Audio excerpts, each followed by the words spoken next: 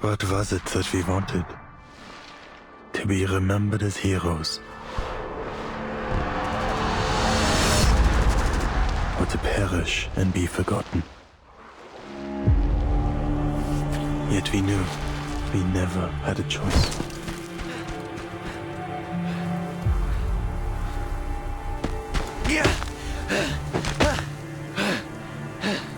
The flames of perdition follow at your heels. What?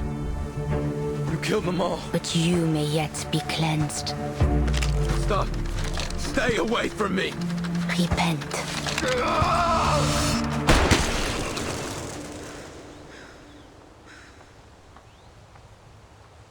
What are you? You goddamn monster. We have a situation. The Colonel was just taken out within our safe zone. Eyes up. Who are you? We do have a confirmed sighting of the sniper. Sniper. The Manus are probably lurking nearby. Take Marshall with you. Find them.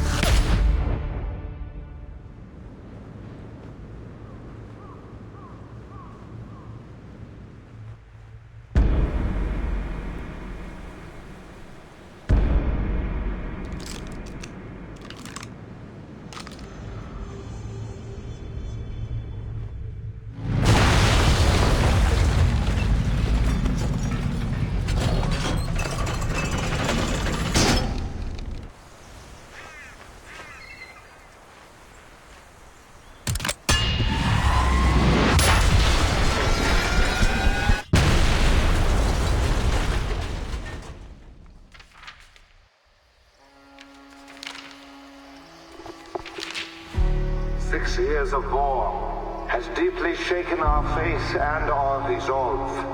I'll come find you after the war ends. How does that sound? I now know the true cause of the conflict. And I have seen the face of the true enemy. Farewell, Garon. I want you to save yourself. On the 11th hour, this war will come to an end. Scheiße! Scheiße! Deckung! Sanitäter! Hilfe!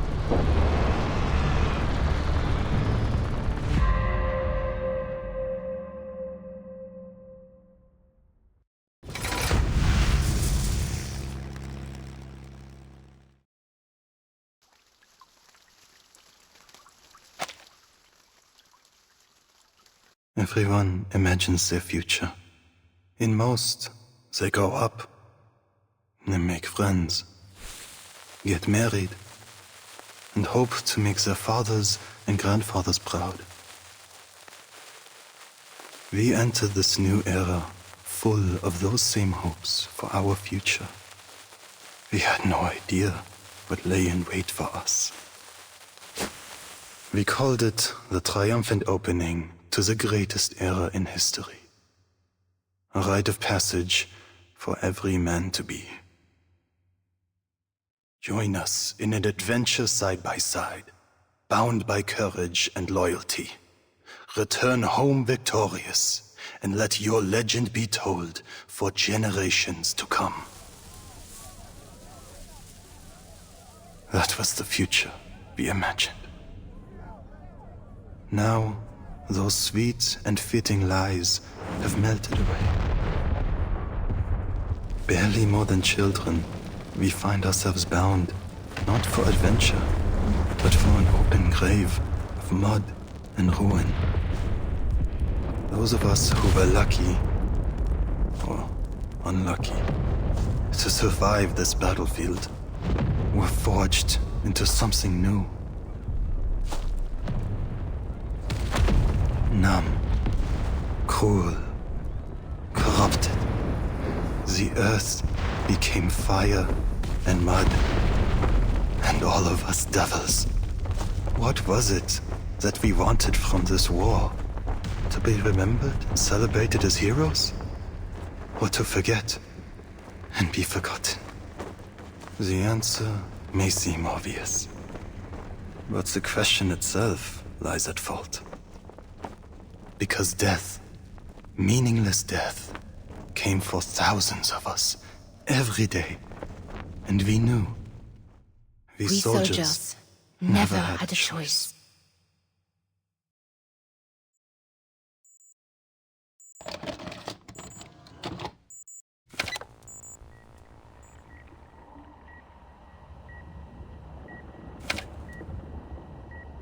What do you see?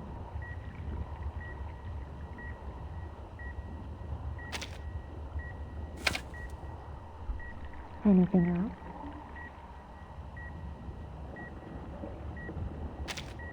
It's the air of God.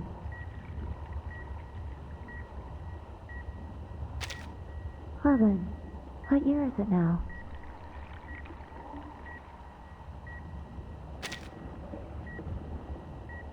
Subconscious stable. No sign of invasive illusions. Cognition reality match rate normal. Our test subject awakens.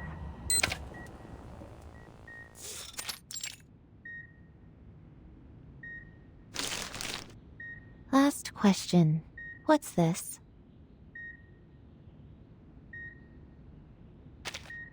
An elephant.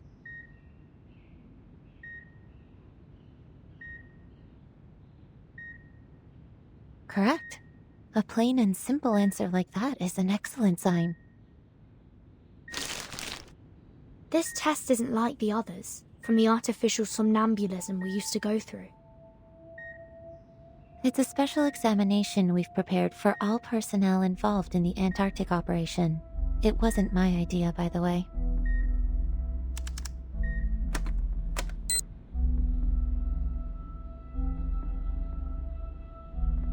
I would say, based on your recovery so far, you could have been discharged a week ago, but we had strict orders to complete our entire course of treatment outlined in the medical manual.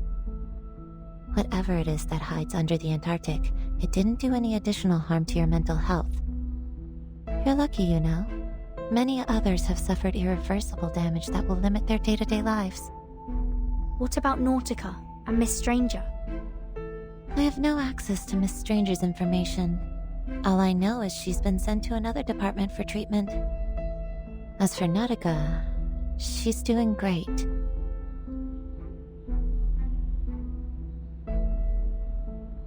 Where is she now?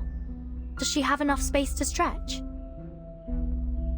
Mr. Hoffman cleared out a lecture hall for her. I wouldn't call it a palace, but it's spacious enough to meet her needs. Too bad, though. Now she's being cornered in there by every arcane biologist, ancient myth enthusiast, and crazy ritualist we have on staff. I guess they've decided she's an invaluable opportunity to learn more. You do have access to that hall if you really want to know how she's doing. Just go knock on her door. She's also been asking about you.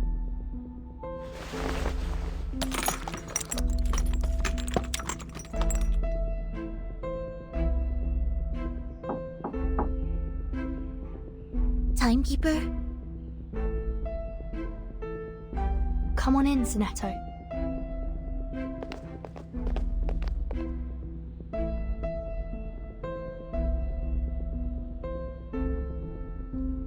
Hi, Mesmer. How's the Timekeeper doing? She's good to go. Thank you. Just a minute.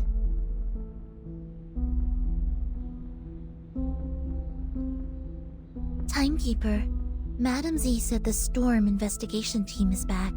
She's waiting for you in Madam Vice President's office. Let's head that way then. You two have fun. Take care.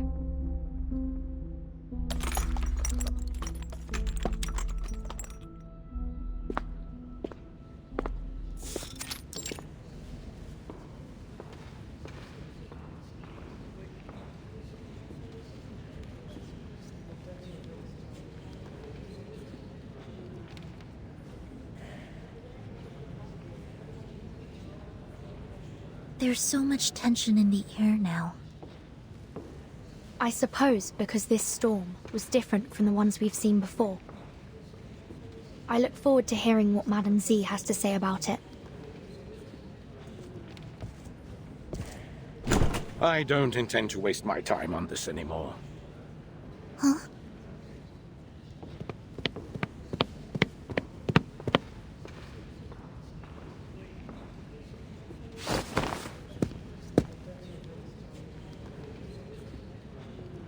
Please, I thought we reached an agreement, Erenai.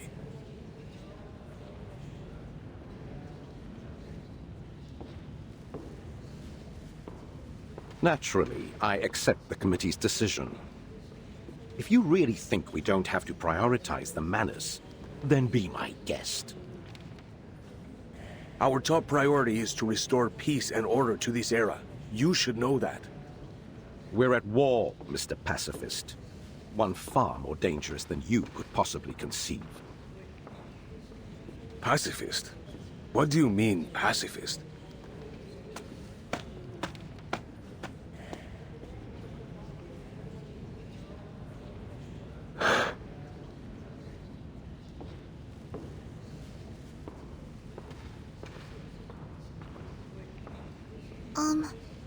The room they just came out of, is that...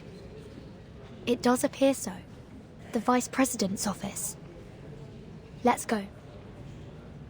After you.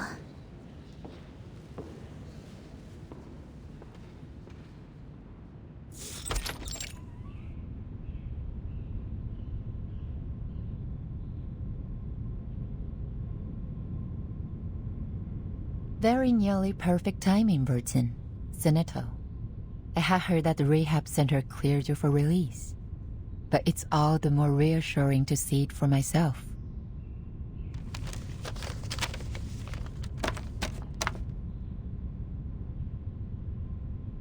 Madam Z, we saw Erenai and Pedra at the door.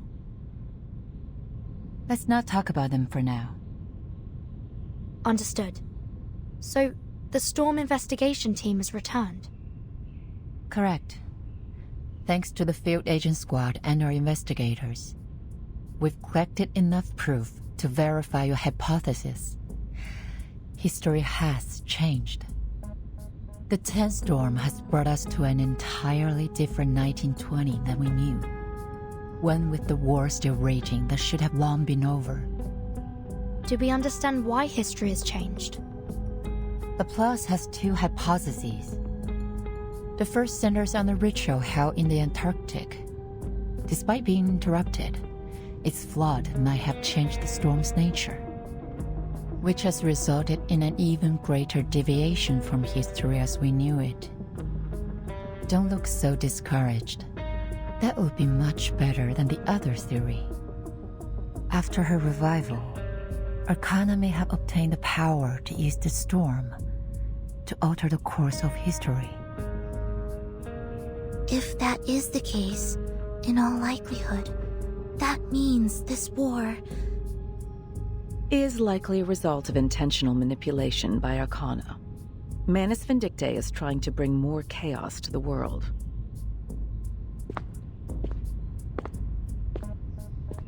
It's been a long time since we last met in this room, Timekeeper. It seems like nothing has changed. But there's no time to dwell on that. I have some critical updates for you. This war may be close to its end. Though the fighting continues, we've begun engaging each side's leaders, and we believe a truce is possible. There will be a peace talk, and the committee has decided to act as its mediator. Peace is always the Foundation's top priority. After this situation is stabilized, we'll pool our resources and focus on the Manus. I see. How's the progress so far?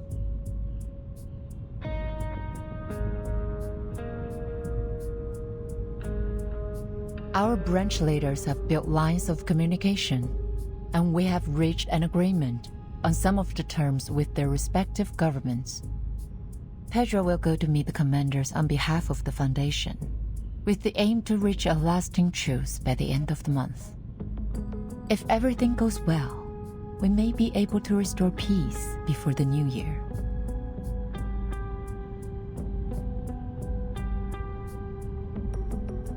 As we arrived, I heard Erenai call Pedra a pacifist. Does Irenai disagree with the Foundation's policy regarding the war? It isn't a matter of the policy, but the means by which we achieve it, to be precise. How do you mean? He and a few others believe all attempts to restore peace are bound to fail unless we destroy the Manus first. In short, he wants to do things the tough way.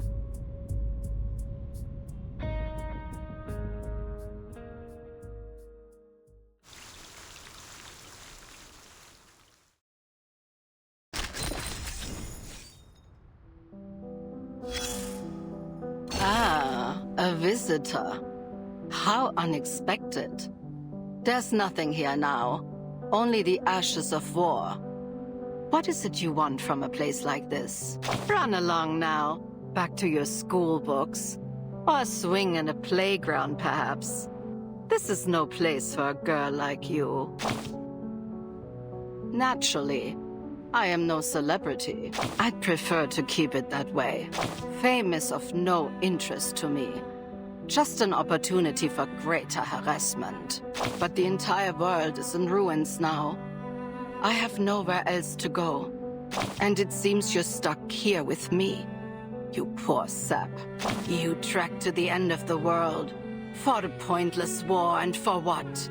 A broken spinning wheel? Even that they took away from you. Along with the girl clinging to life by a thread. Before sending you off to the next battleground.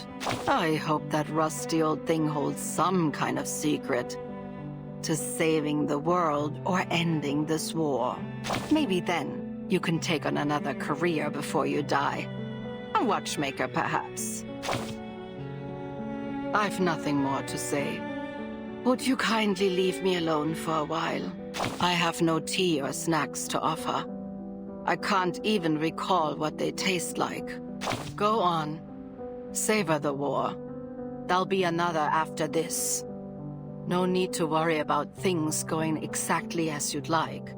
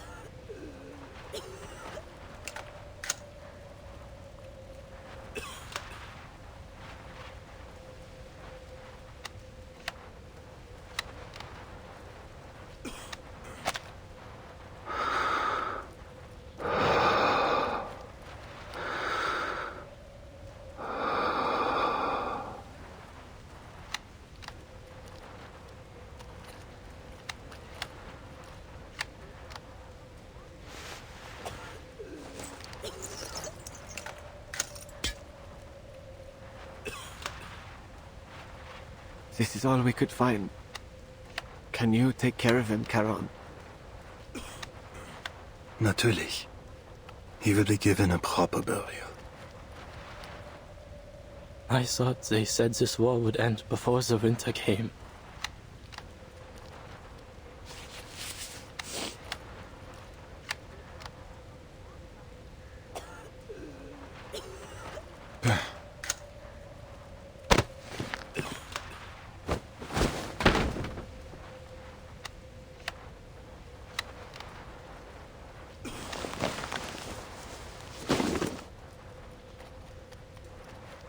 Now he'll be ready for the march home. You sure that was Franz's leg?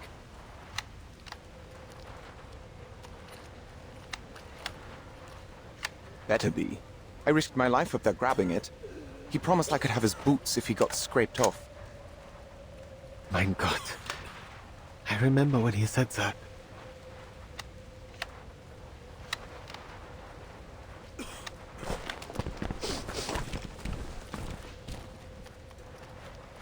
But...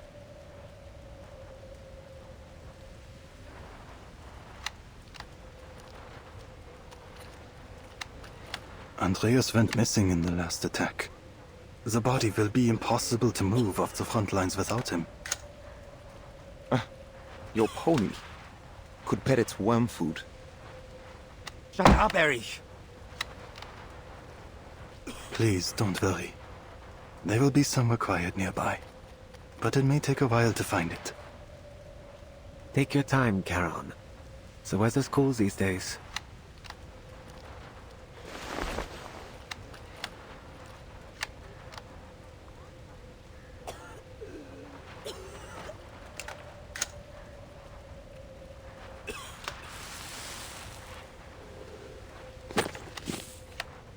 Charon, come here.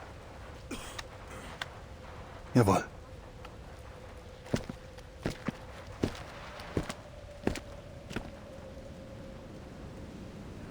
You remember Montpay?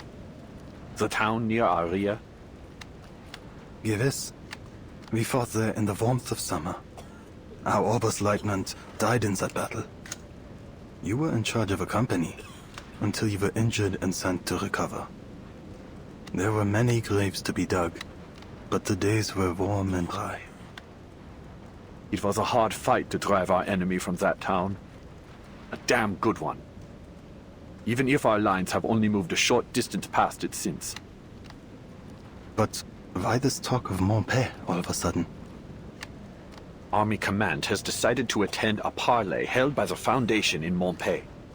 Colonel Hirschfelder will be present on behalf of our nation. We've handed it over to the Foundation. They're calling it a safe zone. Many hope that peace will come before the winter.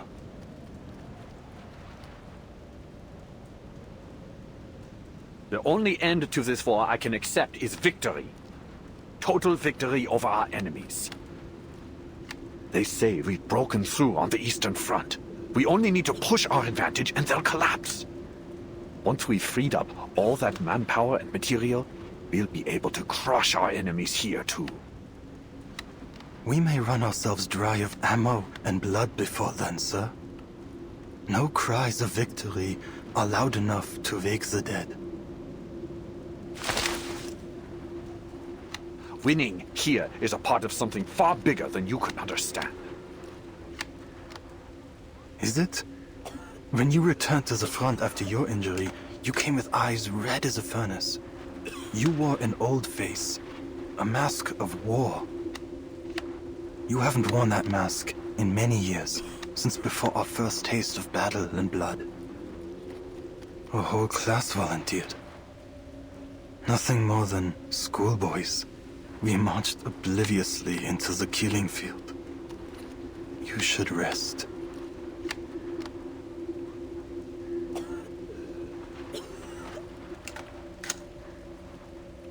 Enough with the poems, soldier. I called you with an order. You must go to Montpay. Herr Mühlenberger sent us a package, and I need someone to fetch it for me. I know you'll do your duty for the fatherland, mein Freund. Take as many bodies with you as you can. We can't leave them rotting in the trenches. Dismissed.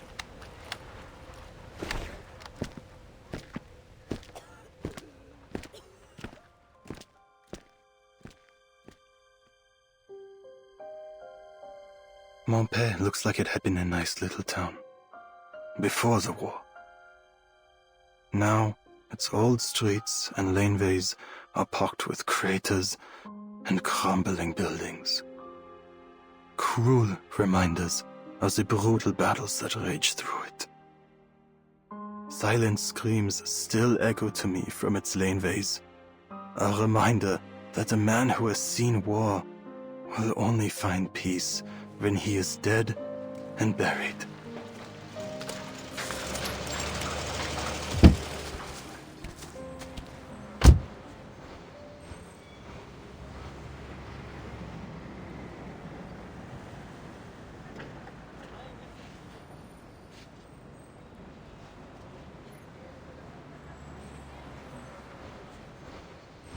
Are you looking for help, sir?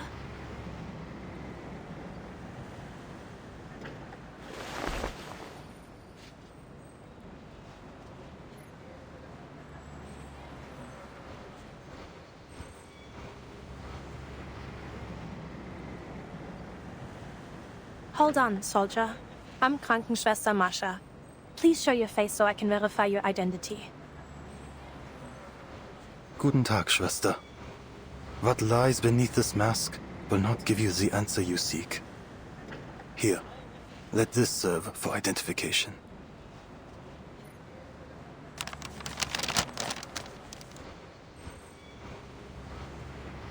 Major Eberhard Braun is waiting on a package from Montpey. He sends his NCO to collect it. He did not say from whom.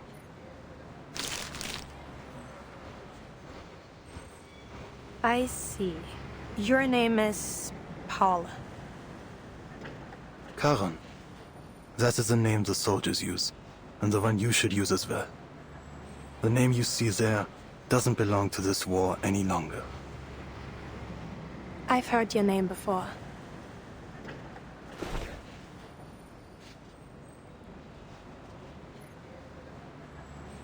You'll find plenty of packages here. Go ahead and look for whichever one belongs to your Major Braun. But there'll be more paperwork to sign before you can leave with it. If you're willing to wait, things will get moving again once the parley has finished. Time is a resource the dead have in abundance.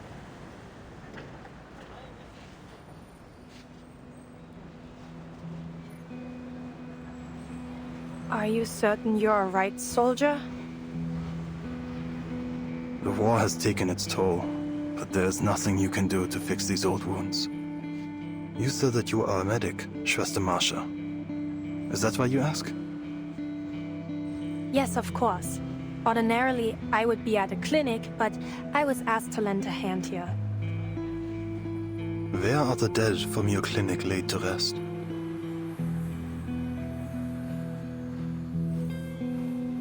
We don't have any yet, by the grace of God. Though, I don't expect that to remain the case. There's a bare slope just outside of town. I noticed it when we first arrived here. It could serve that purpose were someone to die. That is good to hear. That someone might die?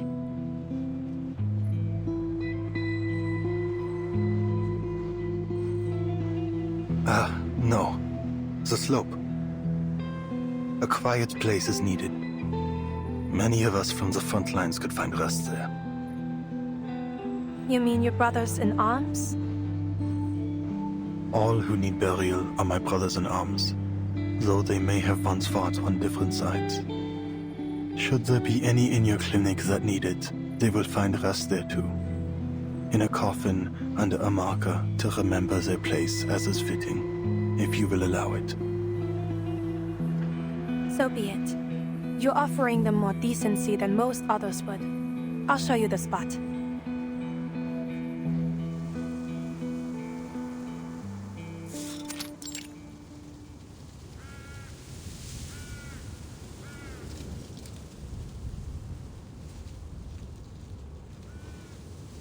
Who's there?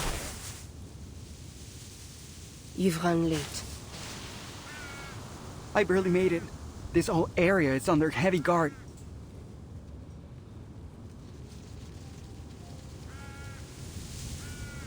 Where's Hector? He never mentioned you. Give me the countersign.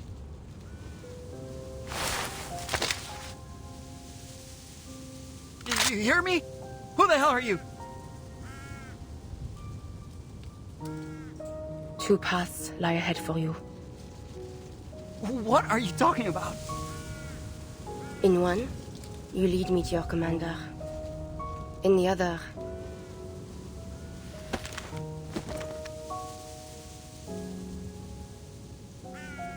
you are led into perdition.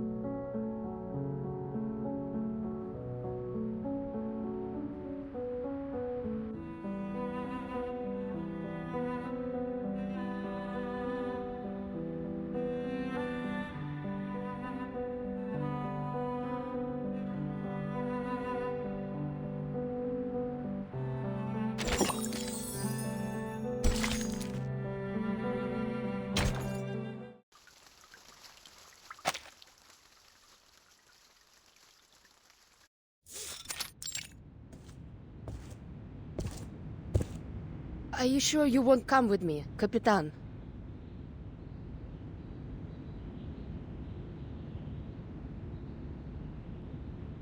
Admiral Som assigned this mission to you personally, not the whole team. Besides, Madame Z asked me to stay in the headquarters.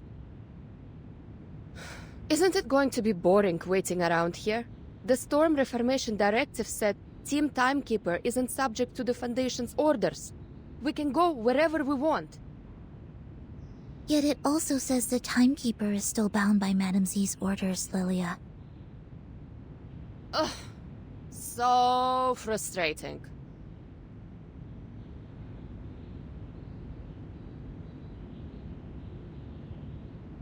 I thought I'd finally be able to show you what things are really like out on the steppe. It's going to be a view to remember. We'll have other chances. Yeah, I suppose a view like that doesn't change much no matter what era it is. Anyway, any idea when they're going to set you loose again? I think it will have to wait until after the tension clears. What are you talking about? Haven't you heard about the doves and the hawks? We got birds now? Nah, I just got back from vacation. Let me guess. Same thing as ever. Politics. Go on. Just tell me enough so I know who to blast if someone kidnaps Vertin again. Simply put, the committee has split into two factions on the Foundation's course of action. The Doves and the Hawks. The Doves insist on seeking peace through diplomacy, hoping to secure advantages in the post-war political landscape. Uh-huh. And the Hawks? They believe that the governments we're dealing with have been infiltrated too deeply by Manus Vindictae, so diplomacy is off the table. They want to take more direct action by arresting any high-ranking military and political figures suspected of collaborating with the Manus. Really? I would have never thought we'd do something like that. Efficient, the kind of plan I like, but also like it could be the mother of all messes. Precisely. That's why the Doves prevailed, at least for now.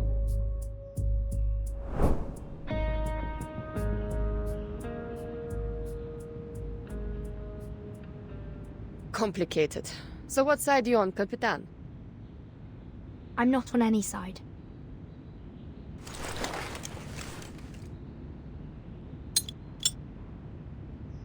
No matter then. I'm on your side. Das Korova!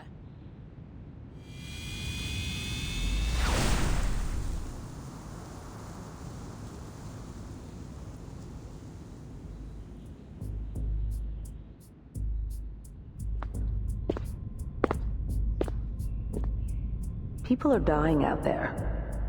We have to reduce the number of decision makers. We can't afford any delays. I need all the faction leaders to reach an agreement before the committee meeting starts.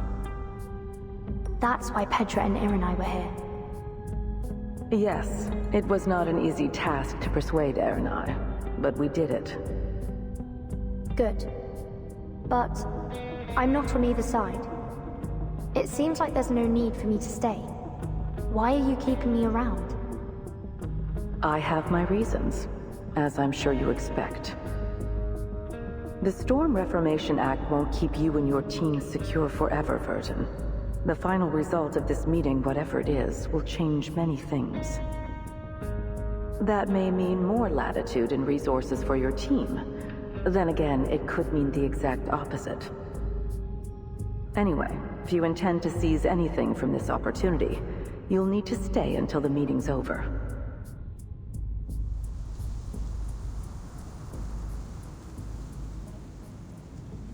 Time to go, Soneto. Quite the takeoff. That must have been Lieutenant Lilia, wasn't it? Hmm?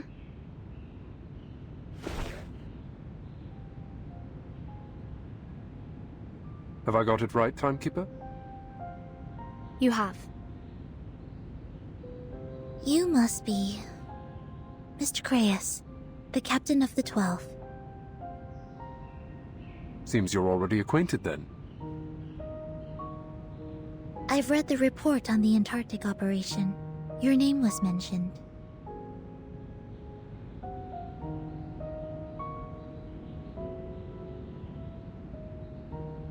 I've been reading up on you.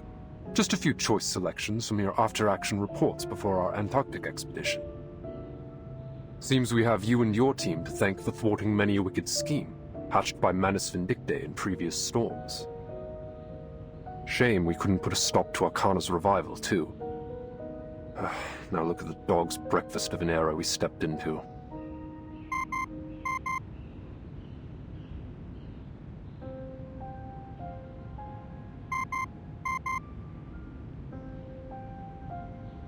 I do hope we'll have the chance to cooperate more closely in the future.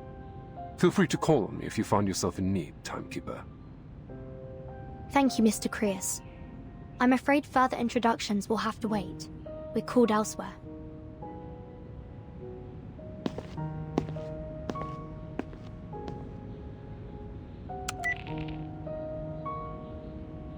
Speak. I passed along our intel about Manus Vindictae's possible infiltration of the safe zone. Anyone's guess if they're gonna do a damn thing about it. And Marsha was seen leaving the safe zone with an odd-looking German soldier. Any idea where she's heading? I kept my distance. Didn't want to risk exposure. Should I have any concerns about it? Whatever he is, I don't get the impression he's with the Manus.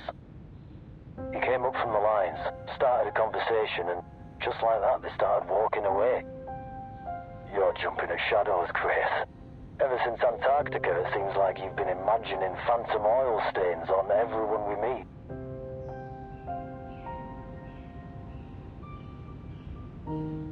All the same, keep an eye on her. And take my eyes off the town. What about searching for those infiltrators? The Foundation has enough security on site to keep things in check. Yeah, right. Let's just hope those Haferbrains can do their job. Haven't Merrill and Paravian been transferred to HQ? I hope you weren't expecting a hand. I need them for my field mission as soon as our application is approved. Still waiting for that? They haven't learned to trust you yet? Focus on your mission, Yemalai.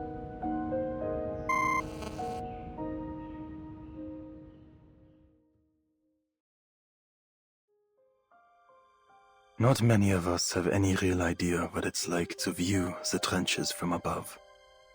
But in my haunted dreams and flashes of imagination, I picture them as claw marks. I keep returning to that thought over and over again. The image of some terrible monster ripping the earth apart with its claws. Then we hide, trembling like maggots in the wounds it leaves behind.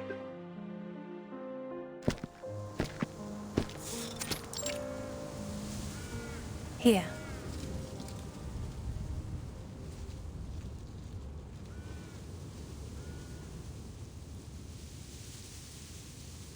It is quiet enough, but the dead may come to outnumber the empty lodgings below. I wouldn't have thought the dead mind having neighbors. The real trouble is how far it is from the clinic.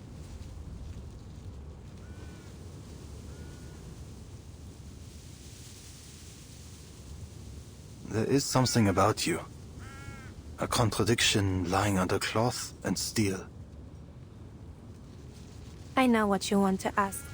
Yes, I was a knight once.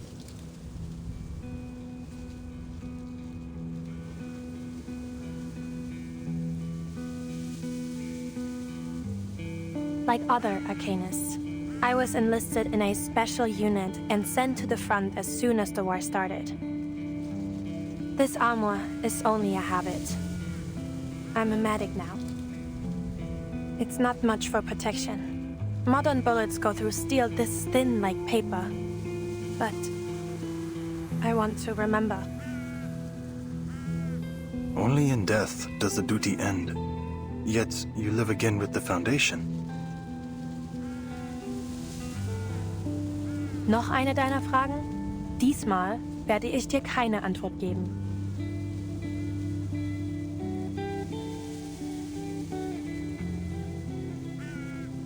There was no ill intent. The ways of this war do not fall upon your shoulders. Our path is not chosen, nor can it be escaped. The end to our war is found in the grave. I know. Death shouldn't be the only way a soldier like you can find peace.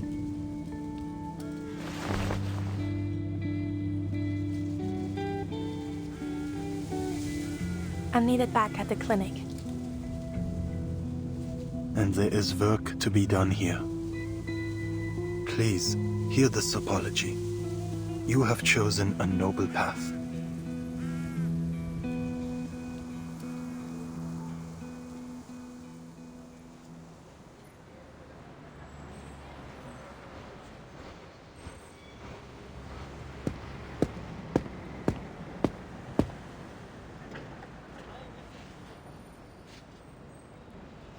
This meeting is over.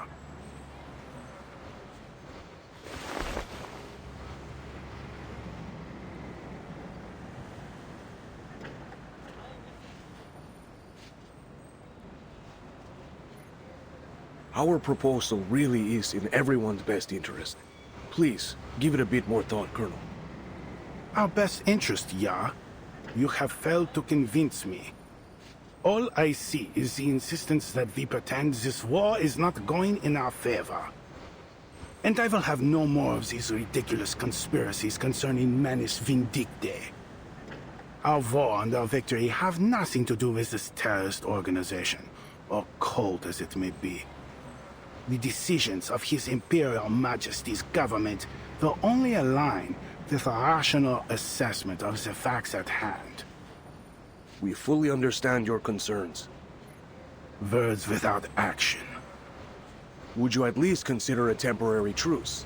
Keep your forces at the front, but halt all active military operations.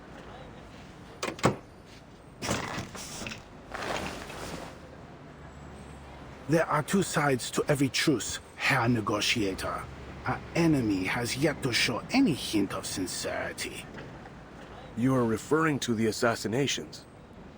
Do these Schweinehunde have any honor?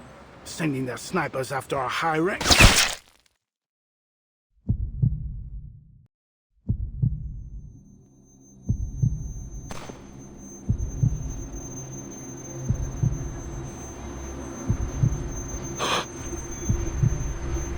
What the?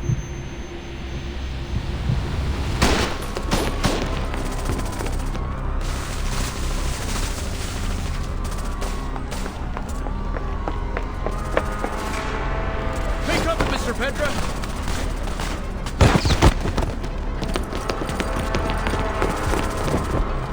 Scharfschütze! Sanitäter! Der Oberst wurde getroffen! Wir brauchen einen Sanitäter! Los! Bring den Obersten in die Klinik!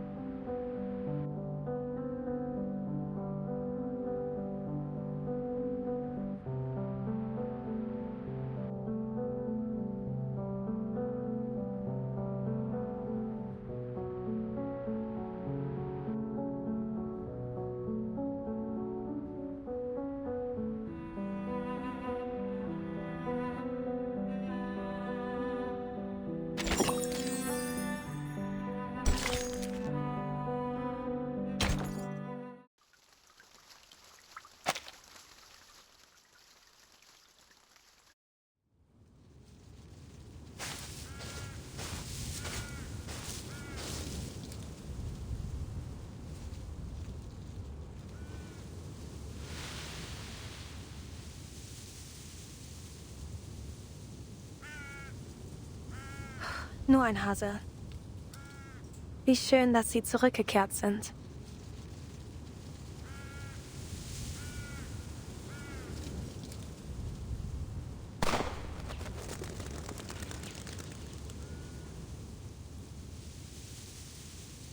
Was that, a gunshot?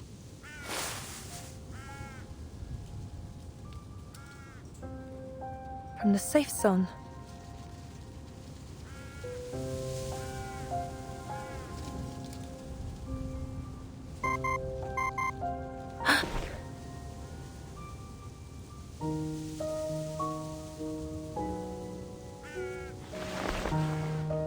No ID. But it has to have come from someone in the Foundation. Marsha, right? Who are you? No time to explain, just listen. Colonel Hirschfelder was just assassinated getting into his car right after the parley. The shot went clean through his neck, severed the carotid artery. The Colonel's dead? Yeah, but the important thing is that the shot came from the forest, somewhere near your location. How do you know where I am? Just take cover. I'll call again when it's safe. Who on earth are...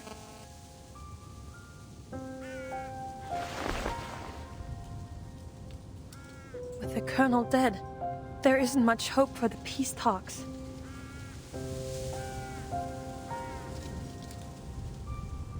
Can't worry about that now. The sniper may still be here.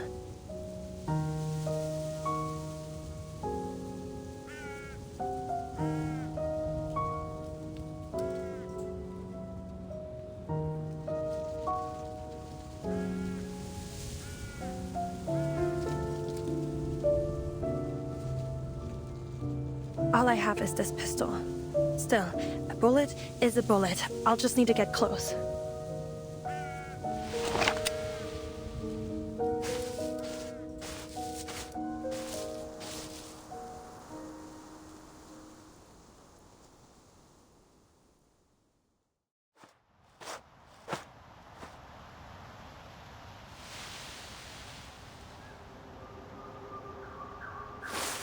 Over there. Who's there?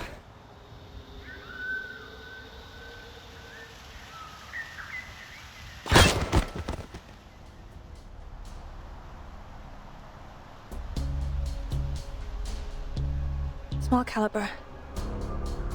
5 of them, 2 with machine pistols. Their uniforms, unclear in origin. Come out!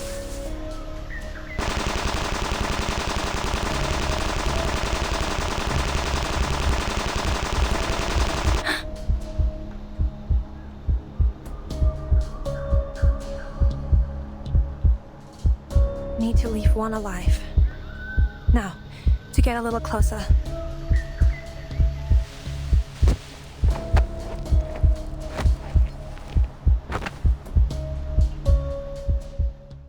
Are they the snipers? There! The white robe! Looks like a medic? She's alone! Take her out!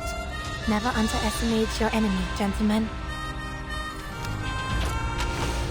Daniel? Look! He's down, boss! I should have known the bitch would be a distraction. Who made that shot? Retreat!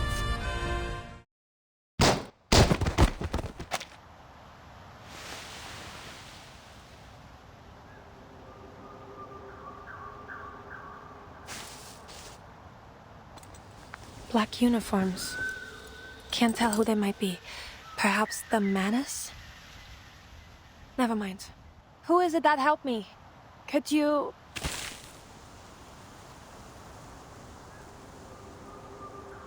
Cast your eyes up. Huh?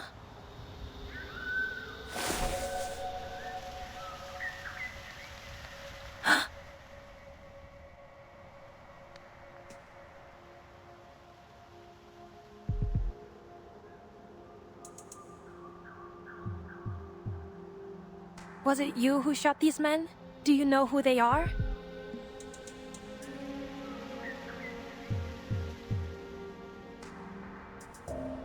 You must have something more to say. why bother showing yourself otherwise?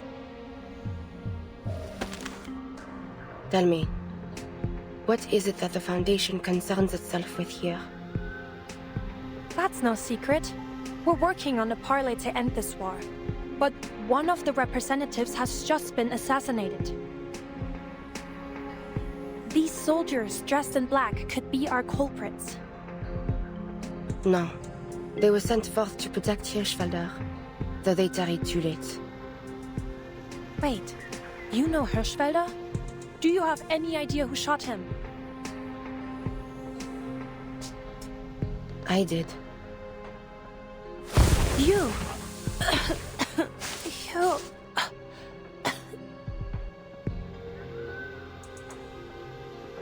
Why?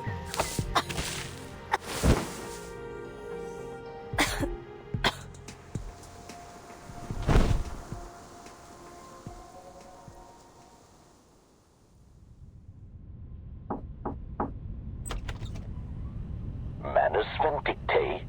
No. The Field Marshal will not entertain such a thing. You've simply conjured up some invisible enemy to achieve your goals.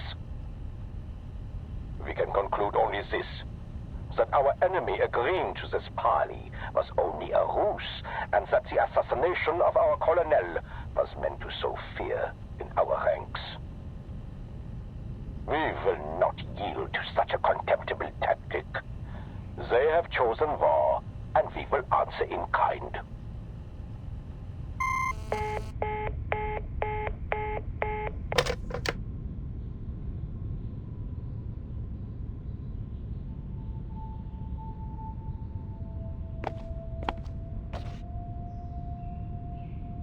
The assassination in Montpellier has been a serious blow to our global efforts.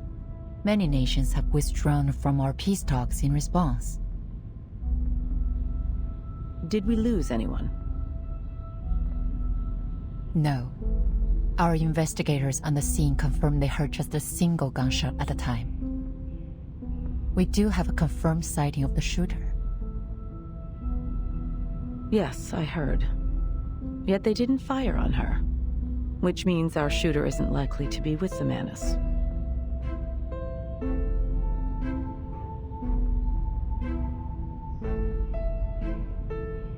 The Hawks have reacted strongly to this incident. They're calling for the Foundation to enter a state of war readiness again. Iron Knight gave quite the speech at our last meeting. It's clear the moderates are wavering over to his side.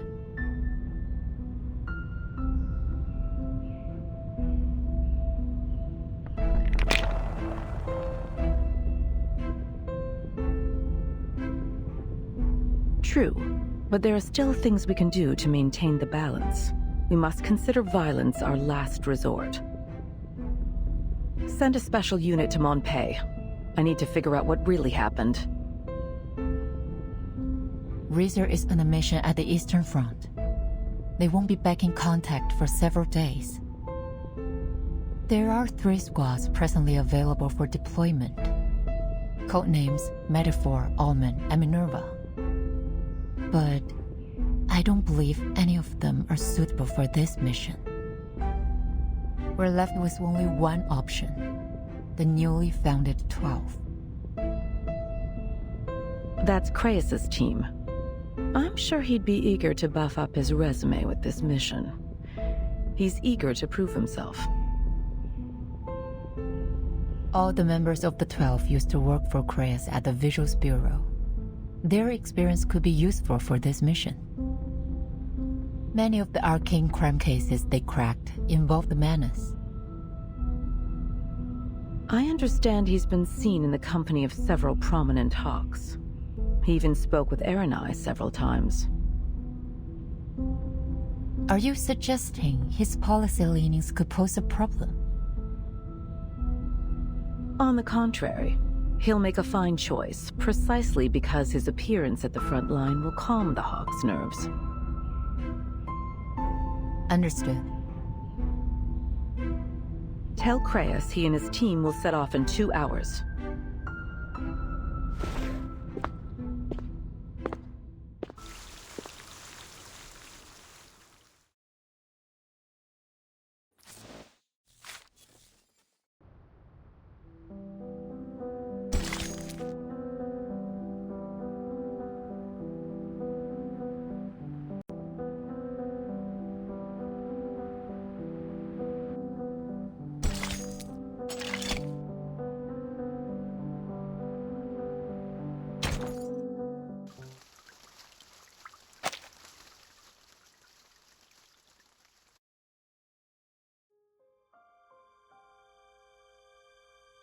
Since the first grenade exploded in our trench, we've been dreaming of the moment when the guns fall silent and our commander calls out, "The war is over." The marshals will attend the victory banquet in His Majesty's palace. And the officers will pin shiny medals on their chests. And we will get to go home.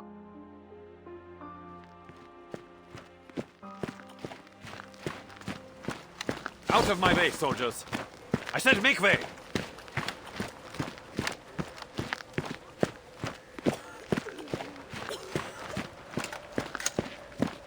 What's wrong?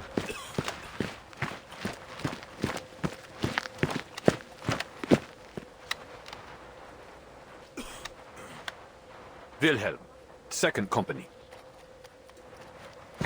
Jawohl, Herr Major.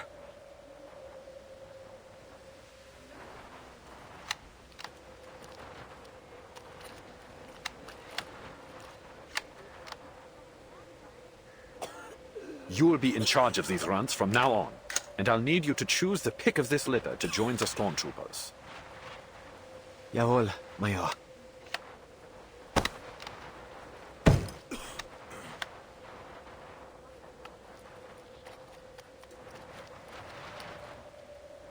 Soldiers, I have some bad news. Half an hour ago in Montpey, at the site of this so-called parley, our representative, Colonel Hirschfelder, was assassinated by a French sniper. What?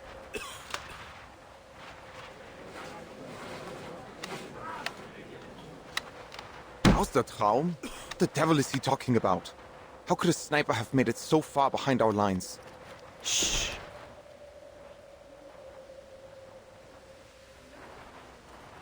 Soldaten, we can't let our enemies sow fear within our ranks. Let their desperate attack bring us together and give us the strength to destroy them once and for all. They will pay in blood for what they've done.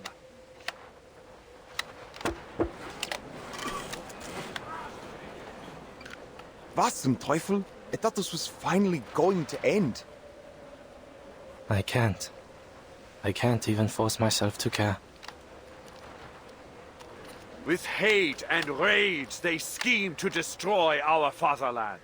But we march against them with strength and cunning of wolves. Will you stand with me, soldiers? Will you stand for the Kaiser and for victory?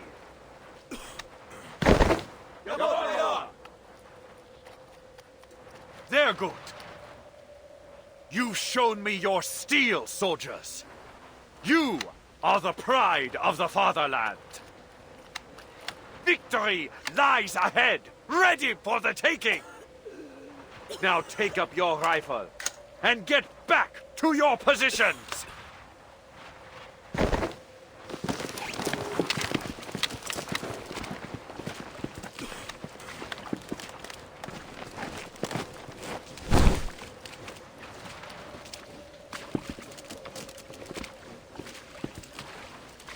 Frontischwein, what's that you're holding? You got a fresh tin? Eisencow? Sausages?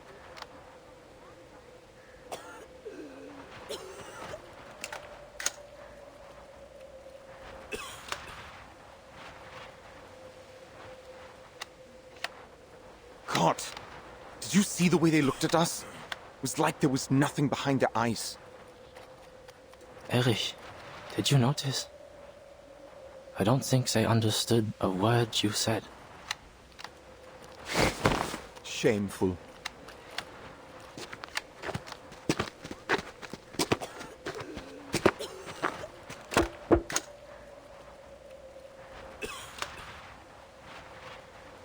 Come on, boys, follow me.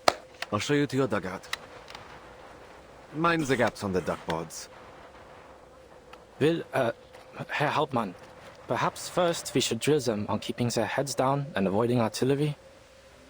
Remember how many comrades we lost in our first days? Not now. First we need to... Oh!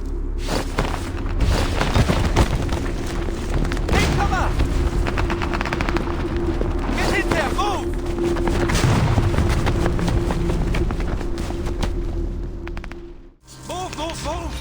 Watch my hand. I'll send you where to run, understood? In Deckung, boys! Come on, don't just stand there, follow me! Everyone's panicked! Rudolph, give me a hand. We need to get them moving.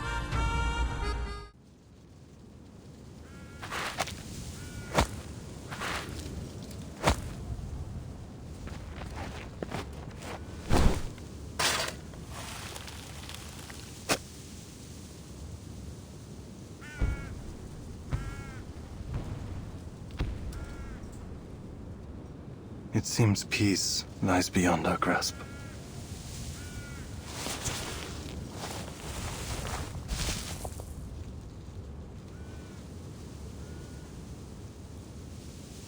Charon!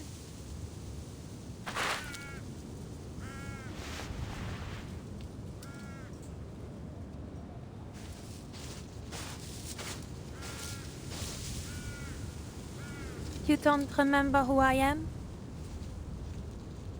Your presence is familiar, but faces and names come slowly.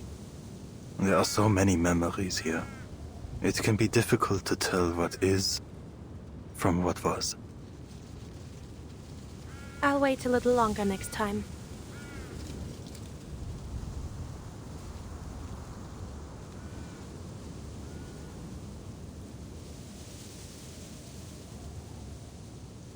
The Patriots. Did you make the cenotaph? A stranger brought it here. A gift for the dead. I see. I found your Major's package. Here.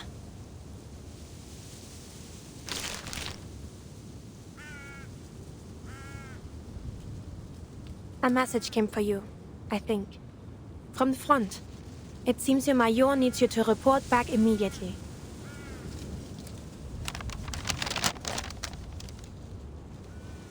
Jawohl. Soldiers must go where they are ordered. Another thing. They're sending a new head of security to oversee the safe zone. His name is Grayish, a tall man with red hair. He'll be responsible for investigating the assassination. You can contact him if you need anything. The Foundation has already tightened security on every road to the town. I don't think you'll run into...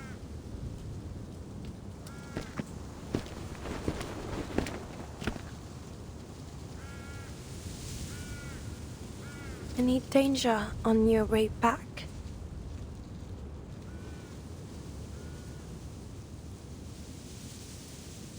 You're...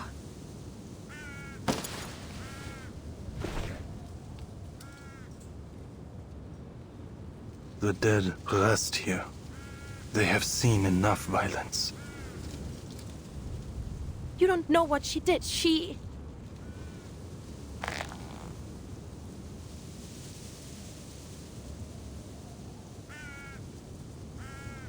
Do you know her? She brought the cenotaph to honor the dead.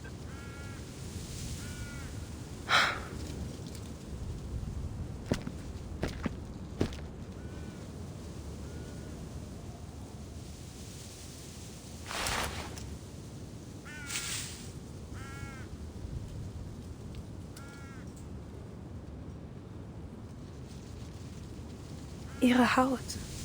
Sie sieht so aus, als wäre sie aus Stein.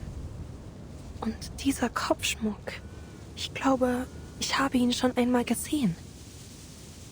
Könnte es sein, dass du...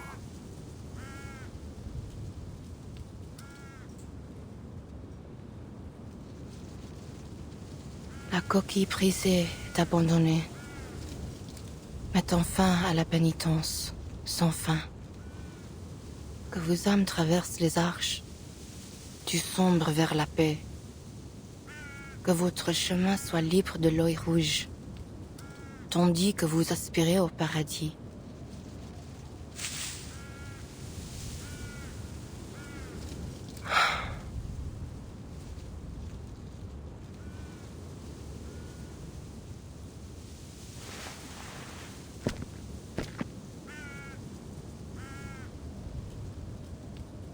Oui, Mitigan, young chevalier.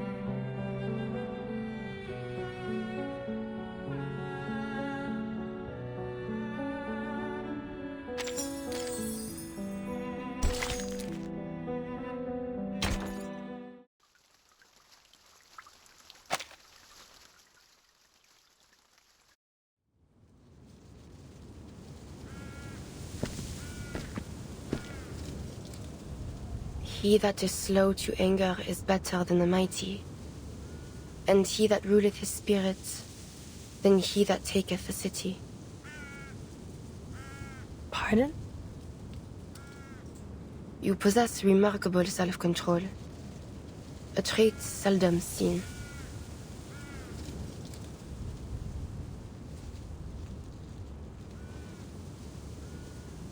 My thanks. But I have a question. As I have one for you. Why did you kill the Colonel? Answer me likewise. Why did you protect him?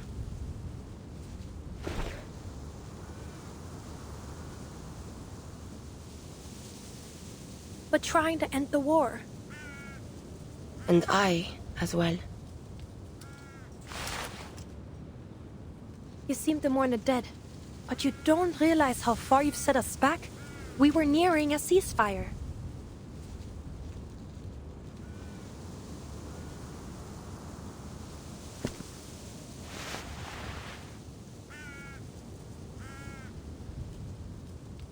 "6 years and the war rages still. Do you think ending bloodshed is as simple as to say, 'tis done? Have you any mind of the mission the Foundation pursues here? We know it won't be simple. Yet each side was open to negotiation. That's why they sent...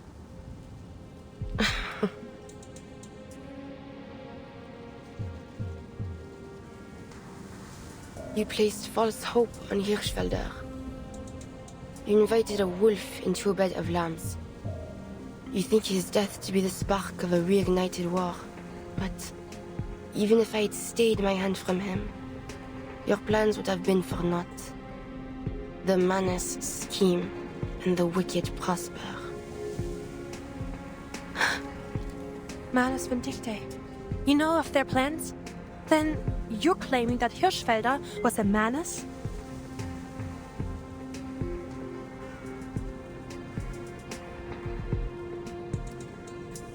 He is not one of those devils. He is only one tool of many. The Manus offer the gifts of Mammon and Asmodeus, greed and destruction. Hirschfelder was tempted by their technologies and became a willing servant in their schemes.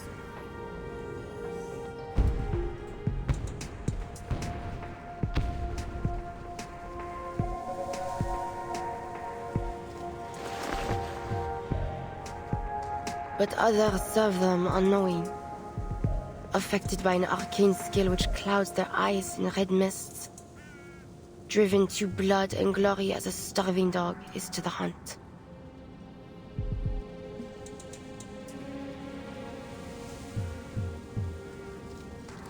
Your commander, Eberhard Braun, bears that mist.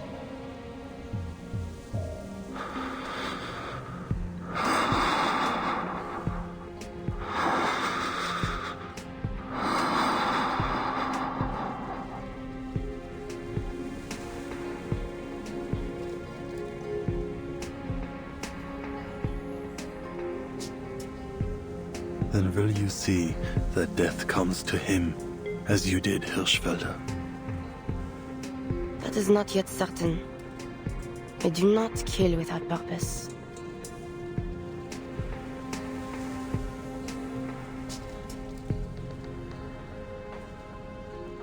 What you just said about the Manus, can you confirm any of it? The Foundation could make use of any intelligence you have. We may be able to save these peace talks. But we will need proof. All is vain. There is nothing new under the sun. When I told my commander about the Manus, all I received for my effort was scorn. Their eyes were not satisfied with seeing, nor their ears with hearing.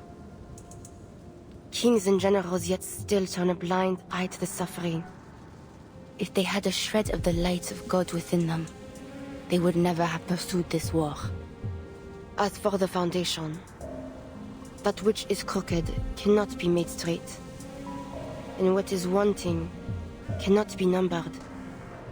I have no faith in them.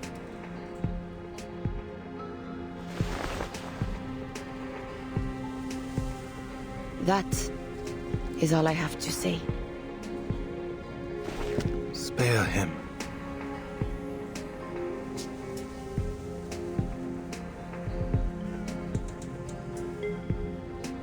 Eberhard Braun, I need you to spare his life. Neither mercy nor vengeance is mine to give.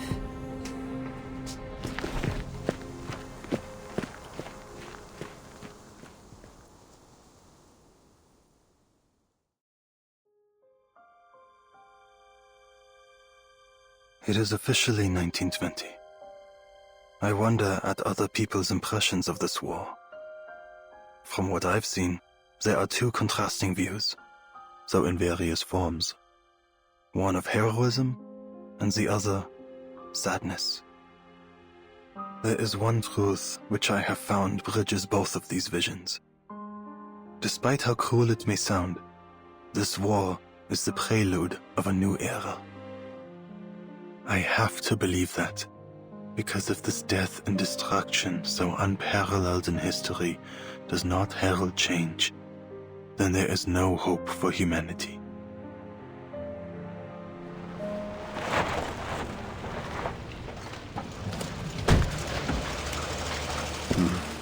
How bleak.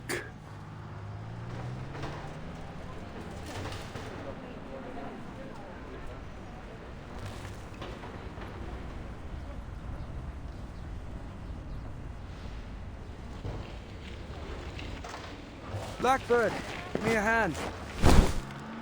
As soon as I finish my bread, Beagle.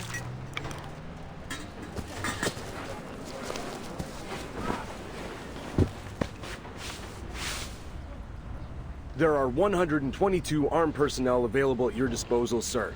23 of them are Arcanists. I've brought you their profiles.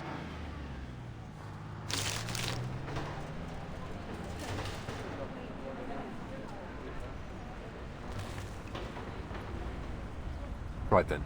I'll read through these. Now get back to your position. I need eyes on our command post. Yes, sir.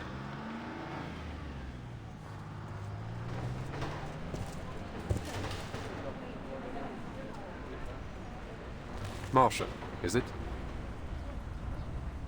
You recognize me, Mr. Krias? I read your report on my way here. You're the one that encountered our sniper. Twice now, I hear. Correct.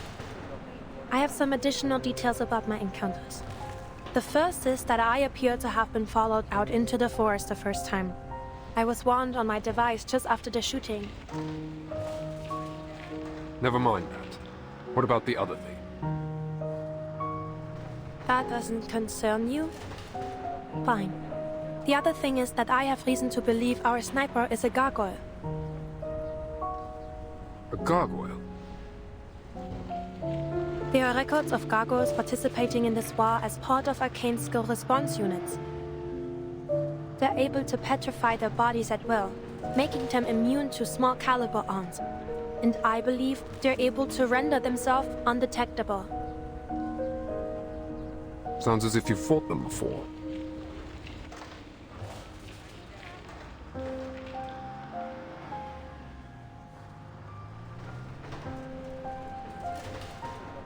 You could say that. It would go far to explain how she managed to enter Morpay without being noticed. I'll have to ask HQ to send us a counter-arcanum device. She shot the Colonel, but then slipped out, leaving our own agents unharmed. We can't be sure of anything, but we can't rule out that she may possess reliable intel about the Manus.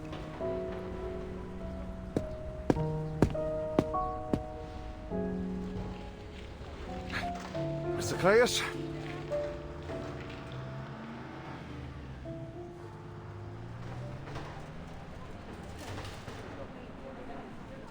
I'm Herr Georg Kramer from the Interfactional Committee. I've come on behalf of the Reichstag to start another round of negotiation with the Foundation. Didn't you get the message? The parley has been cancelled, Herr Kramer. Seems there's no more room for negotiations. My job now is to investigate the possible involvement of Manus Vindictae.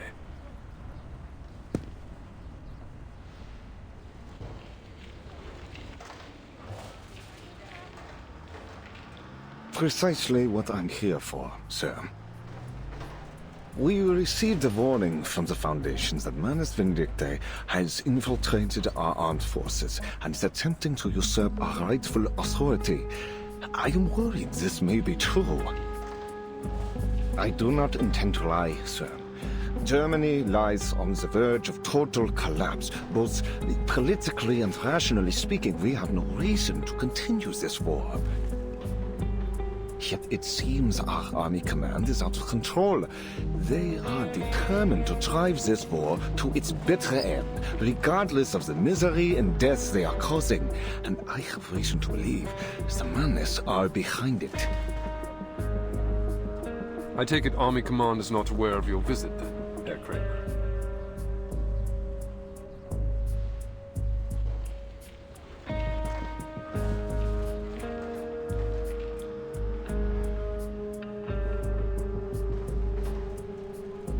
I represent the majority of the Reichstag, sir, as well as the office of the Imperial Chancellor. We are united now. All we need is some hard evidence. If it can be proven to His Imperial Majesty and to the Reichskanzler that Army Command has been infiltrated by this Manus cult, I am certain we will have the authority to end this. So, you're asking me to share the results of my investigation to root out the rotten apples in your army? I am, sir. We will do everything we can to restart the parley once we take control.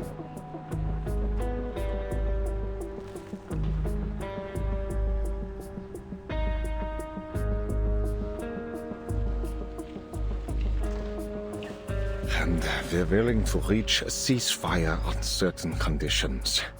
I assure you, I'm not just saying this because of my stance. For the sake of my country and its people, this war must be stopped.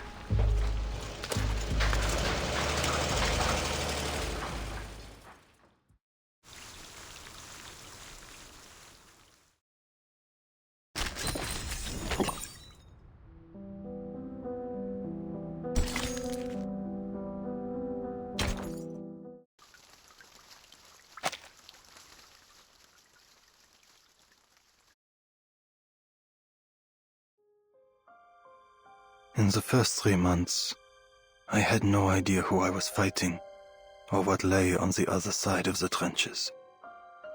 It was as if there were a black wall standing between us and our enemy.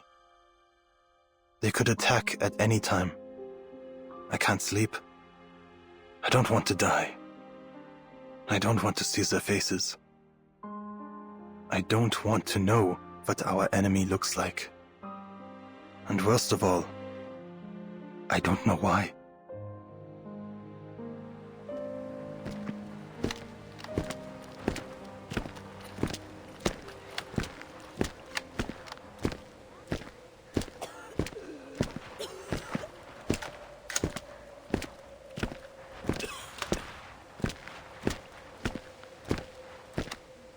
Ach so, you're back, Millman. Tell us, where did you take little Franz? He lies beneath stone, in a silent wood, and marches no more.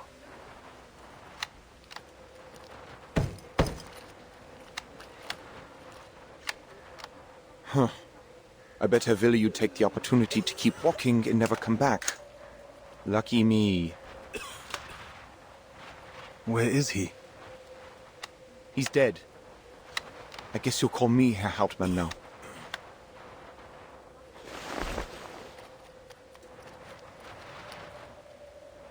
Caught a shell. Just like that.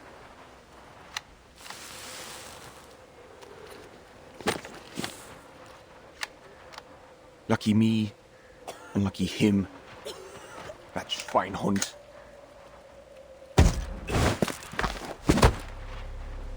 Er stirbt. Und wem soll ich jetzt meinen verdammten Sold geben? Warum bist du überhaupt zurückgekommen? Wir haben schon genug Geister in diesem verdammten Schützengraben. Du schlenderst hier einfach durch und holst unsere Brüder. Du begräbst sie. Warum? Warum darfst du zurückkehren? Und sie bleiben tot? Wirst du uns verhöhnen?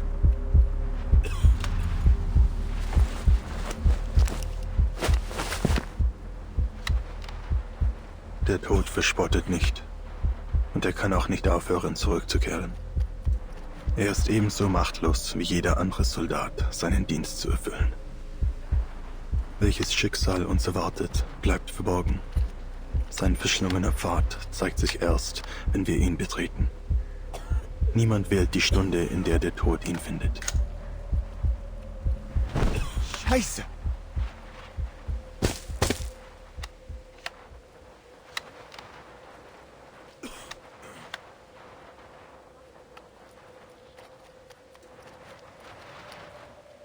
I just want to keep myself in one piece when my time comes. Better make sure I look good for my funeral, right? Now, off you go. Sir, there's movement coming from no man's land.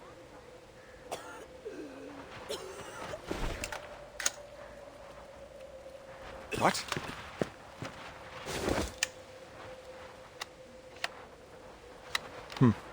That's just 2 soldiers. Could it be a trench raid? I don't think so, Herr Hauptmann. Why would they go over the top in broad daylight? Look, they're waving their arms. Huh? What are they doing? Wait.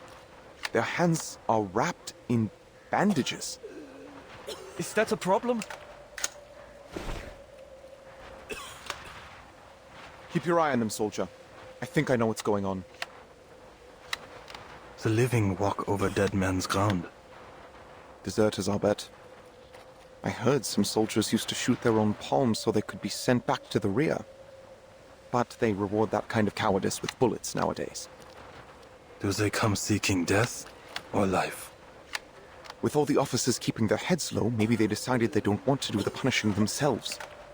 Just kick these poor bastards out of the trench and tell them to walk till they drop.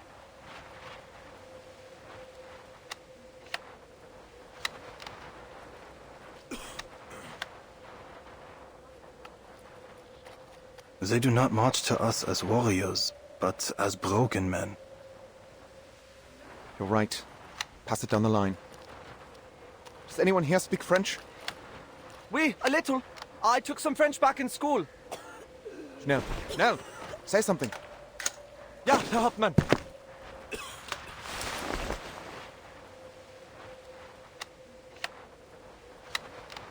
Hey! Toi! Là-bas! Lâchez vos...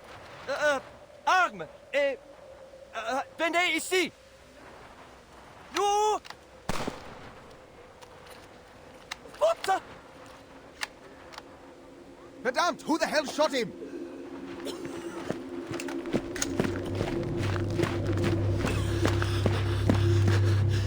What are you waiting for, soldier?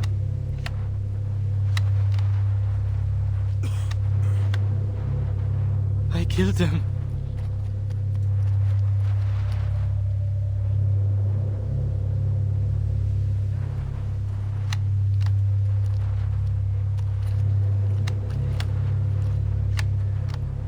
The other bastard's still standing. Are you blind?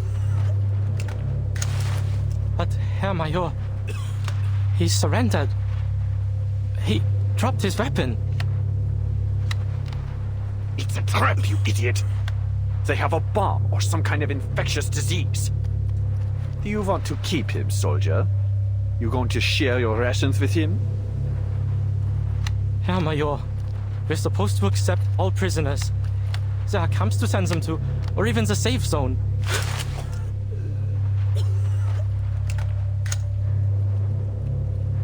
That was an order, soldier.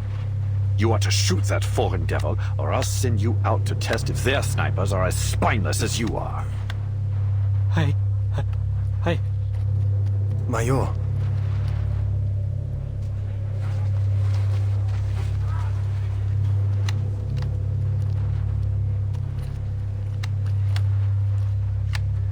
Carl, what took you so long? Don't you know I could have you shot for dereliction of duty? Punish the guilty then. But the man that stands alone is innocent. Spare him.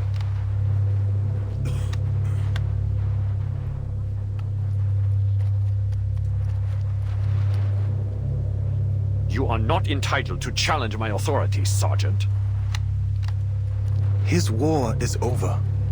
His blood should not water these fields. Feigling!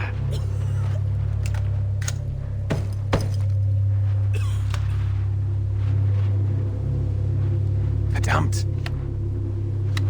You're just like those foreigners, poisoning the hearts of our youth with feckless sentimentality. Your weakness, this fatalism, is a plague spreading through our ranks.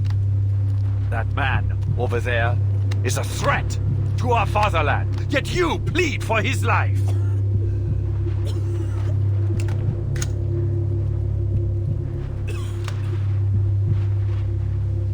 I won't let this cowardice ruin our nation. We will keep fighting until no man alive stands against us.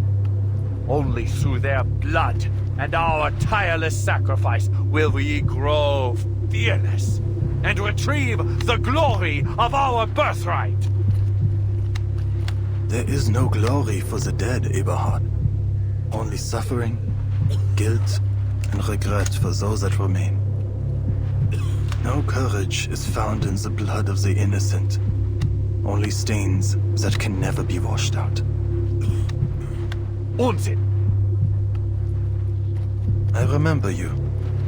Major Braun, my old friend, would never say these things. What lies were whispered in your ears by Manus Vindictae? Shut up! That's slander! Who told you that? I do not slander you, Herr Major. Explain yourself! Explain all of this!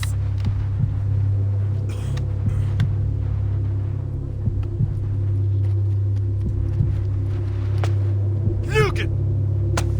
Manus Vindictae! Was soll das heißen? These are not your eyes. Antworte!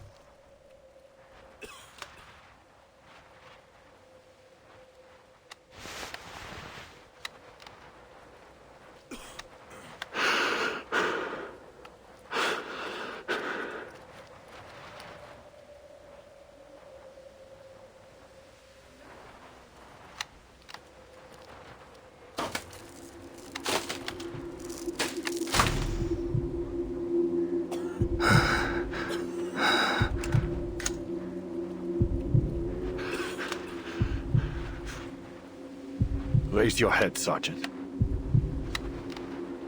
Eberhard. Do not call me that. I am your superior officer. Verdammt! Obey my orders. It should not have been this way.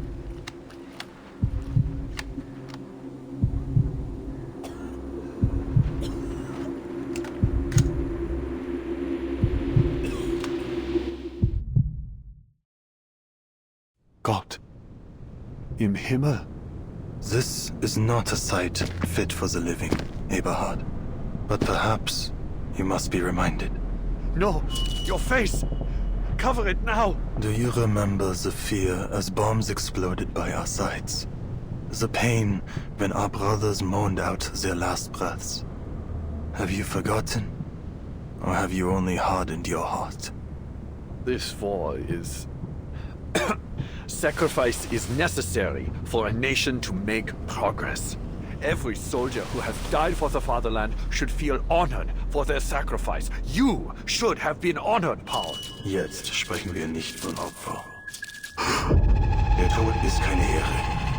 Er kennt kein Ritual, keine Tugend. Er ist Leere und nichts.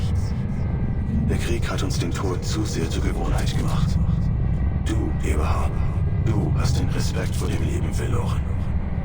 Ganz gleich wie dieser Krieg endet. Wir haben bereits verloren. Ich bin dein Vorgesetzter. Du willst mich töten? Dann tu es.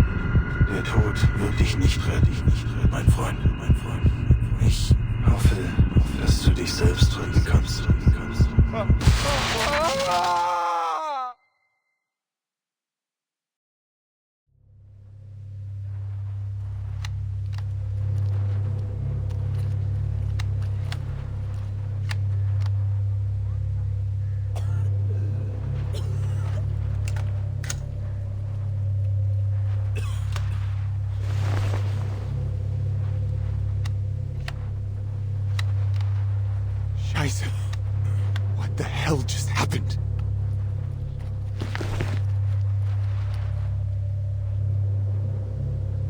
Is my Braun dead? Caron, you didn't... Did you?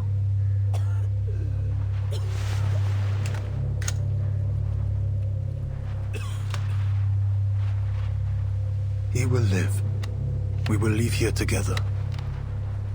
You have command, Erich. Make the right choices. I don't want you to see what lies beneath. Please, look away.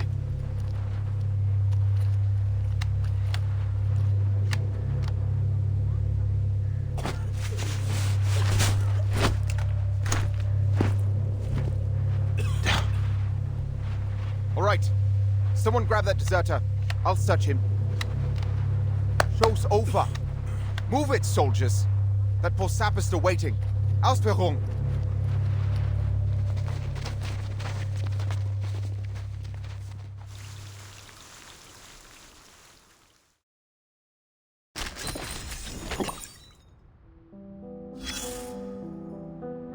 Look at these boys. They left home with puffed chests and confident smiles on their faces, thinking they'd go to the front, pull a few triggers, kill a few enemies, and come back as heroes. But when their feet hit the soil, they turned pacifist, it seems, wounding their own hands rather than their enemies. Their mothers should have begged them to stay, not waved their handkerchiefs to see them off. Really? You think death is the only option? What could possibly be the point in that? Don't tell me you believe there's glory in dying on the battlefield. The thought makes me sick. Look there. At the lifeless body laid flat in the mud. He couldn't even muster the courage to flee. So he bribed a fellow soldier, a man he barely knew, with 3 cigarettes to surrender with him. He died, killed in a moment of pure, senseless hatred. And the other lived, saved by a flicker of mercy. Where should his mother aim her grief? At the officer who changed his mind just a moment too late? The officer will be pardoned. They'll say he, too, was a victim of this endless, miserable cycle of hatred. So tell me, please tell me, to whom this rage should go, and I will take this kitchen knife and plunge it into their heart.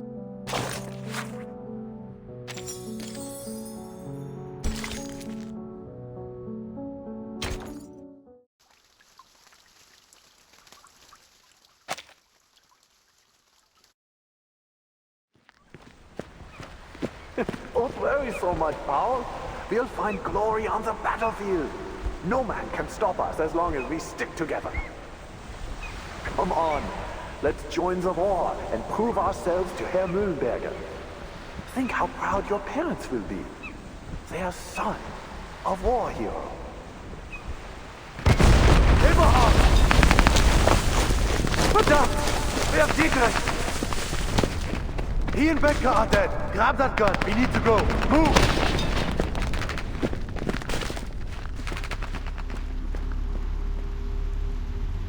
Do you think we'll win, Paul?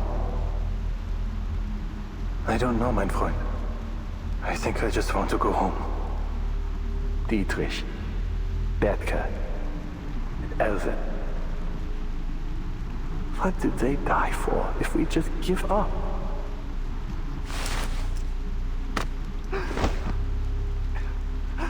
Hang in there, Paul. The only way to make their sacrifice count is to win. We promised we'd go home together. Paul! Paul!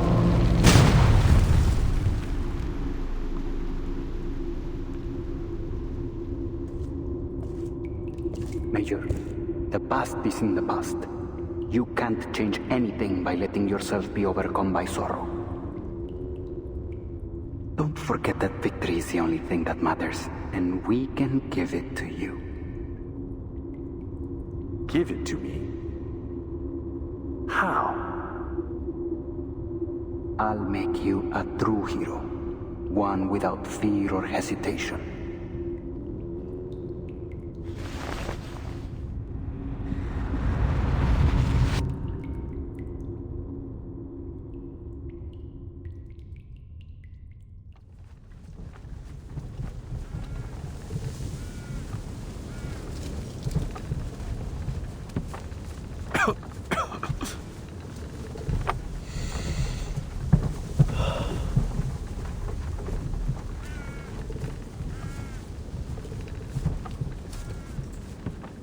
You're awake.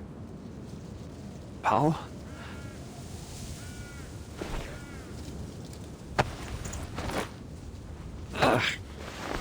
My head hurts.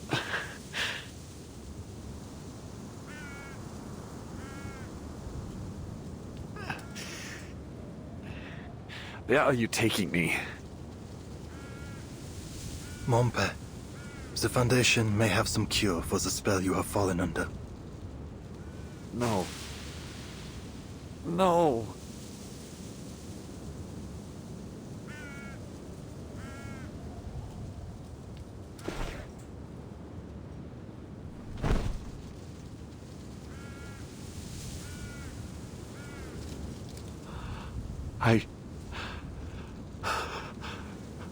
Gott im Himmel. What did I do?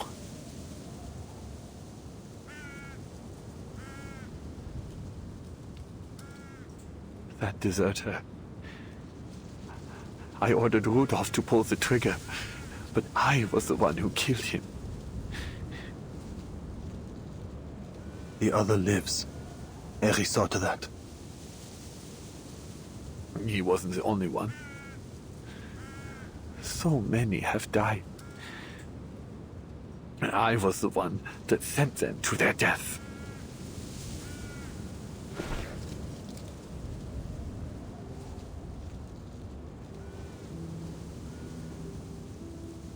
Do you remember, Paul?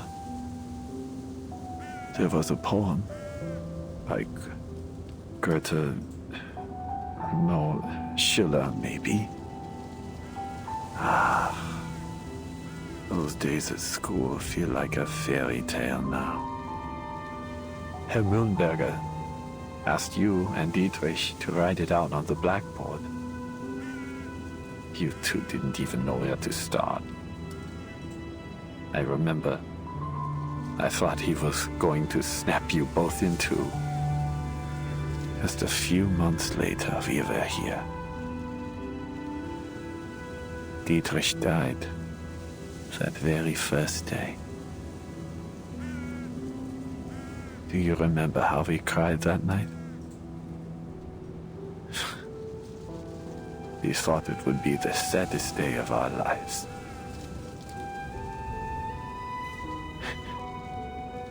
We ran out of tears before anything else. Mir ist kalt, Paul.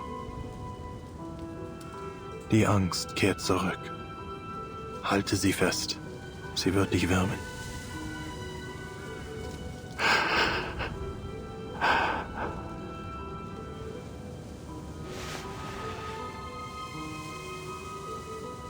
This is the place you found, isn't it? Where Franz was buried. He lies below us. There are so many graves.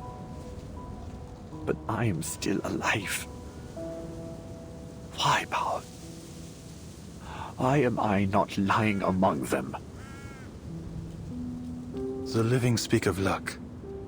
The rest are silent.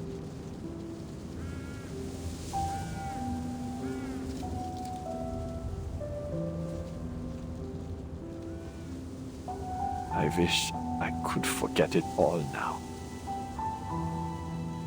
If I didn't know what happened, I wouldn't... No. No, it's not right for me to ask that. But I'm still alive. Is there anything I can do for them? That isn't a question for the dead. I can't tell you what to do, Eberhard.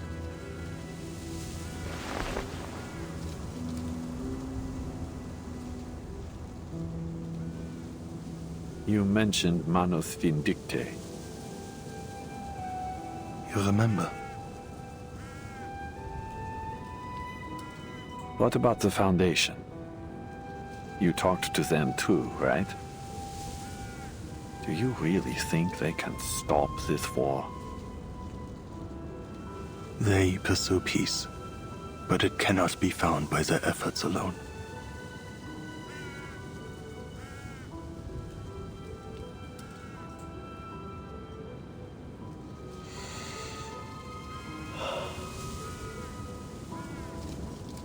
Come on. Let's go see Montpé again.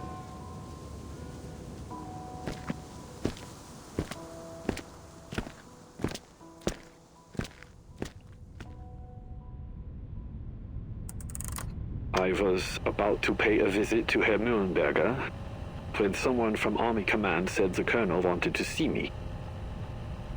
I was taken to a meeting room with many other officers. I recognized them. I knew many had just been promoted like me. Colonel Hirschfelder showed up to give us a speech. Yeah. The same colonel who was assassinated after the parley. The time has come when our nation calls for heroes, he said. With our foremost goal to create a prosperous new world for our children. We have fought valiantly. And now the war turns in our favor.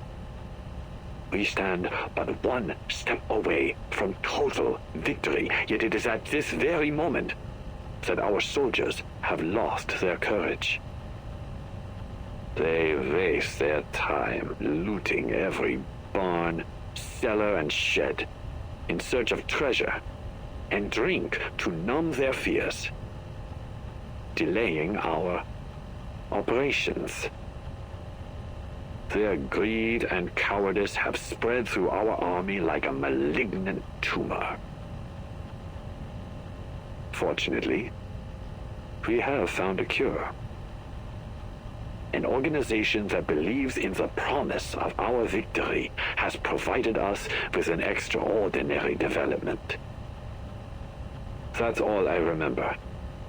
I don't have a mind for technology, but it just washed the fear off me. Thinking about it now, we must have been like lab rats to them. As soon as they finished their ritual, we became so sure of our victory that we began yelling and singing as one. We were just fresh-faced boys again, thirsty for a war we'd forgotten.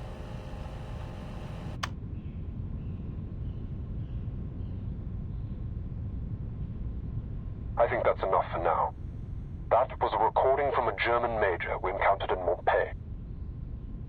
I intend to submit a report with full details, including his entire statement and an explanation for our inquiries.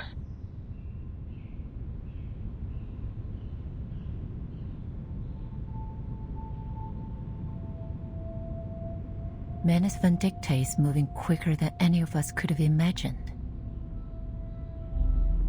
But none of these makes sense.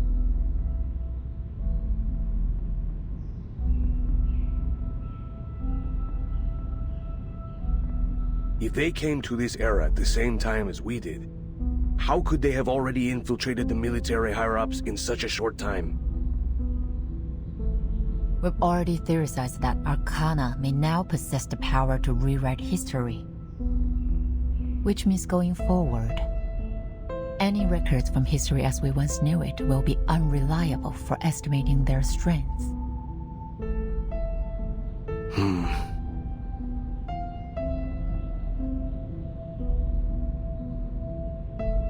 Pedra, what were the other representatives' opinions concerning Manus Vindicte? They all denied its existence. I see. It seems as though we're left with no other option but to change policies. No, we can't resort to such radical measures.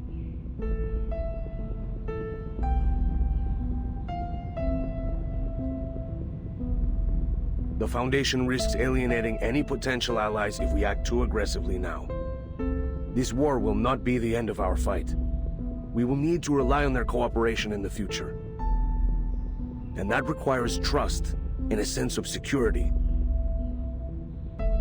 On the subject of governments, I have some news to report.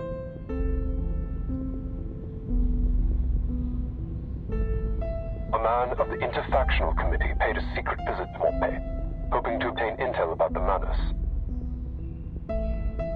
A secret visit?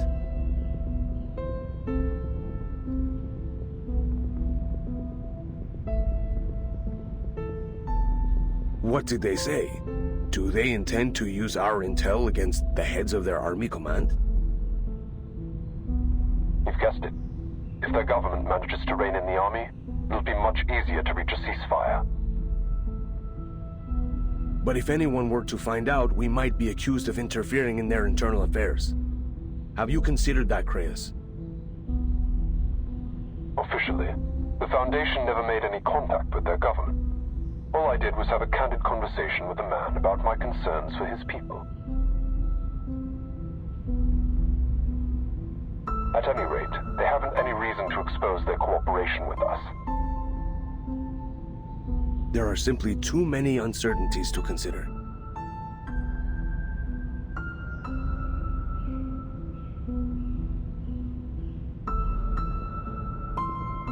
History will only be restored to its rightful track if the peaceful factions on each side can rise to power and stop this war. This has been our goal from the beginning. It doesn't matter which era we end up in. We always benefit from a political climate that is friendly to the Foundation. That's undeniable. What do you think, Pedro?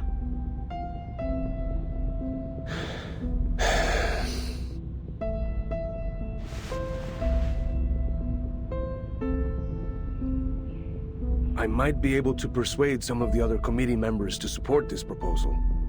If we're certain of this course of action, then we'll have to provide intel to those seeking peace, in all governments involved. Good. No faction should put their own goals above those of the Foundation's. We'll need more to verify that Major's statement. Send investigators to search other regions and report everything they see. Grayish, continue your investigation. Follow every possible lead. Understood. We'll dig up whatever they have buried.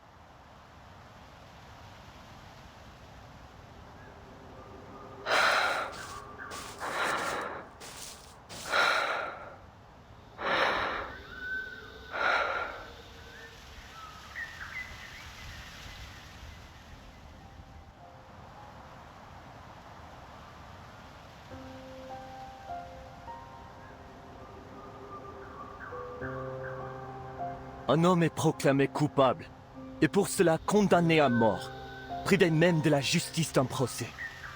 Son exécution est survenue telle en vent, le réduisant au silence avant qu'il ait pu prononcer un mot de repentir. Et c'est cela que tu appelles la justice? Leave me be, Ladislas.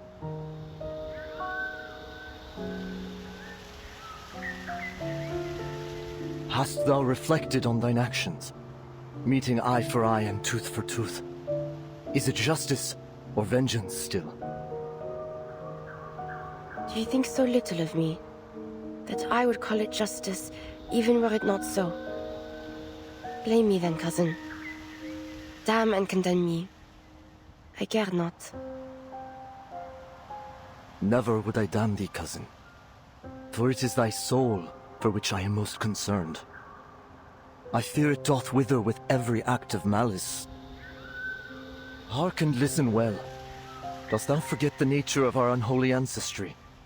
We are the kin of demons. 1,000 years hence, and their malevolence yet floweth thickened in our veins, and their whispers pricketh still our ears in the silence. Then answer me this question, dear cousin. You stand before the scales of a balance. On one pan, the lives of 10 men, and on the other, 100. If you had the power to shift its weight to save the money, would you? A question that is heavy-laced with blasphemies. Hast thou already bent thine ear to the devil's lies? Answer me, cousin. Elsewise, there is nothing more that needs to be said.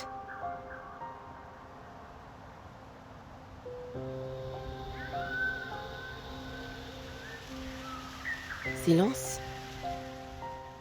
Are you truly so naive? The scales are laying far heavier for those in the throes of war. Yet you have not even the courage to answer a simple question. I'm afraid you have mistaken your weakness for virtue. Go back to the monastery, Ladislas. This is war. Red in tooth and claw. And your heart proves too quick to kindle.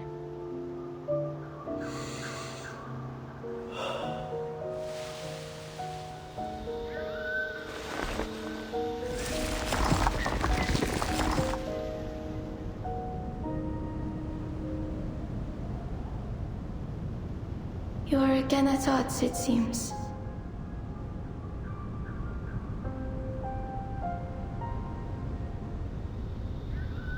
It was not a battle, I thought. Our cousin is more learned than either of we two, but he lacks in courage compared to thee, most daring of us all. I do not deny his learnedness, but there are neither letters nor prose that might aid my mission. Thou burnest too short a wick, and the flames of perdition rise to meet thee.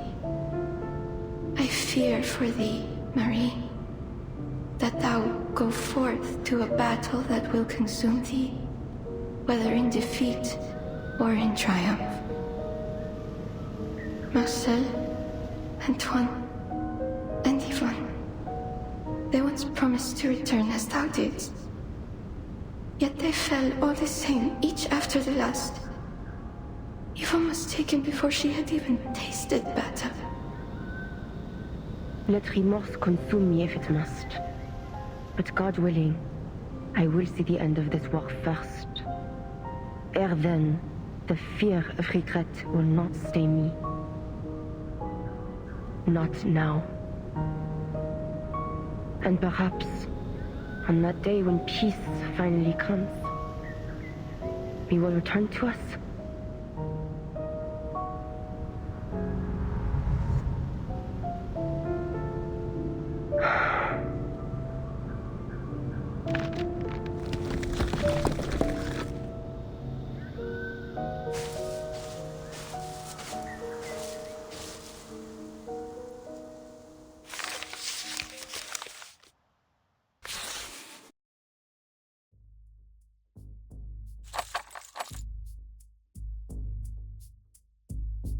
Major Brown was able to recall some of the locations that may have been used by the Manus. His coordinates aren't what anyone would call precise, so he'd best start searching ASAP. Chester, you'll take the forest. Casper will be expecting you on the edge.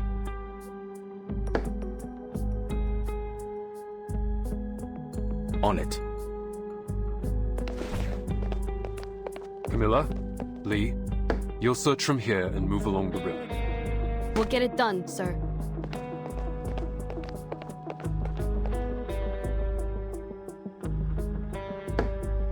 Charles, Amanda, you're on Hill 299. You'll need to cross no man's land to get there. Make sure you establish your identity with both sides in advance to avoid friendly fire. Understood.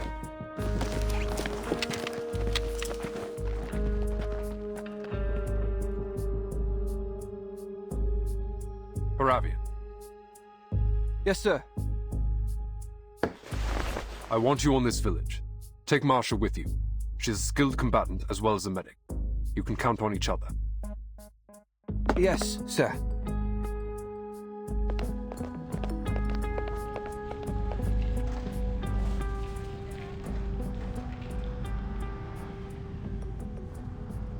So, does that mean I'll remain on standby in Montpay?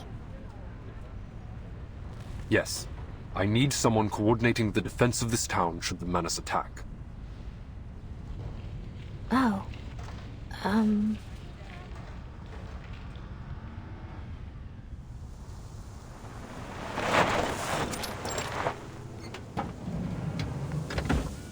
Is this it? I believe so. Let's get on with it.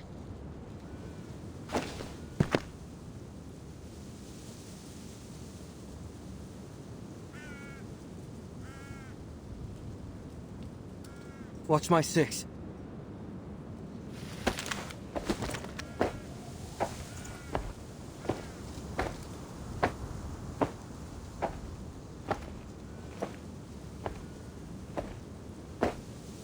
This place is empty. It's heartbreaking to see it so quiet. We're ahead of schedule. Let's start by checking the houses one by one. Good.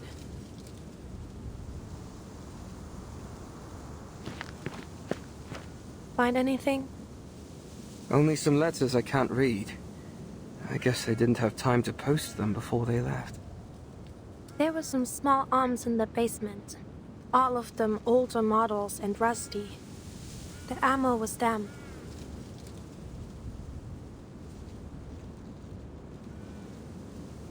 This place had to have been looted more than a few times. The only valuables left are the ones too heavy to move. So basically there's nothing here. What do the Manus want it for?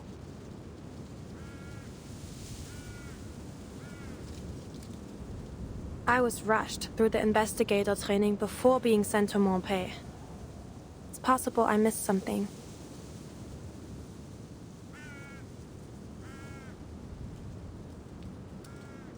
Don't worry, you're doing fine. Mr. Grayish always says training is no match for experience. Blackbird is a prime example. I mean, Meryl. You met her back in Montpay. She's been through all the training the Foundation could throw at her, but she still isn't ready for the battlefield. I probably shouldn't say, but she nearly went mental during the Antarctic operation. The battlefield is crueler than ordinary people can imagine. A few weeks of military training just isn't enough.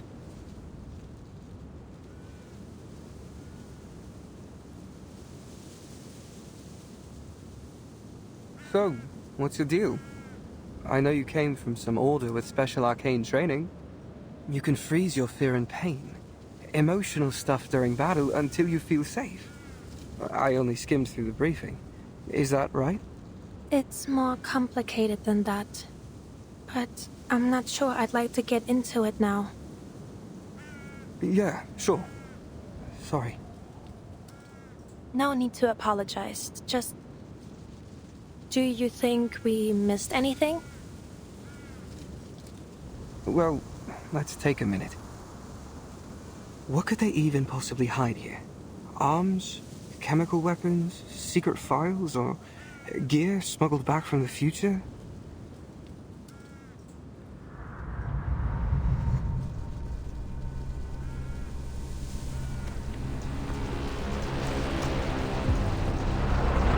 I don't know much about Manus and Dictate, or the future.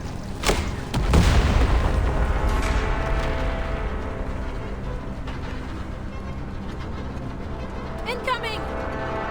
Armored vehicle, 200 meters northwest of the village. Take cover!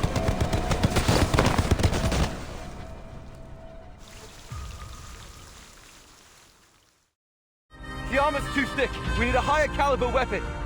You retreat. At least one of us needs to make it back to report this.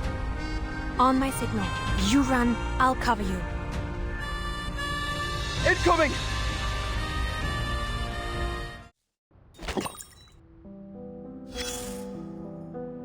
I'm afraid I only have turnip stew to serve you. I will add a few sausage scraps to your bowl, however. Here. Now go. It's best you leave before another battle breaks out. Is there something else you want from me? You know what? Since you're so fond of visiting, take the chair you're sitting on. Even through the coldest winters, that chair was spared the fire. Perhaps it was meant for you. Right. Since you insist on staying, I will go to the market and see what I can find. Sit here for a while longer if you like. Prepare for a lifelong stay, even. With any luck, this place will become your grave by the time the next farce ends.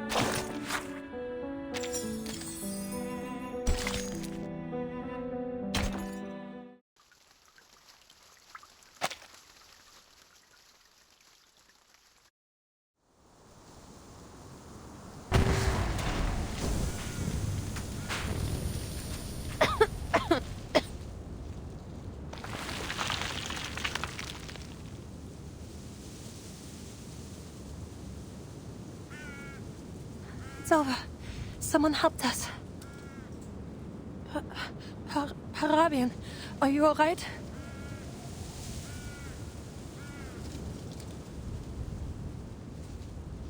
Stay put, Marsha. You're bleeding. I can get myself out.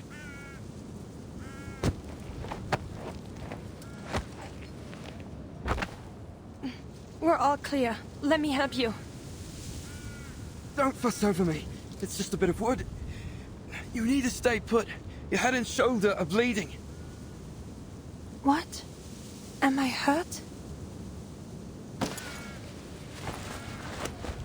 I'm feeling faint.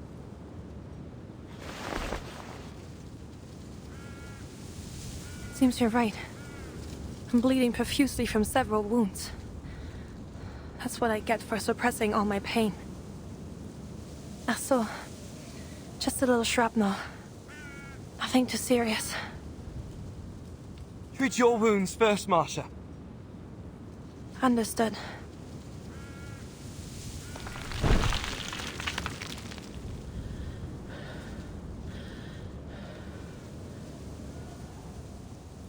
I'll be alright.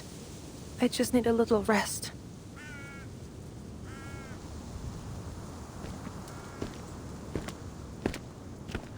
Huh?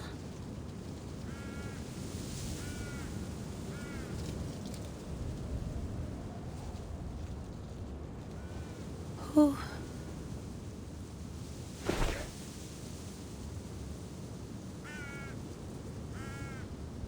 You, again. Sit.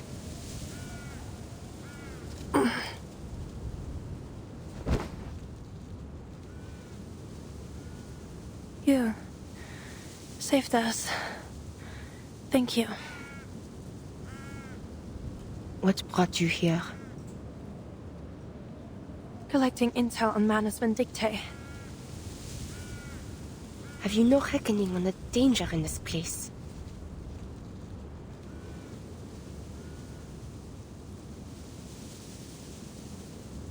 Imbecile. You might well have breathed your last in that battle. Let go! Huh? Who's out there?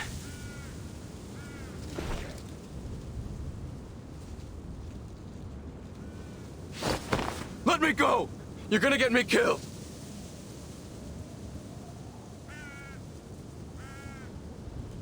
No! Sterling, please!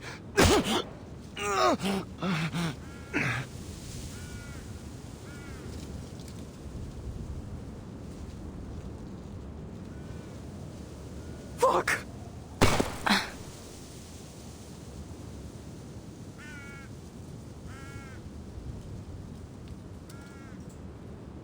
What the hell? You goddamn monster!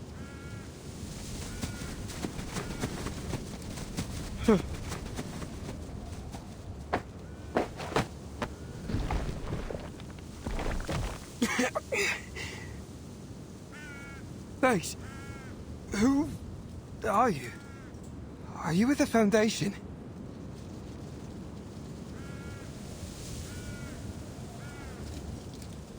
Stay here and tend to your comrade. I will tend to our enemies.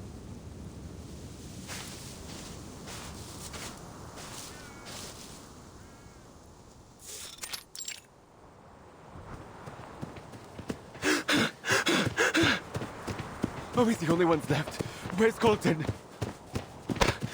Dead! Now get the lead out and run! She's coming at us! She's coming! Shoot her, Eugen! Shoot her! I can't see her. Where are we running? Look! There's an old mill ahead. We'll regroup there to intercept her. Keep running, you idiot! I see her now. She's there. Die! You idiot! My hand!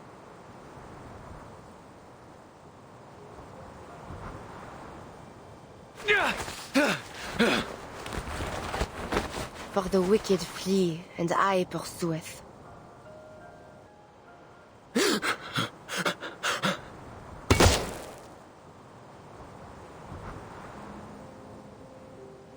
Why won't you die, you devil?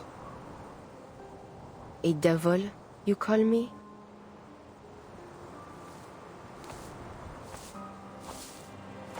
What are you, then? What hast thou done? The voice of thy brother's blood crieth unto me from the ground. You who discord between nations and plot schemes for the undoing of man. Who then is your master? For if you do the devil's work, are you not a devil like me? J'ai pitié de vous. Repent and you may yet find mercy in the judgment of the Lord. And now art thou cursed from the earth. What the hell do you want? Back off! Sterling, isn't it? You need not fear me. You still have time.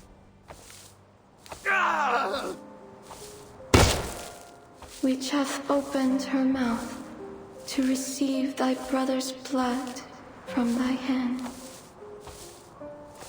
Repent and you may yet be saved. Speak. What are you talking about? What do you want from me?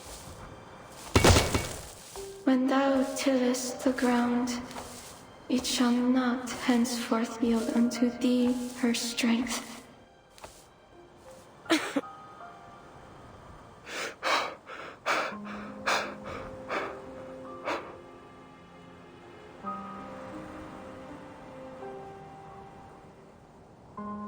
Answer me. For what purpose does Manus Vindicte drive the world to war and ruin? Mother of Resurrection. The Guiding One.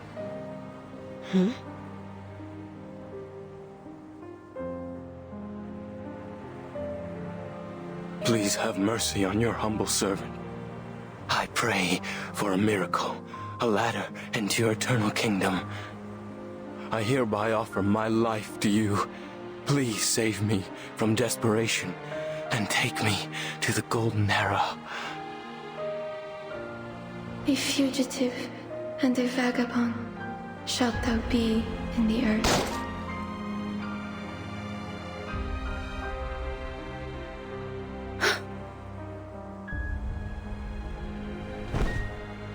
A blasphemer to the end.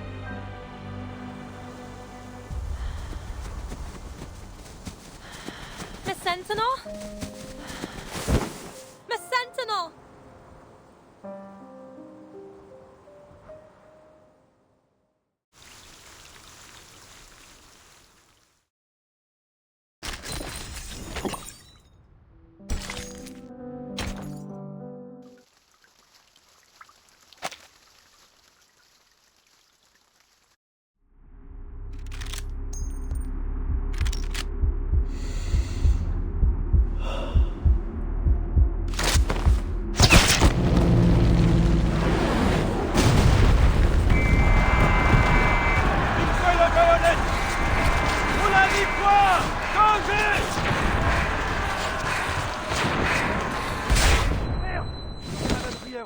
Donnez-la-lui! J'arrive pas de roulage, c'est en train de venir! Toi, tu fais partie de la compagnie de soutien organique? Va tuer ce monstre! Merde. Those accursed knights. Calm yourself, Marianne. Steady your breathing. You need not panic. This will not be the end of you.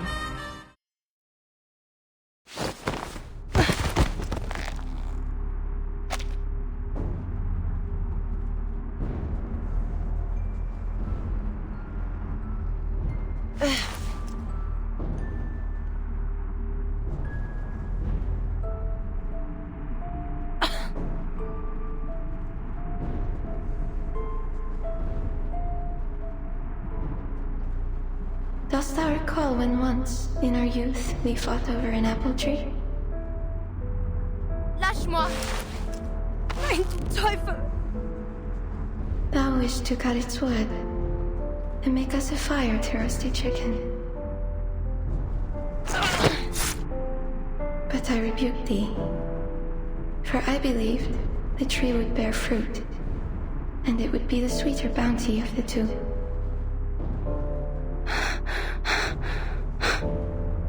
Thou didst find a bush with overripened berries and hurled them at me, crying that they should serve as my supper, while the chicken would be for thee alone. And I retaliated in kind. Ere long, we were painted red with juice. What a bloody melee we fight, we laughed as we laid down our arms. What fun we had that day. Non. Je ne veux pas. But the battle thou fightest now shall not end in the gentle smears of red berries. What drives humanity to war? Could it be so different from what drove us to it beneath that apple tree? I dare not imagine how a slaughter that has claimed the lives of millions could be waged for so small a cause. That we should be brought to bloodshed driven only by the fear of those whom we were taught to despise. What immortal hand or eye could frame the cause behind these deadly ends? Thou art more courageous than I, Marie. Never hast thou doubted thy conviction. So tell me, I pray, is there some purpose in the war they now fight? For I see no divine meaning to be found in this killing and dying.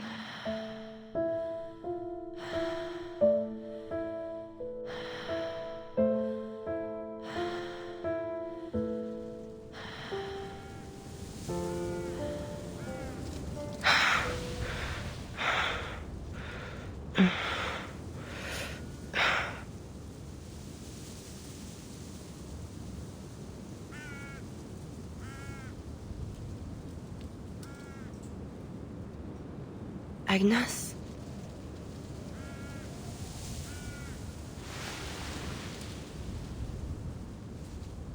Who's Agnes?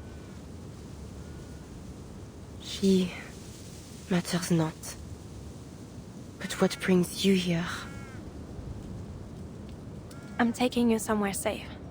Paravian, that young man who came with me, is back at the village. He'll continue with our search. Before you ask, I'm doing fine. Like you, I'm made of sterner stuff.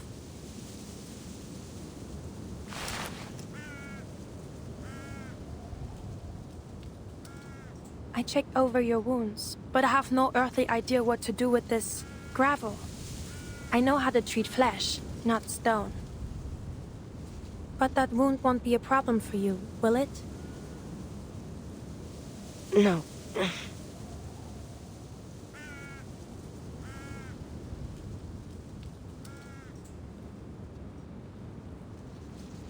Were you dreaming?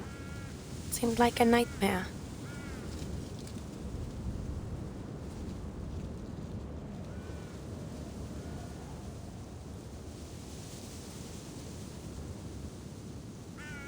I don't know if this will help.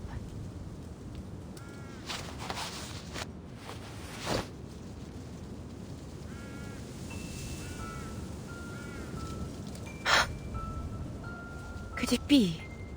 Are you... I am. But that battle is long over. You and I are no longer enemies.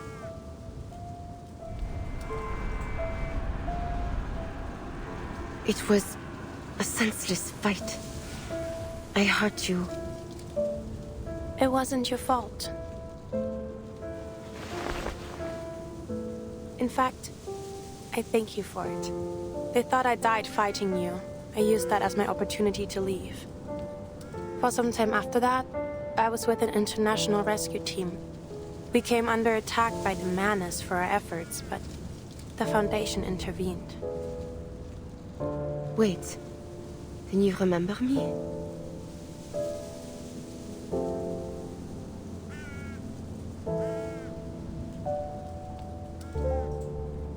And you didn't. I was wearing a helmet. But you don't have a face one forgets. Marianne. Huh? Oh, that's your name. Marie-Anne. It's lovely.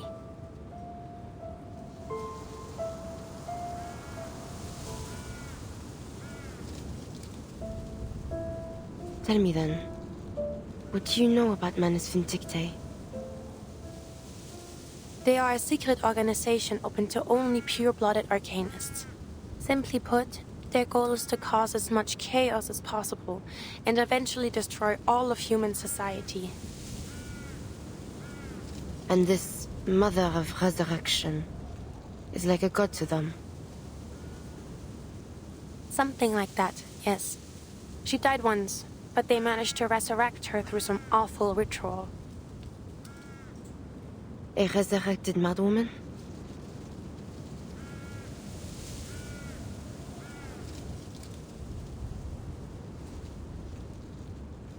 Then she is a false prophet. An imposture of the true resurrection.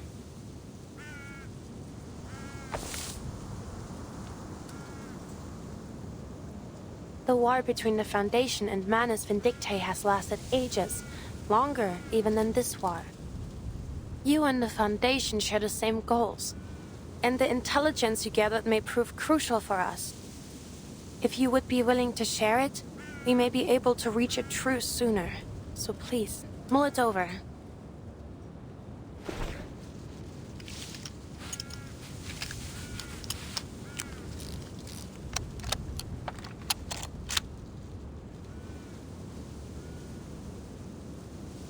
My search into Manus Vindictae began at the turn of 1918. Their documents, personal belongings, letters. I sought and scrounged for every clue that might be found. From these, I learned of their mission, to prolong this bloodshed, supplying both sides with arms of dreadful artifice. Then, as now, I still do not understand why. I brought my evidence before the powers of my nation, but they cared not. So I spoke out against them, still hoping they might awaken to this madness. But my words went unheeded. Worse, they turned against me, hiding even the very name of Manus Vindictae from all their publications and letters. There is no longer any truth in the words they print. Only lies, meant to stir the pride of youth to deadly, pointless slaughter. Youths who were but children when the war began. That is why I have turned to this. To killing the ones who incited this war. It was the only choice I had left. Perhaps it has all been for naught. But at least I have put deeds to words. What has the Foundation done?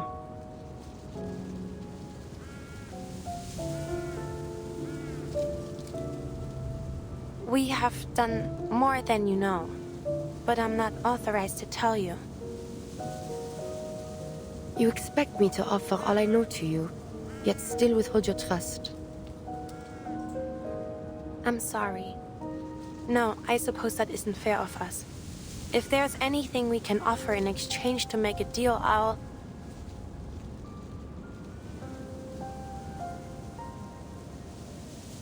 try my best to honor it, but I can't guarantee anything.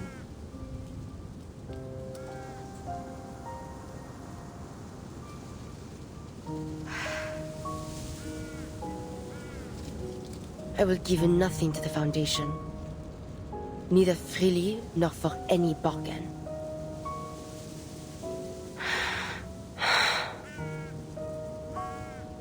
But you, Marchand, you have my trust.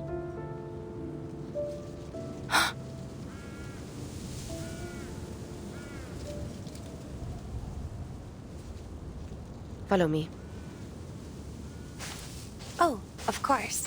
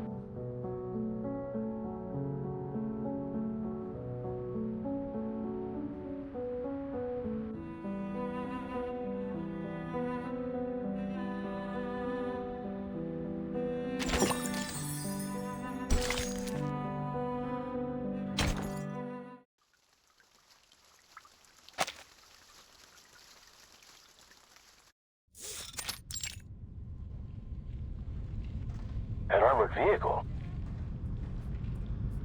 The driver was a Manus. They're not just supplying the war anymore.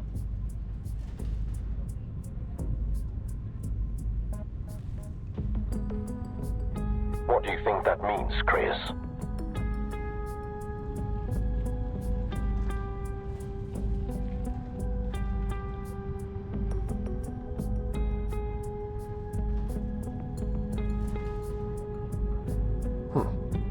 That the Manus have decided to build themselves an army.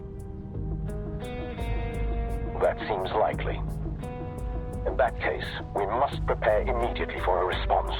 Xeno's main force is still at the Eastern Front. They won't be able to reinforce us if anything happens here. The Foundation will need an army of its own. That's completely irresponsible.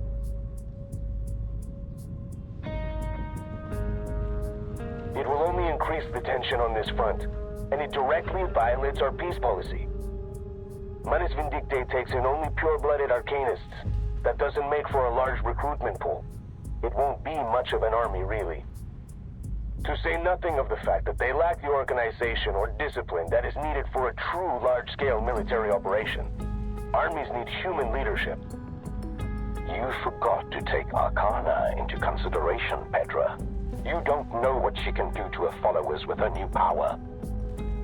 Whatever the case, we cannot take anything for granted. The Foundation will need the strength to defend itself from future attacks by the Manus. If we act quickly, we may even get ahead of things. I'd like to see what the committee will think of this plan. I hope they'll have a better grasp of the consequences. You're not seeing the board, Petra.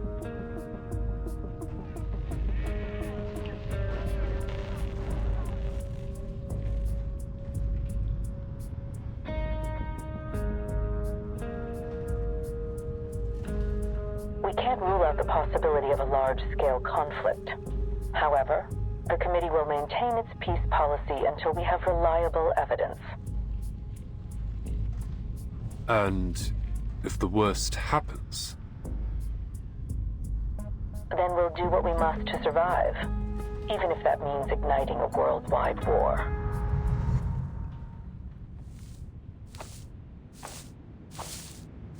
We have arrived.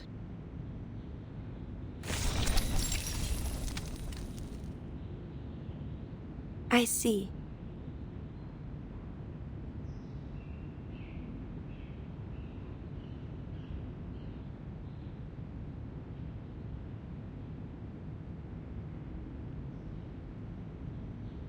This monastery, it's not an arcane creation, is it? No. It has only been enchanted with our arcane skill, Carthusian. Beneath its protection, those that dwell here will go unnoticed by any who pass near.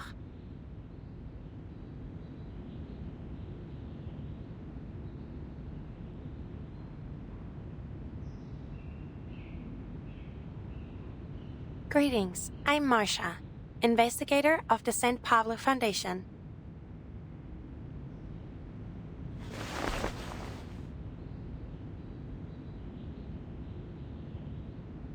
Oh, I see. Have you made a vow of silence?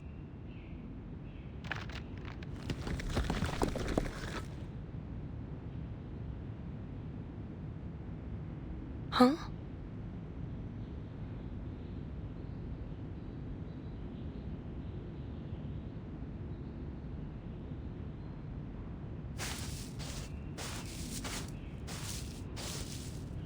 Marie, mon petit chou, the rest return to us again.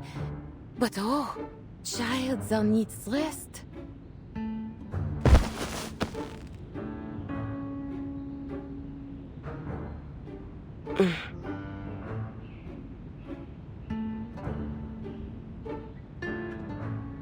And this is a friend?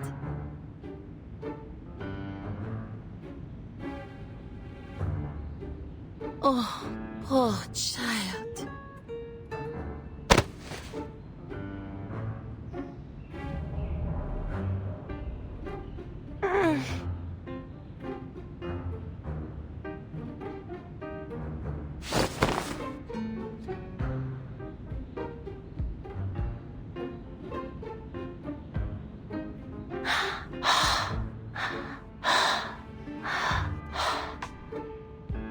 Our Marie has never been tireless in her toils.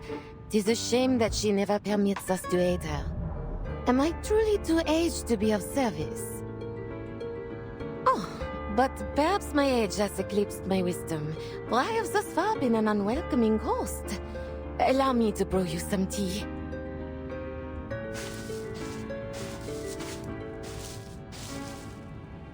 My aunt is a gentle soul. She came by here 1 year ago, not fearing the danger, saying she must take care of everyone left in the family. That old lump of stone that greeted us came here to take refuge with his brother after they were injured last year.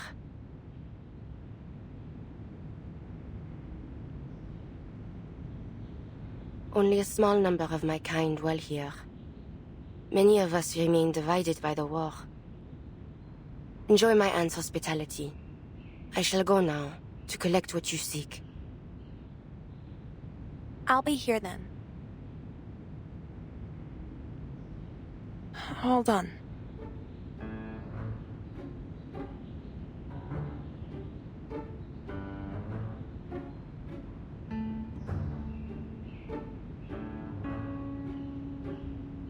Bonjour?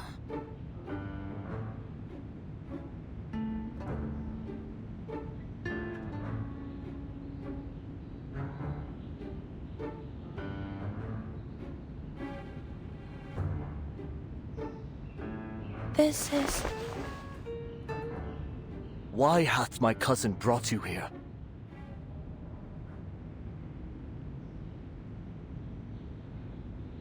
Hmm?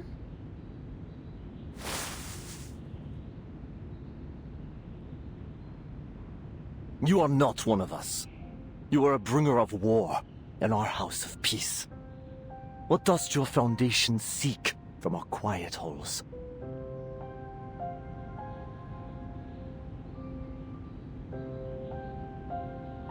You misunderstand. The Foundation isn't bringing war. We're trying to end it. This war is neither yours nor ours to end. What are you saying?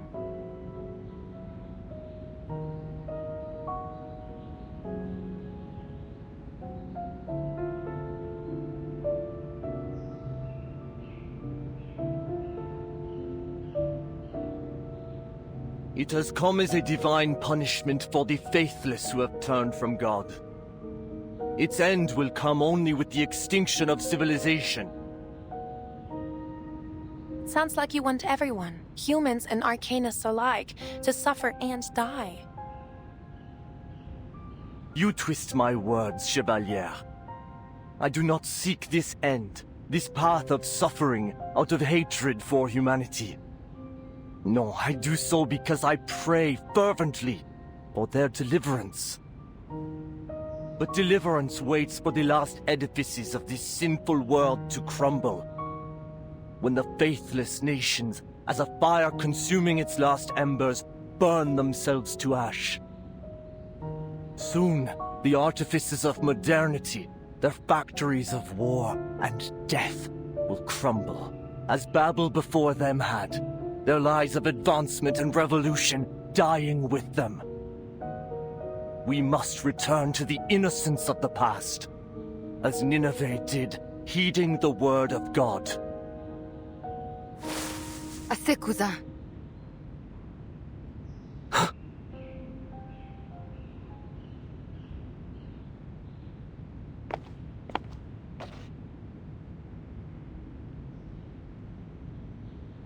Tes prophéties ont empêché notre invité de prendre son thé.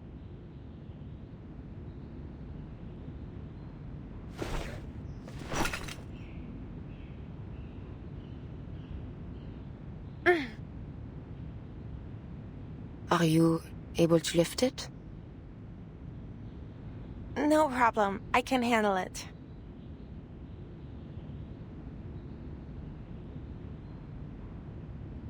Marianne, n'est-elle pas issue de la fondation que tu dis dépourvue de volonté pour mettre fin à cette guerre? Quel effort vain poursuis-tu donc à présent? C'est une amie, Ladislas. Je lui accorde la liberté de venir et partir ici comme elle veut. Mais elle n'est pas... C'est mon droit de le faire, n'est-ce pas?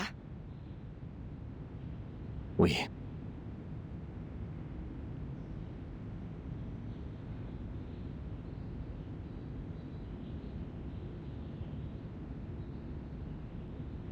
You will find here all that I've collected since 1918. Most useful to you may be a list of those in each military who have made contact with the Manus. Take them from here to your foundation, and make of them what you will. I hope they will serve you better than they did me. I will. Thank you.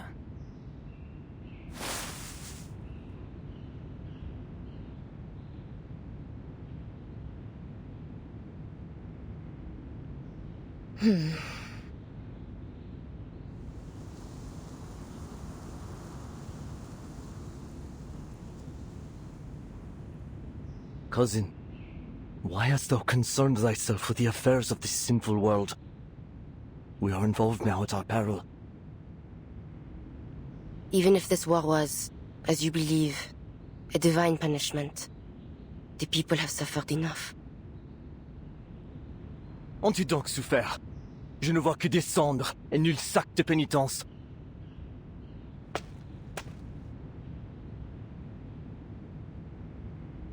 Hast thou learned nothing from our chère Agnès? Leave her out of this. It was she who prophesied this war.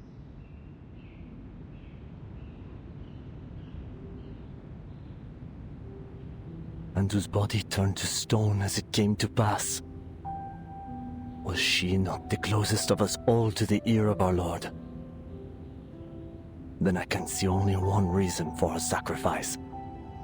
It is a warning to us. Tell me, if that is so, why God would choose such a warning?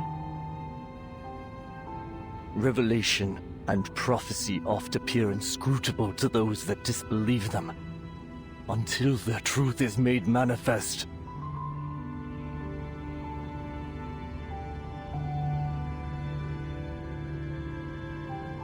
Mais je crois, et je vois clairement ce que tu ne vois pas, que notre Seigneur nous enjoint de ne ni combattre, ni mettre fin à cette guerre. Car cela est venu tel un nouveau grand déluge, destiné à balayer ce monde pécheur. Agnès reviendra à nous lorsque notre innocence passée sera retrouvée et reconstruite à partir de leurs ruines. Mais la foi doit être préservée si elle doit être reconstruite. Et c'est la base encombrante aux fidèles, à nous, les gargouilles. Je t'en prie, écoute mes paroles, cousine. Dépose ton épée de vengeance. Ne réponds pas aux démons qui murmurent dans ton son. Et ne souille pas davantage ton âme déjà si lourde de péché.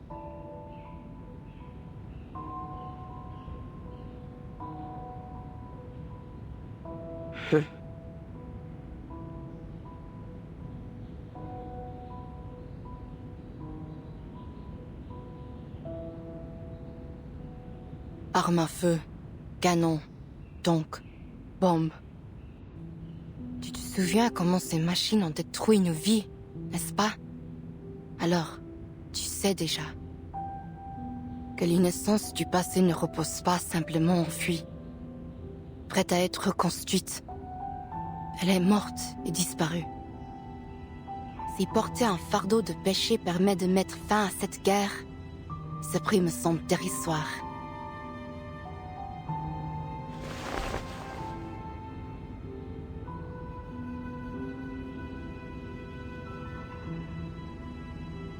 As-tu oublié le péril de nos ancêtres? Ou les nombreux noms que nous avons effacés de notre lignée lorsqu'ils se sont égarés du chemin de la droiture? Le son démoniaque a déjà submergé notre famille. Et je crains qu'il ne te submerge bientôt toi aussi. Et moi, je ne souhaite pas devoir effacer ton nom, Marianne, de notre lignée.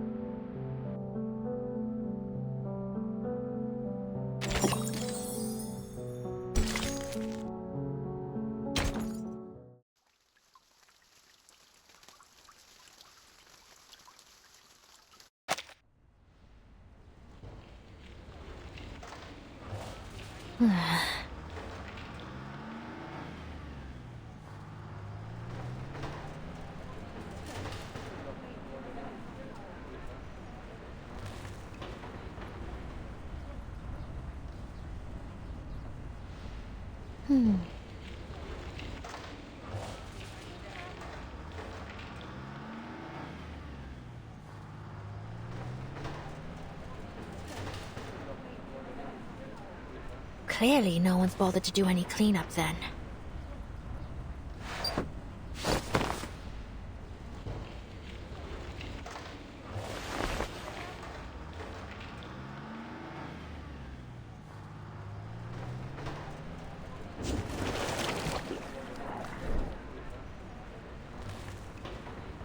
Mater Arcanum device operating normally. Looks like I'm not needed here either.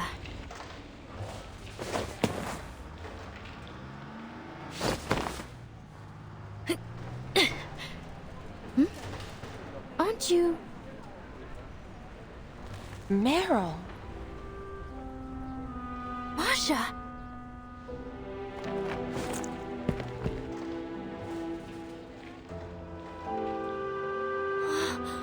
It really is you! You're back, finally! Is Paravian alright? Oh, poor guy's had a hard time of it, but at least he's still in one piece. He's lying in a sickbed as we speak. He should recover soon. It's too bad he didn't find anything too useful in the village. Well, aside from that armored vehicle. Fortunately, Sentinel happened to be there at the same time. So, it really was her? The one who assassinated Colonel Hirschfelder? Yes, she'd collected a wealth of evidence concerning Manus Vindictae. I've already delivered it to Commander Grayish. As for the assassination, it turns out her actions weren't entirely unjustifiable. Let's just consider it a misunderstanding. Misunderstanding? She literally killed the guy. She's not the only one.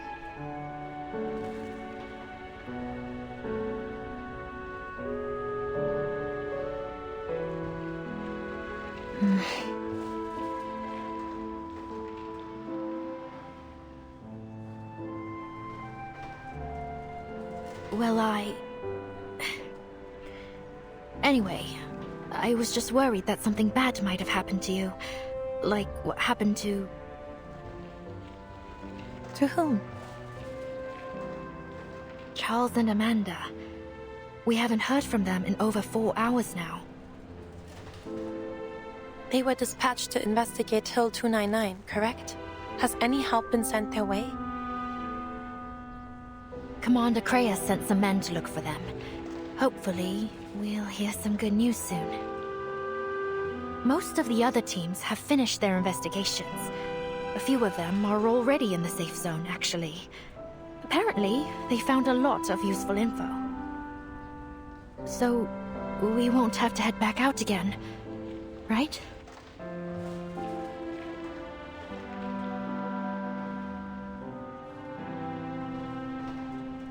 The front's getting shelled to hell and back. I mean, chances are we'll...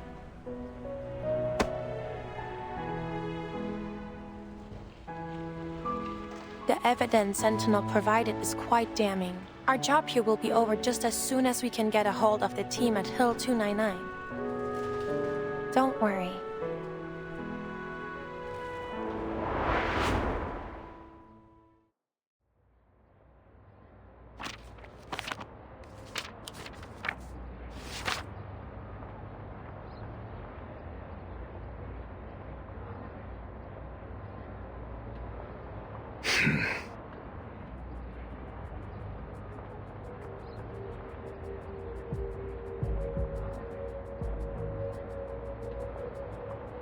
This is unbelievable.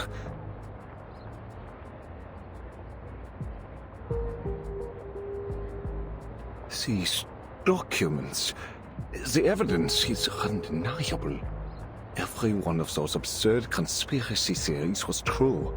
The 1918 peace negotiations really were sabotaged by Manus Vindictae. The nations on both sides of this war have been under the deception of an invisible enemy. It is no wonder that even the victors of the 1919 offensive gained no real advantage. My God, to think Manus Vindictae has been sharing war secrets with both sides to ensure neither can win this war. That they have used our commanders as tools for their massacre, it is nigh on unimaginable.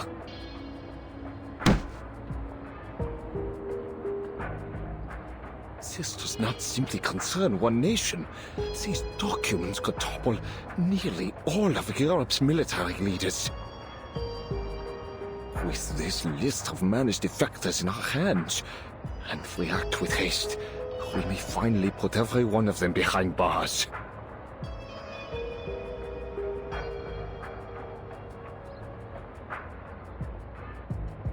Let me remind you that Laplace may be able to heal these so-called defectors. Eberhard's case proved that the Manus's mental influence can be purged. Yes, of course. Whatever the case, we must act as soon as possible. The Chancellor and the Reichstag are prepared to strike.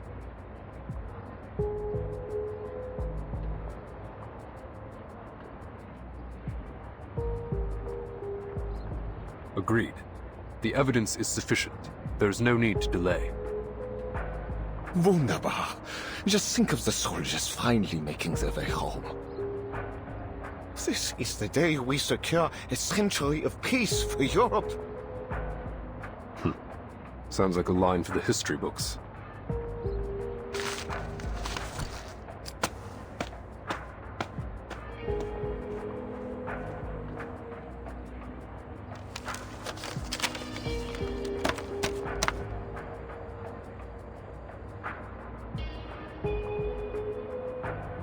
Everything's going according to plan.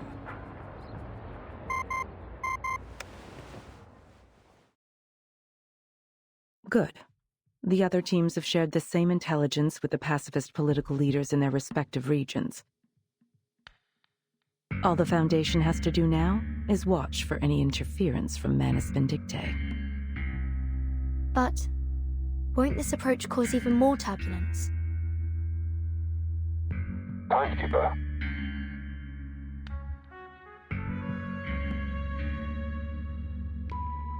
Oh, yes, Krias. I was just listening in. I see. In any case, the outcome can't be worse than the war we're living through, Timekeeper. As I'm sure you've learned in your history studies, this war claimed tens of millions of soldiers' lives. Not to mention the equally massive number of civilian casualties, whether direct or otherwise. We are now 2 years on from what should have been the end of this war. The death toll has already climbed much higher, and it will only continue to rise if we don't put an end to it soon. At least our efforts have won us a marginally better outcome. I see. In short, the war is already over.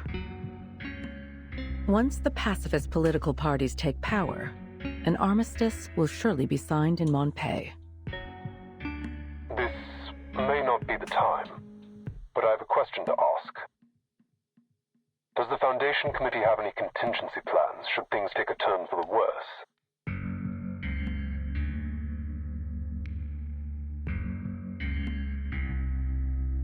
Did you notice something suspicious?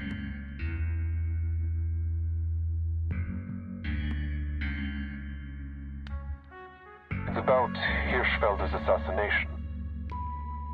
Do you remember a certain detail from Marshall's report?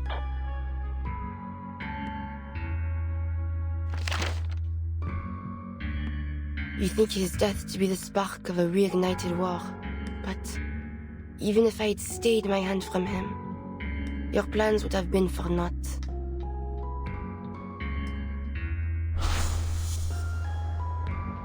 If that was so, why would the Manus risk exposing Hirschfelder?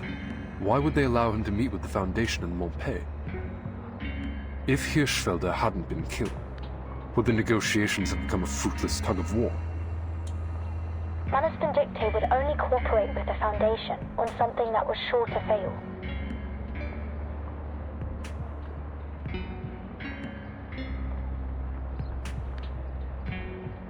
Could it be that they're purposely diverting our attention? My thoughts exactly, Timekeeper.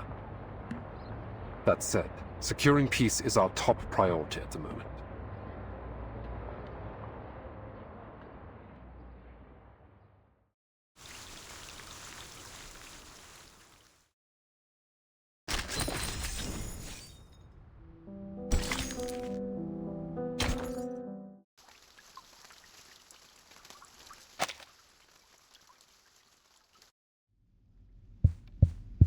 6 years of war have deeply shaken the resolve and faith of our nation. It is clear to all that this war cannot continue any longer. Afraid of the loss of power that peace may bring to them, leaders across Europe elected to collaborate with the evil cult Manus Vindictae, sacrificing countless young lives in meaningless carnage. But carnage is precisely what Manus Vindictae desires. Unseen by all, their wicked influence has long wormed its way into the leadership of every warring nation. But worry not, the conspiracy has been thwarted. Every treasonous general has been arrested and will soon face a fair court-martial. The heroes who bled for the fatherland are finally returning home, but we will welcome them with smiles on our faces and gratitude in our hearts.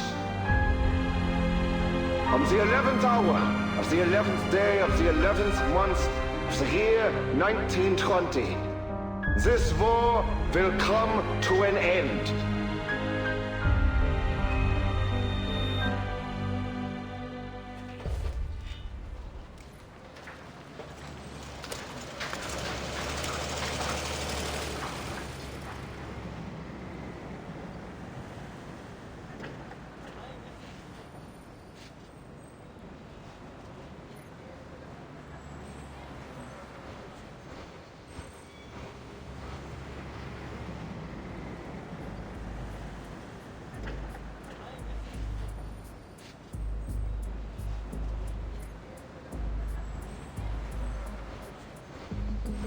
Third routine patrol complete.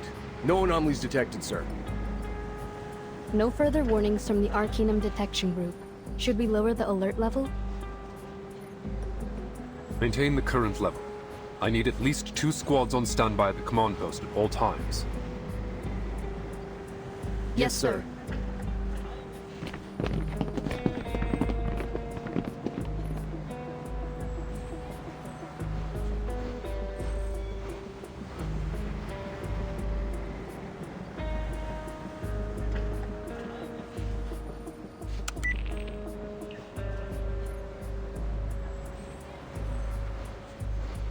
Any response from Charles and Amanda? Negative. They've been silent since we reached Hill 299. It's like we're calling into the abyss. Chances are they got snuffed out by the Manus. Luck can't be on everyone's side. Even so, we need to recover the bodies. What?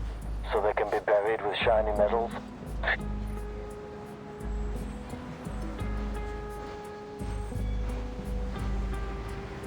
A couple minutes walk on the battlefield and I'll find you a whole pile of that scrap metal. Any other signs of enemy activity? Nope. Not a single trace of the Manus scum. Maybe all this military and political turmoil messed up their plans after all. Let's hope so. Whatever the case, we need to get to the bottom of what happened at Hill 299. We can't afford to let any potential threats slip past us. Already on my way there. How about seeing a psychologist when this is all over, Grayish? Maybe they'll finally cure your Manus Vindictae paranoia. Keep your eyes and ears open.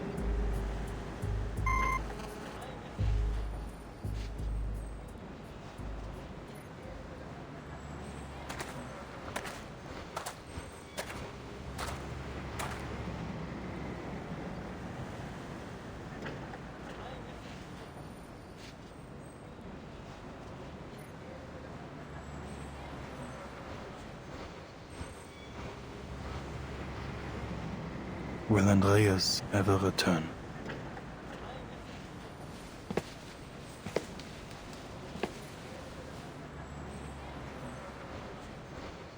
Hey, sir! Mr. Charon!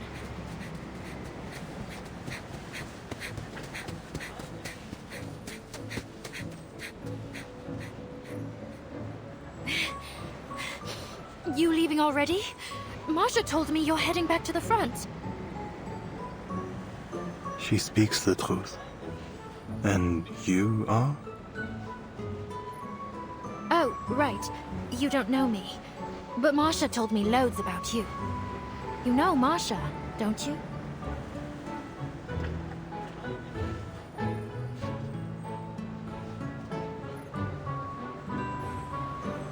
Yes. The night. I remember. Great. I'm heading to the front as well. Do you want to... I mean, could you please join our convoy? You wish for me to join you? You know the front better than anyone.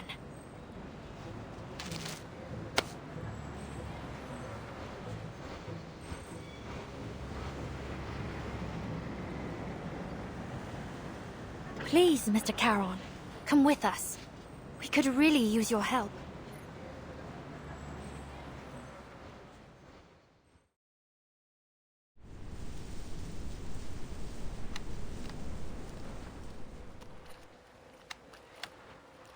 This quiet feels strange. Halt's Maul, Rudolf. Why, damn it?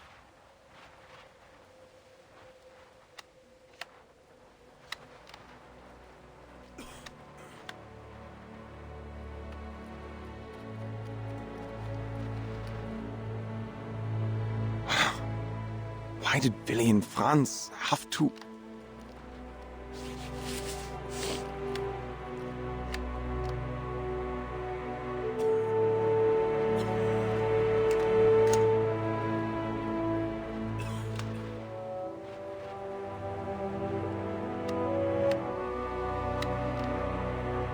So,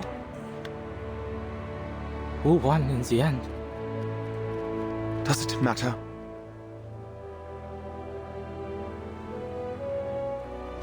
Then,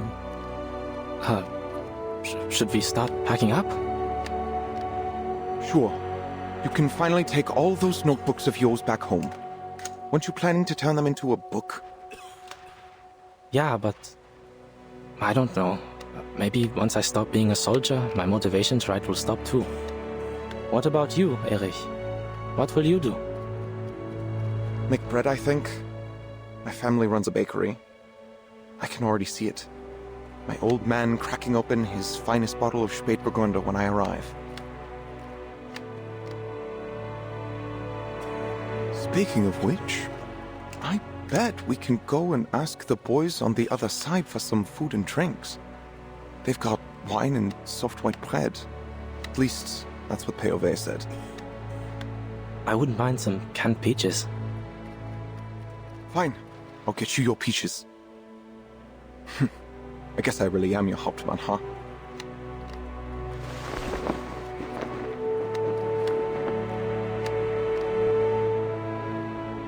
Erich, do not hurry to leave the trenches. Have patience.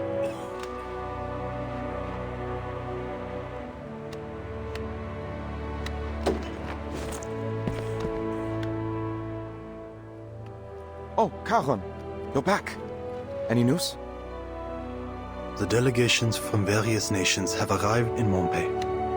The Armistice will be signed in 48 hours. It is best to avoid any unnecessary danger until then. But I'm starving, Caron. You didn't bring any food, did you?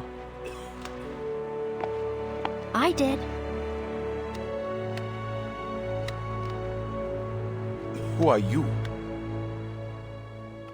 The Foundation has issued food and drinks to be brought to the soldiers on the front. She is responsible for distributing them. Yeah, more or less what he said. Right. I need a hand unloading these crates of beer. Any volunteers? Das Bier!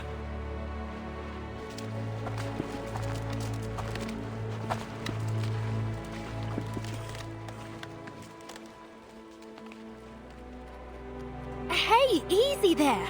There's plenty to go around. Boys! Boys! You're humiliating yourselves!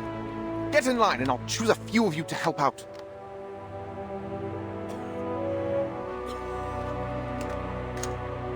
Where's Meyer Braun? He is needed in Montpet. Ah, that's a shame. Ja, he's got a backpfeife im Gesicht. But, ugh, who cares? The war's over. Forget it. You, and you.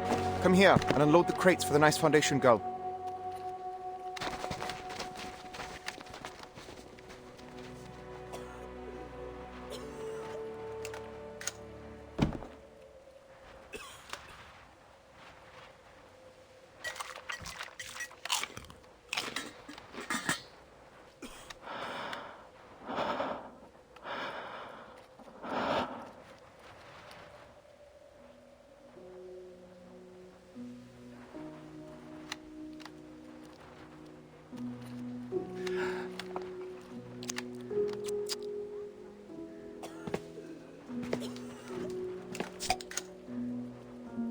Come on, Prost! Fine. Count me in. Prost! Prost!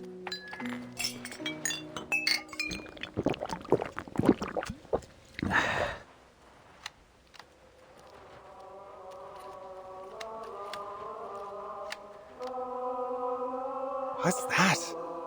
Do you boys hear singing? I hear it too, from the other side. Why are they singing? Oh, right. These are humanitarian rations. They've been given to the other side too. They're probably celebrating.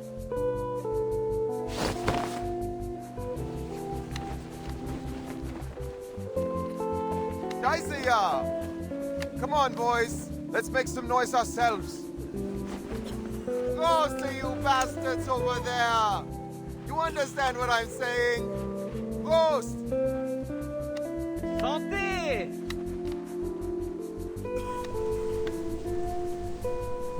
Auf den Frieden! Auf den Frieden!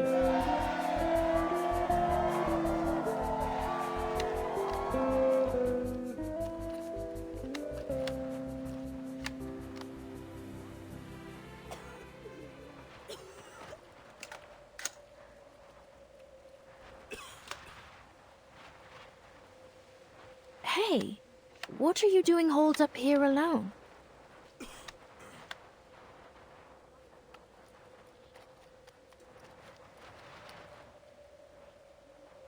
The presence of the dead is not fitting among such joy. What are you talking about? You fit in perfectly.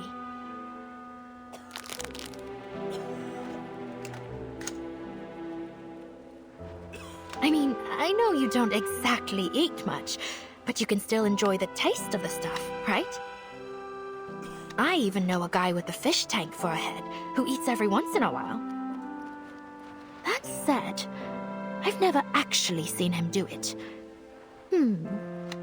Does he just pour the coffee straight into his fish tank or what? The offer is heard, but refused. Such things have better use to you. Seriously? Aren't you ever hungry? There is always hunger within me. But food should be saved for the living. Eat well while you can. Stay alive. Well, you're not wrong, but I wouldn't exactly put it like that. Come on, take it. Hound's always poking fun at me for eating too much anyway. Hound?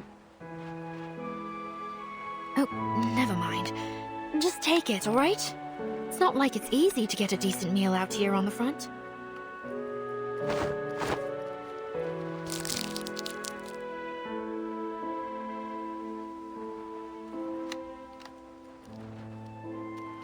Oh, at least try the chocolate in your pocket. It'll melt if you leave it in there much longer anyway.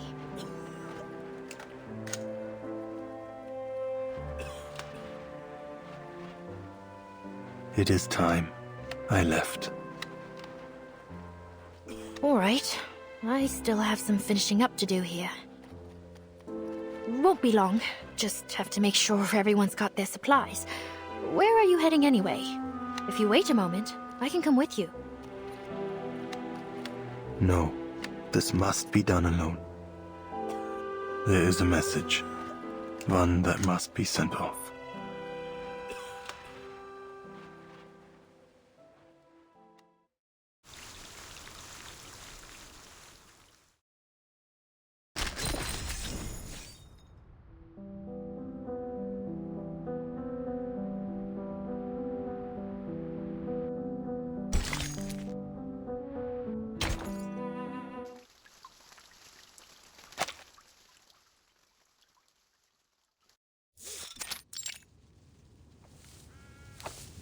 Here you are, Eberhard. Paul. It's good to see you, my friend. How's everyone holding up on the front? They are celebrating this war's end, singing songs and drinking beer. It's peaceful. Peaceful.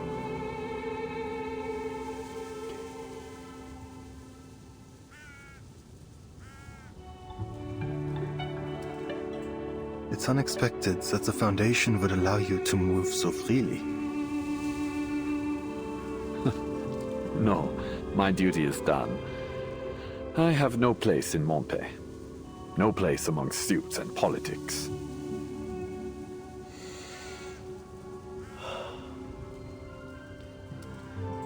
That red-haired official agreed to let me go for a walk every once in a while. He said, someone will keep an eye on you. Whatever. It's getting cold. But I enjoy a crisp winter morning like this.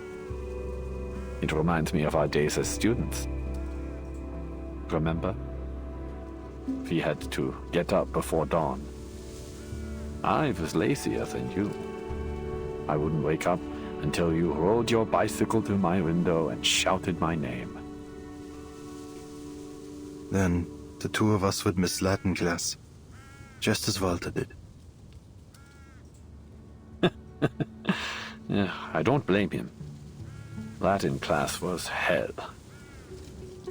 Walter. He was a good lad.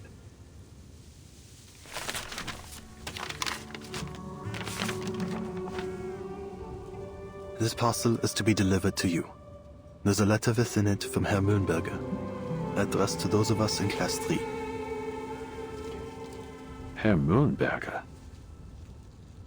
I was planning to visit him during my home leave, but... well, you know what happened back home. But he doesn't have a clue about what happened out here. What use is this letter? You and I are the only two class members left since the fall of Montpellier. All right, let's hear it, Paul.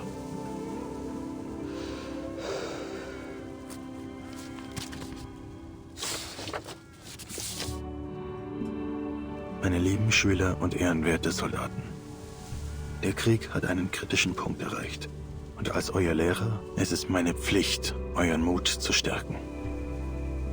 Ich weiß, dass die Sicht auf den Krieg von der Front aus begrenzter sein könnte, als für uns im Vaterland. Lasst mich also klarstellen, der Sieg ist in unserer Reichweite. Obwohl das Leben an der Front hart ist, denkt daran, dies ist ein Opfer für eine größere Sache. Lasst daher euer Leiden süß sein. Dies wird der glorreichste Moment eures Lebens sein. Und wie ich euch beigebracht habe, wird es uns vielleicht eines Tages gefallen, diese Dinge zu erinnern. Gefallen? Ha! Hört ihn euch an. Er hat sogar Lucans Gedicht zitiert. Oder war es Virgil? Es ist höchstwahrscheinlich Virgil. Er hat ihn unten zitiert. Ardentis Fortuna Iovat.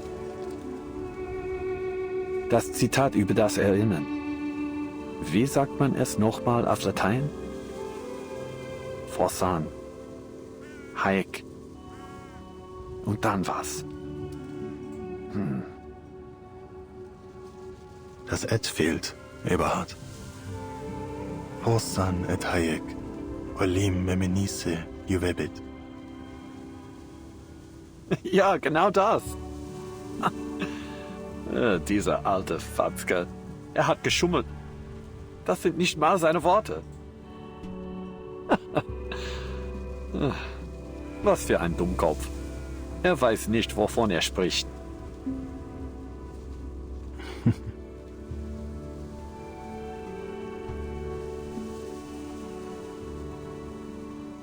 Paul, I'll never be pleased looking back on any of this. If I have children one day, how will I tell them about all this? I sent our fellow countrymen directly into the line of fire, a death trap, knowing full well that the enemy would retake the ground in mere hours. Young lives, lost one after another. And for what? Some senseless orders? I've heard enough. Put the letter away.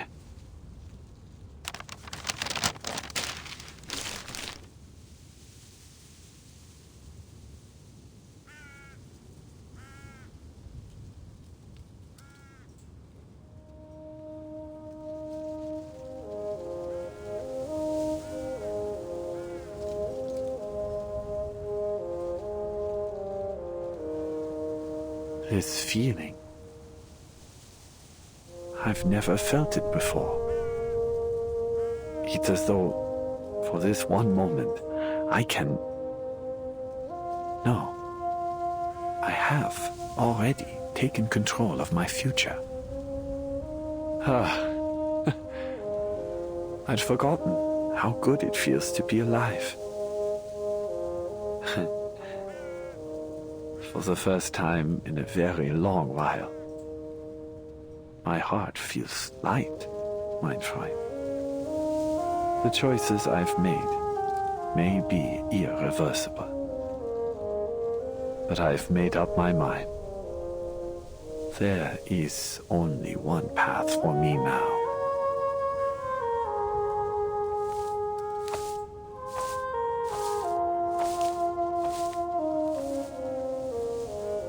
Do you not wish to continue your studies? Your writings are surely safely stored in the school's archives. Would you return to school, Power? It is unlikely, but you still may. For what? For knowledge? A diploma? That might have mattered to the old me. But I'm no longer that boy. Eberhard. It's too late, mein Freund. Far too late. I need some time alone. Please, write the reply to Herr Mühlenberger for both of us.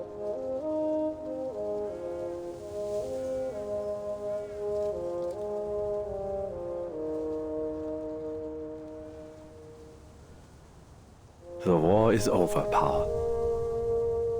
The sky is so blue. Just as it always was. Just as it always was. Well said. Farewell, mein Freund.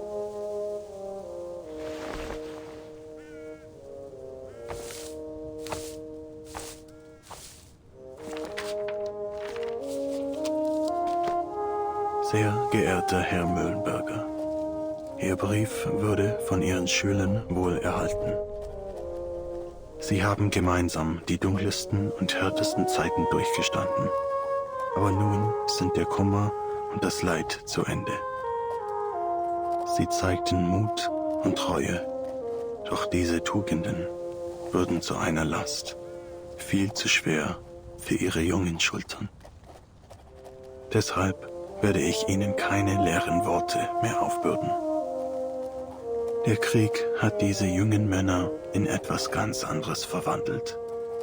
Das Wissen, das sie ihnen vermittelt haben, ist nun nutzlos. Und sie werden nie wieder ihre Lehren hören. Zu diesem Zeitpunkt muss ich Ihnen mit schwerem Herzen mitteilen, dass alle Ihre Schüler aus der Klasse 3 sind gefallen. Mit besten Grüßen, ein toter Mann. Dies schließt die Aufzeichnungen des Soldaten Paul Haumann ab.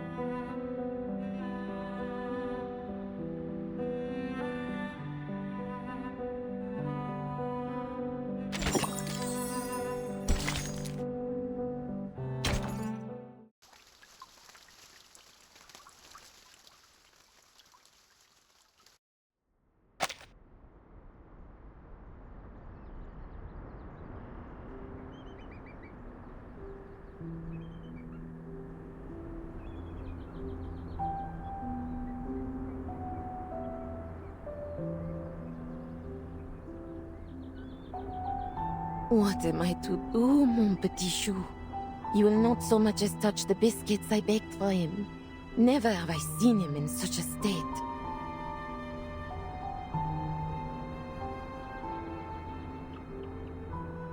Ladislas.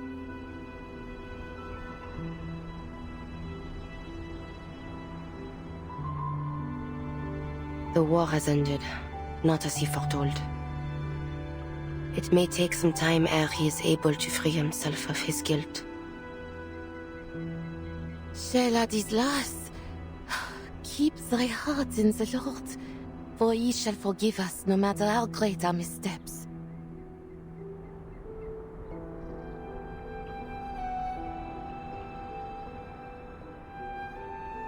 Marie, I beg thee do something. One way or another, we all must return to Rouen in the coming days.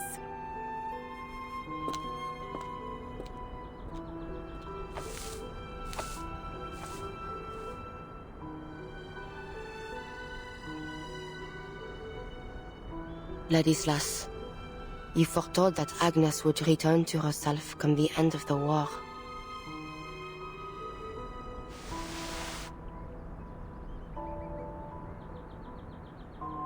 Yet she remains unchanged.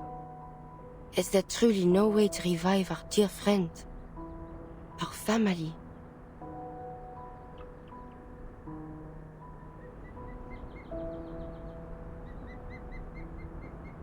Marie?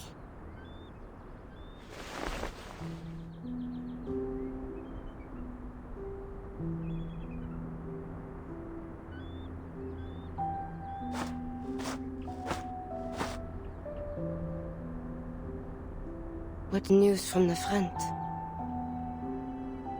Some troops have already withdrawn. The rest will follow suit once the Armistice is officially signed. Ladislas, he still won't eat? Just leave him be.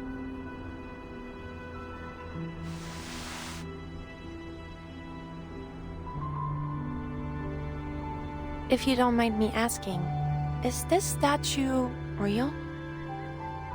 What do you mean? I'm not sure how to put this into words properly. It's just that I've never seen her move. Ah. Now your words are clear.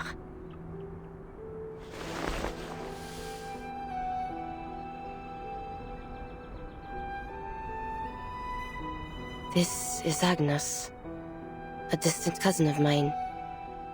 We share a great grandmother.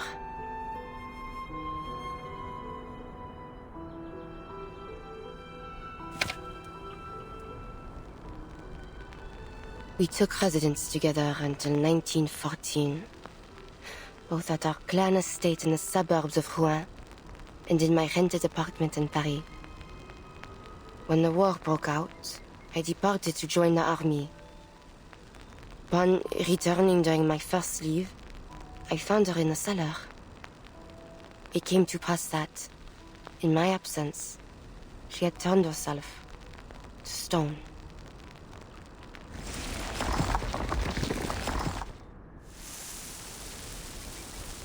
She can stay in this form as she pleases? Only so long as her heart yet beats. Were she to turn to stone from within, she would be unable to restore her body to flesh. But Ladislas informed me of another possibility. He said Agnes's petrification was an extraordinary act of self-sacrifice, and that this sacrifice was also a prophecy. Gargoyles were not to coexist with this war. He said that a miracle would occur, that Agnes would be freed from her petrification. I thought it might have been true.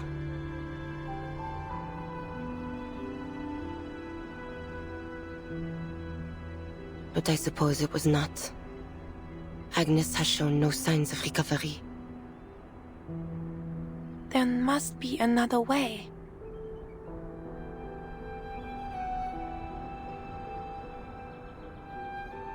If only there were. If only I knew of one. But there is very little I know of our bloodline. While the young of my kin generally receive a traditional education from within the clan, my grandmother supported my decision to attend a secular school in my youth. I resided in a small rented apartment in Paris for some time, hoping to enroll at l'Onsad. That was until the war broke out.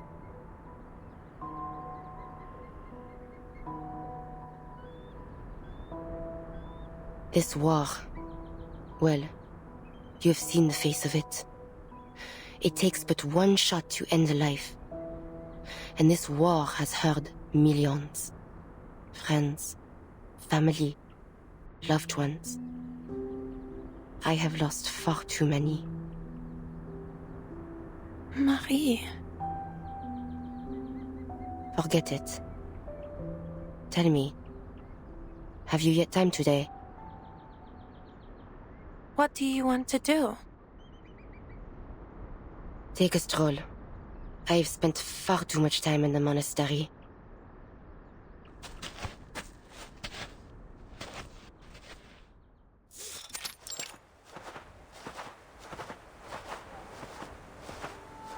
A pilot?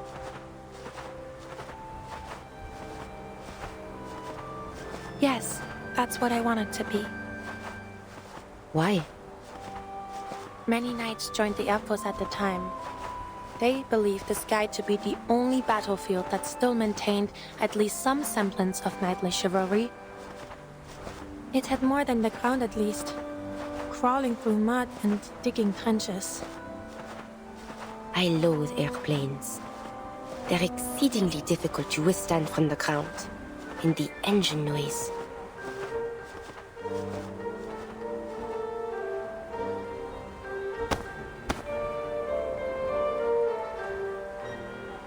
Relax. You don't need to fight them anymore.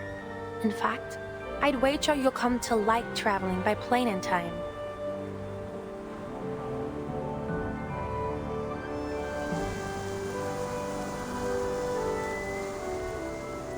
Corpses that lay yonder. Did you see them earlier? No. Perhaps Charon had already buried them. Ha, most likely.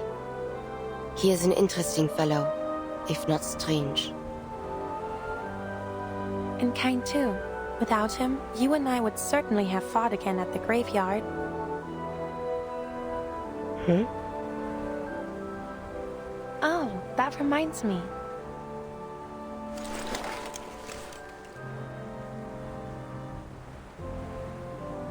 What? You threw a smoke grenade at me. Hey!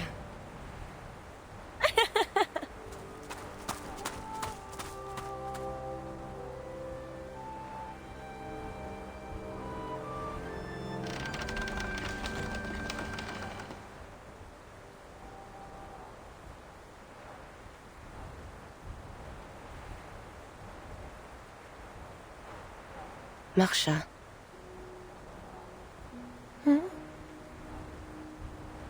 Are you leaving? No, I have plenty of free time today. Not now. After the Armistice. I know well that the Foundation has tasked you with keeping a watchful eye on me. It's not exactly like that. All is well. You may stay. So long as you do not lie. I shall even aid you should you require it. But do not attempt to persuade me to join the Foundation. I cannot abandon my family. I know that. I'll be leaving after the Armistice is officially signed. Mm-hmm. Hmm? It comes from the windmill. Sounds like a horse to me. A horse?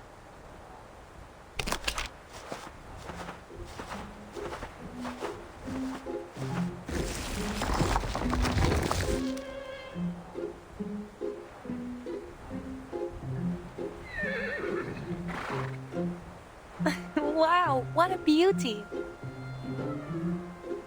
A horse indeed. What brings it here?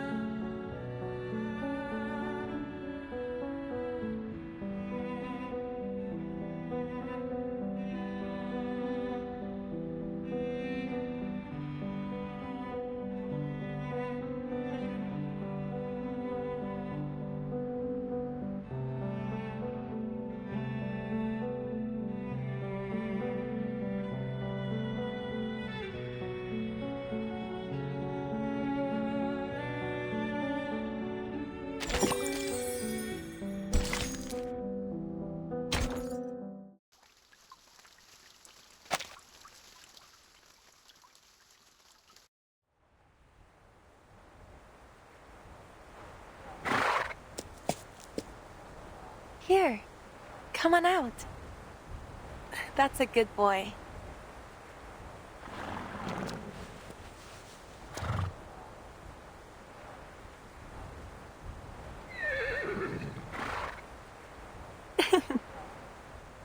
Oh my, Marie. Look at his beautiful coat. Not even the colonels have such handsome companions. He seems to have taken a liking to you. Can you ride? What sort of question is that, Marianne? You are talking to a knight.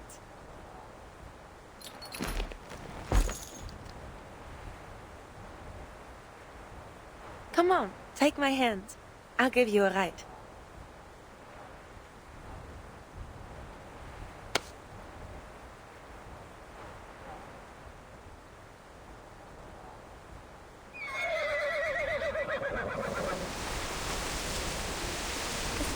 perfect for a gallop, but I'm worried you might fall. Let me off then. Enjoy it yourself. What fun would that be? Come on, just hold on tight. Giddy up! Hey! I can't believe you don't know how to ride a horse, but I can teach you. Just think of them as oversized hunting dogs.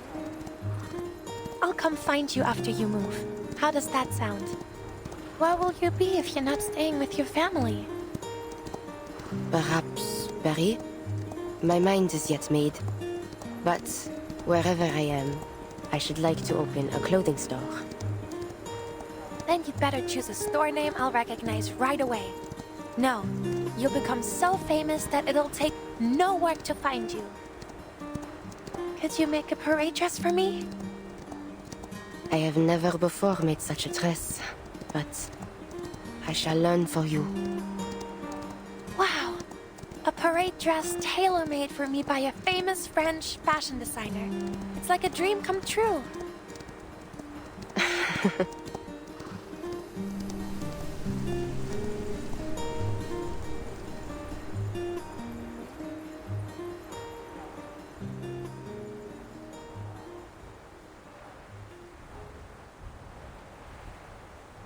What of you?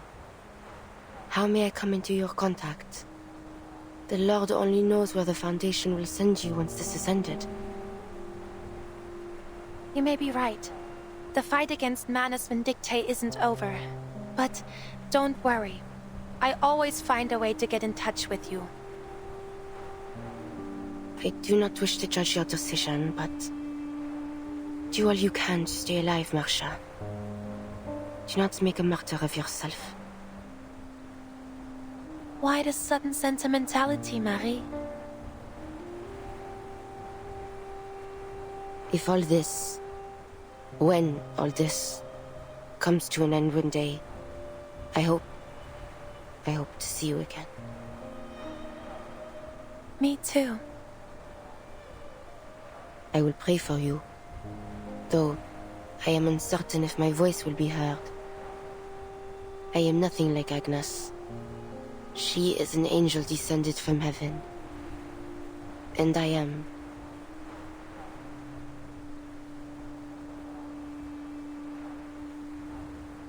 Never mind.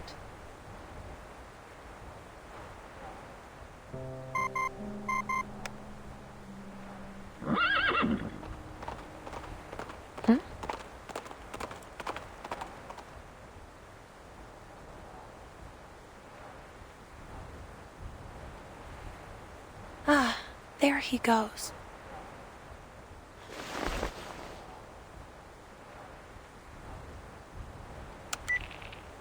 Marcia, we need you on the front immediately. I've already sent you the coordinates. Bring the gargoyle if she's willing. Who are you? We'll meet soon enough.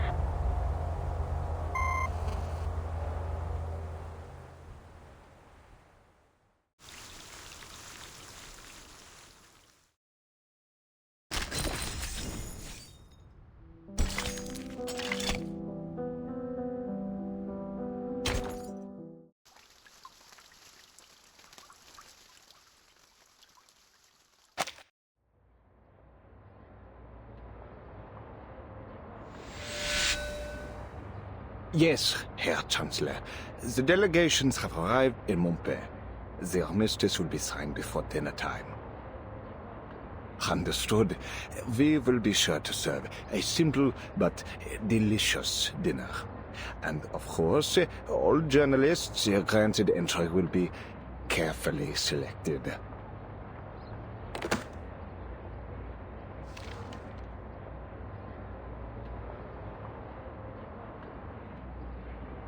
Oh, no problems so far.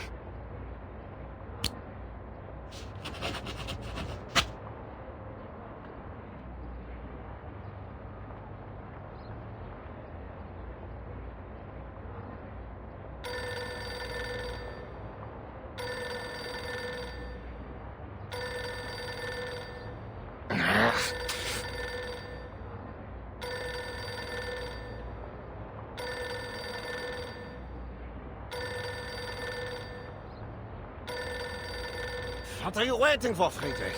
Pick up the phone already.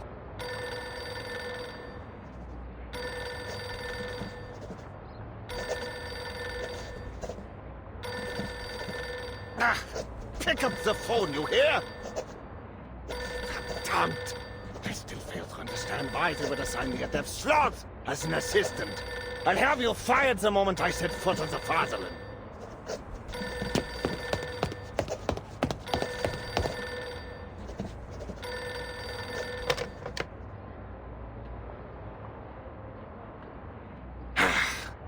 That's more like it. Hmm?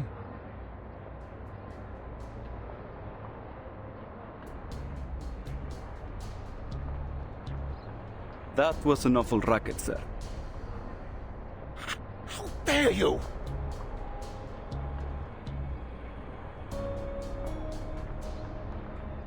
I have more pressing matters to attend to.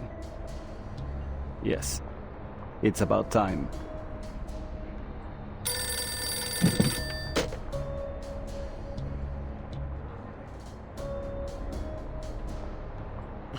What? Explain yourselves this instant! Huh. I owe you no explanation, sir. Who could that be? Come in. You!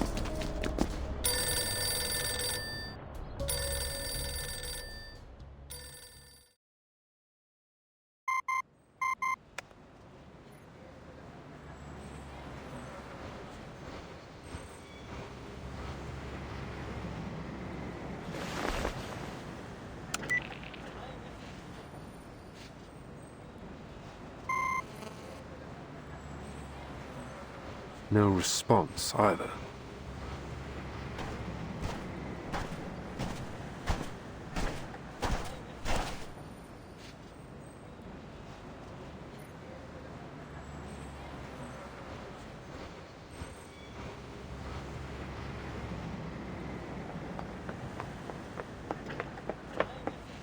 Sir, a new batch of counter-arcanum devices has been deployed, as instructed.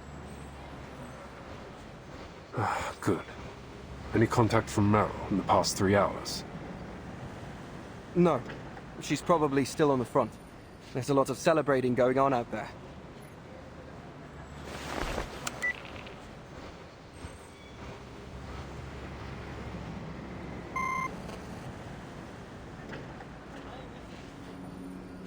Something's not right.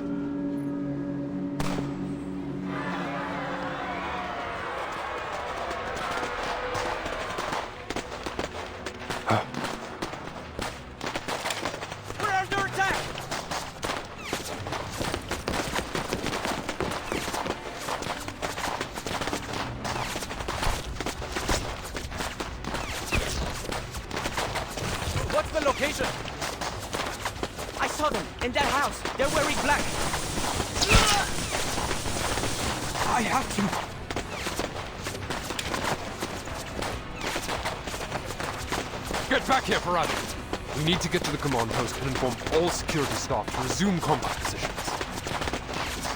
Yes, sir.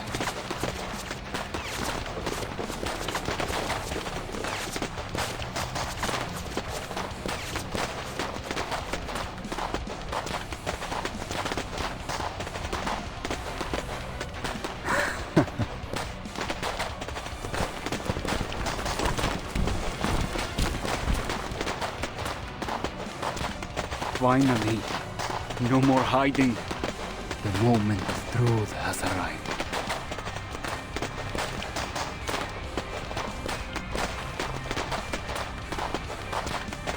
Leave a few of the Foundation lapdogs alive. I have something to say to those sanctimonious hypocrites. As for the rest, kill them all.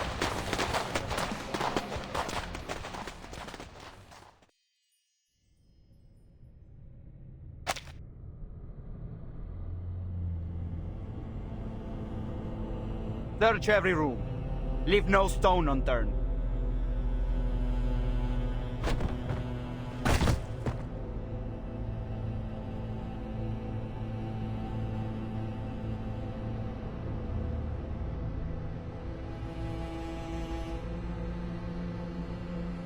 Oh, but keep that signing desk and the documents on it intact. It'll make for a great headline shot. Perfect for the front page of the papers. Now, bring her out.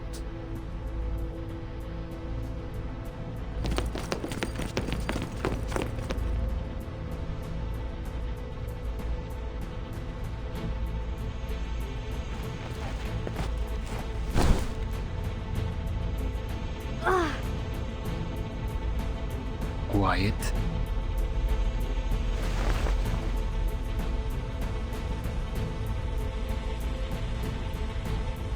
Better late than never.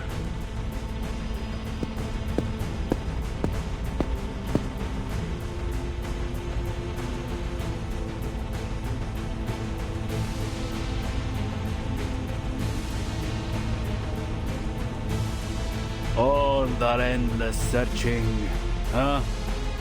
Well, here we are.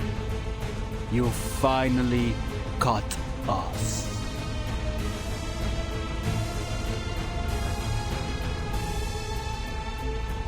You might ask, why must things end like this? Why must we kill one another?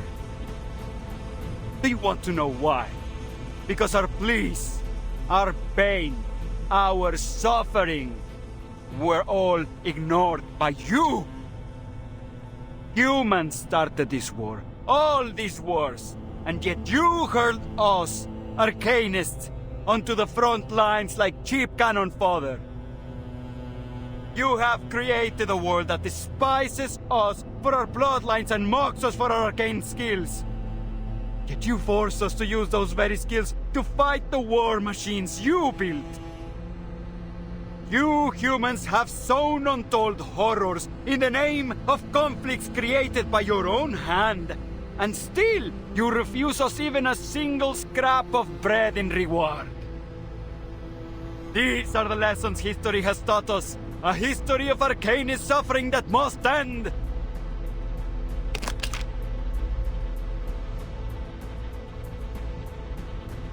So when I heard that arcanists were uniting, marching under the banner of a formidable army, I caught a glimpse of hope. In fact, it shone like never before. Foundation lapdogs, human scum, mark my words. This war has only just begun. From this era onward, the unjust reign of humanity shall be overturned. All arcanists from every era shall march under the banner of Manus Vindicte, until the ultimate, most glorious era arrives.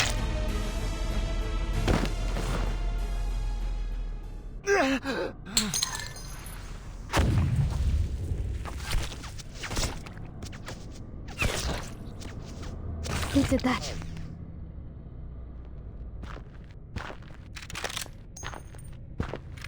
Lapdogs, eh? Couldn't come up with anything more original?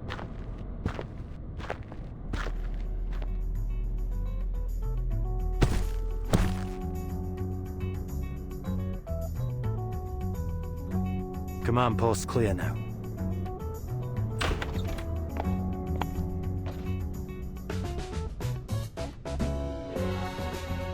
You're late, Yemalai. At least you're not dead.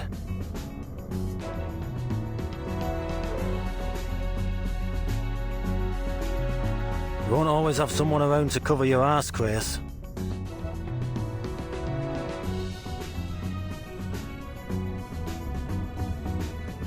What have you found? Long story short, we're a step behind the Manus. They've got an army, launching an assault on the front lines as we speak. We're talking about a force the size of a traditional brigade, possibly even two. They're hiding out beneath Hill 299, and every one of their soldiers is an arcanist. Hill 299? Any news on Charles and Amanda?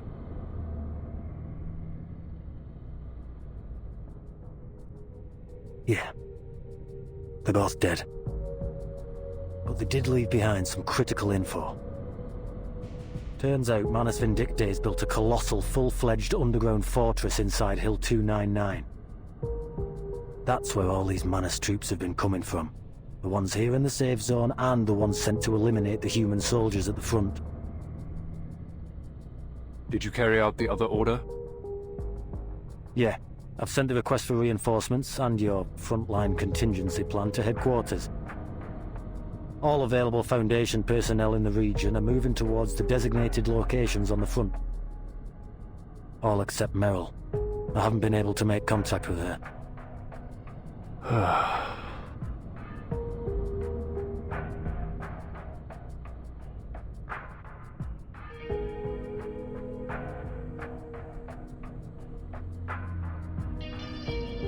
You really gonna do this, huh? This so-called frontline contingency plan? I don't think we have much choice. How are we gonna deal with Hill 299? It came out of nowhere. Every plan has its surprises. We'll deal with it. Follow me. We're going to the front lines. You can fill me in on the details on the way.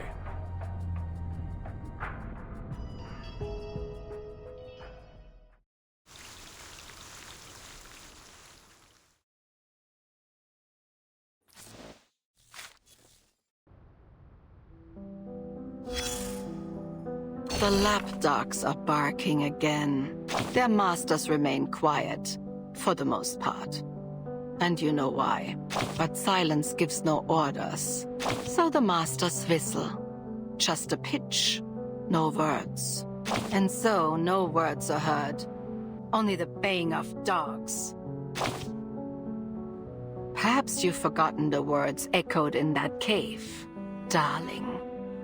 Never mind. Forgetfulness can be a mercy, especially in this dogfight. If only these hounds would forget their training, then perhaps at last, the barking would stop.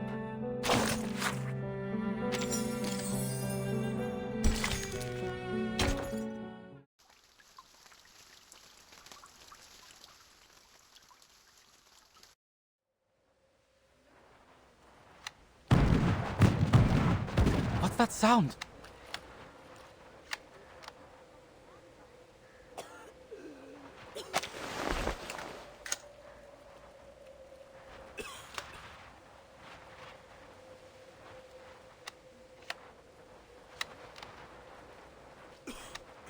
What are you standing there for?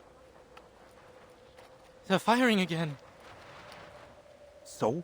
Surely you're used to it by now.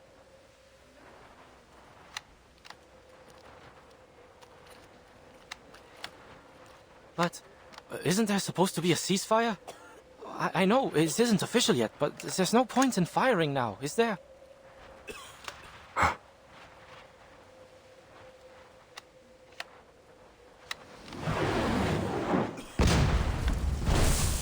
Scheiße! In Deckung!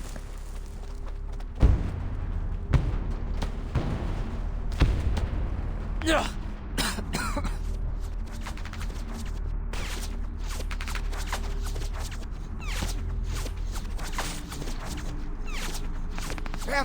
Sam! Has everyone gone mad?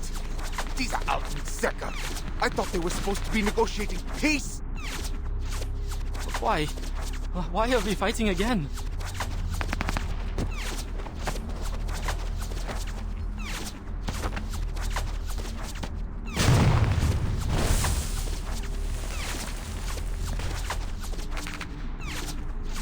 No!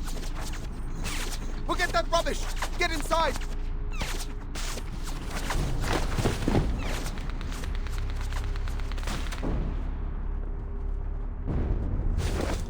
Scheiße! Scheiße! Who in the hell is attacking us? I don't know. They're not even wearing blue. They're in all black. Right. Are they wearing masks? Can they even see through them? The flank!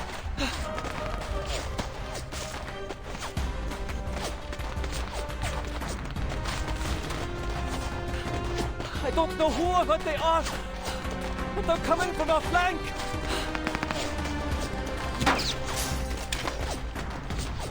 Verdammt nochmal!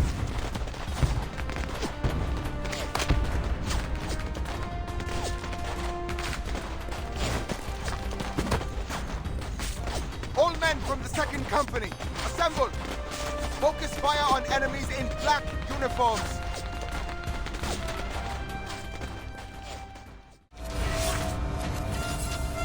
This is all I could find. We've been caught off guard. Everyone's confused. Snap out of it! Scheiße! Don't you see what we're dealing with here? Get to your positions, boys! Fire! You hear me? Fire! Send these Scheißkerle to hell!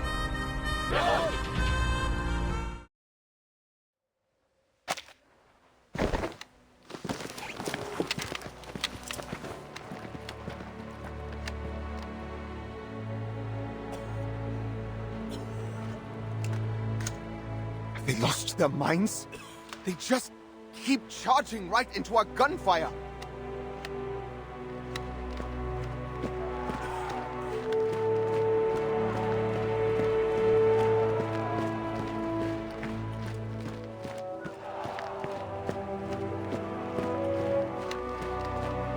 Look, the mist! What the hell is going on?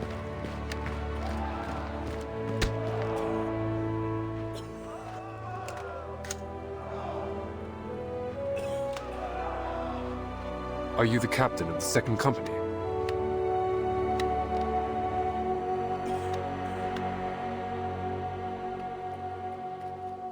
I am. You're with the Foundation?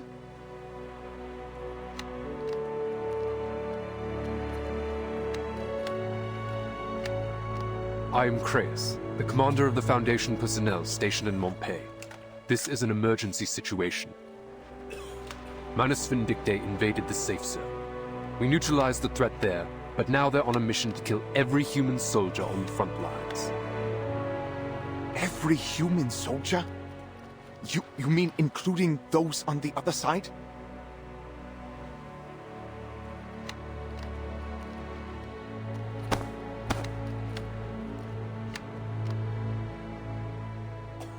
If you're willing to give up this position, follow me. I couldn't give less of a damn about positions, but where are we going?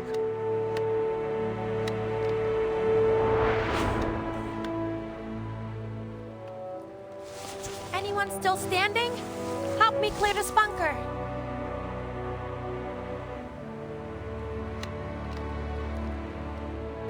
Doktor, mein Bruder! Er ist verwundet! Bitte! Bring ihn zu mir.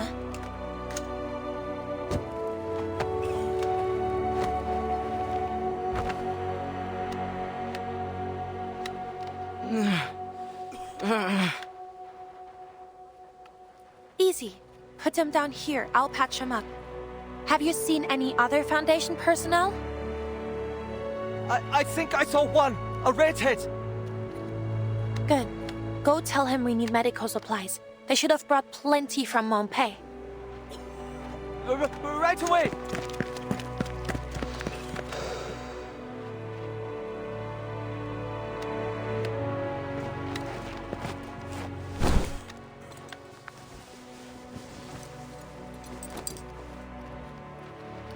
I'll stop the bleeding first. What about him? He's dead. Now, relax and try to stay with me. He's dead? No!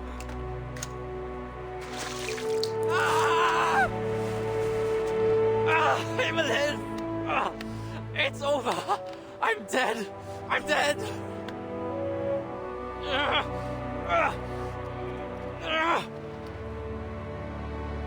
No, you're not. Not today, anyway.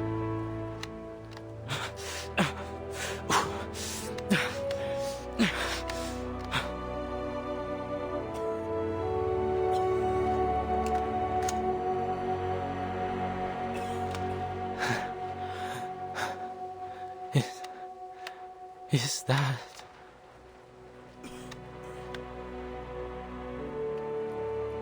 Update? Have you located Grayish? He's somewhere in the trench. A soldier spotted him.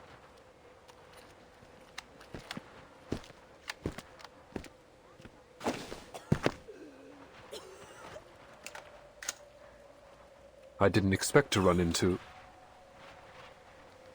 Save the pleasantries.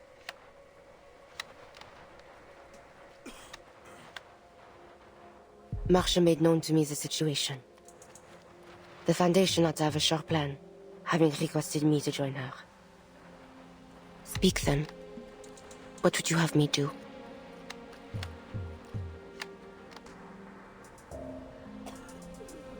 The frontline soldiers have little experience fighting enemies with arcane skills. If they stay here, it's only a matter of time until they fall to the Manus. I'm going to move them to a safer strategic position. However, enemy forces on Hill 299 have us pinned down in the trenches. Manus Vindictae has turned it into an underground fortress, housing an estimated 10,000 troops. They've even...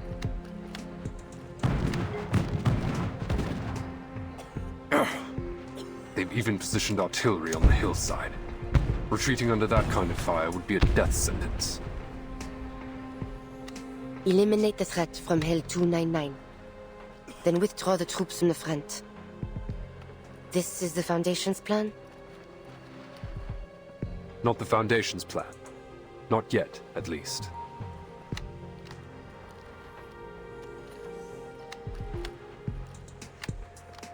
This is my course of action. How do you intend to do this? Even with an army of the 100,000 at your command, to take a fortified high ground under artillery fire is no surety.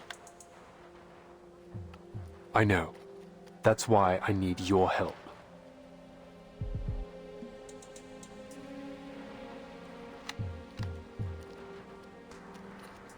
Such an act is to walk into the valley of the shadow of death. What difference would be made if I lent my aid or withheld it? If I recall correctly, gargoyles are insusceptible to poison gas. That's correct. So? So we may be able to take a subtler approach. Please, come with me. My subordinate will give you the details.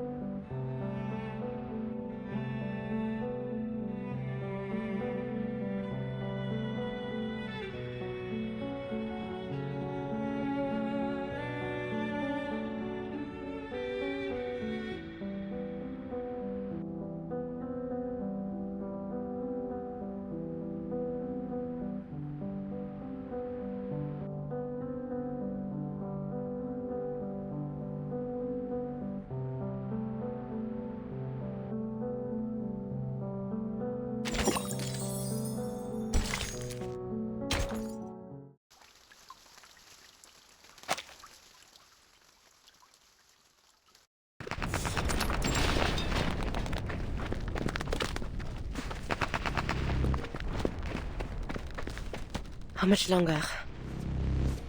About 10 more minutes at this pace. Maybe less if there's no interruptions. What an optimist.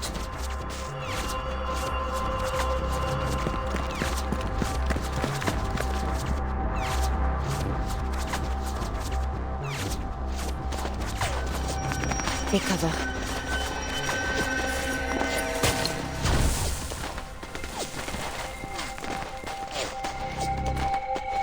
Pin them down.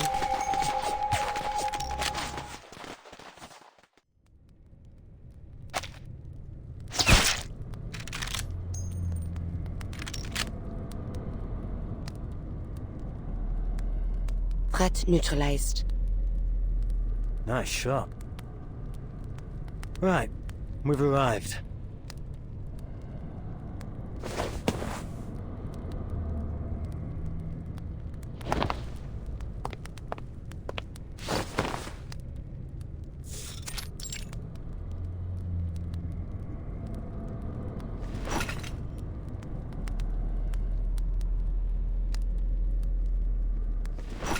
Take these.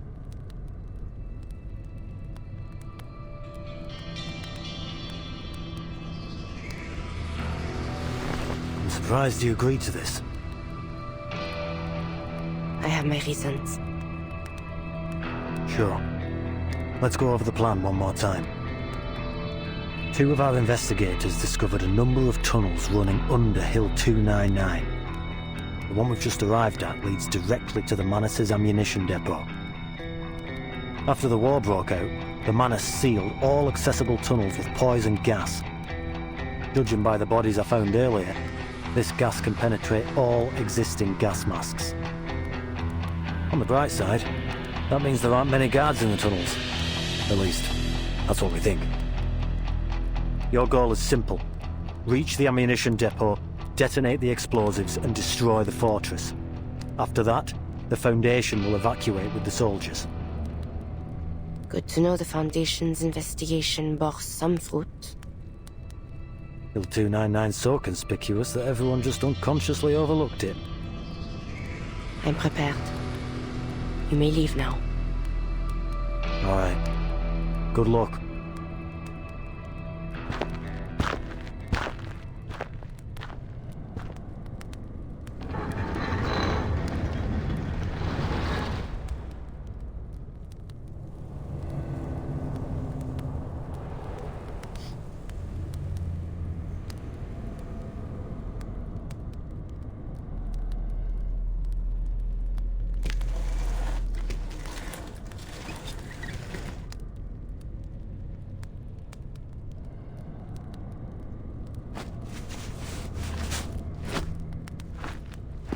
What are you doing here?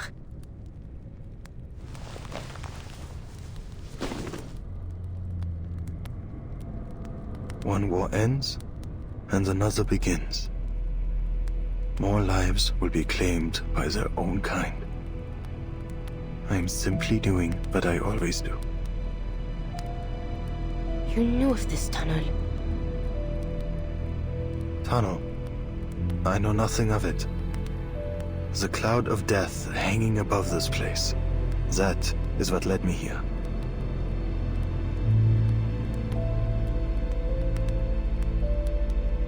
Cloud of death.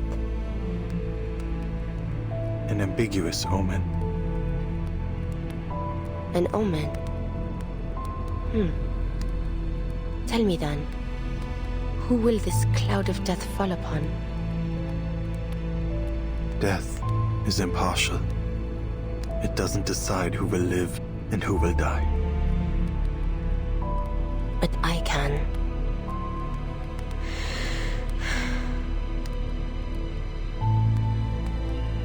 I suggest you leave.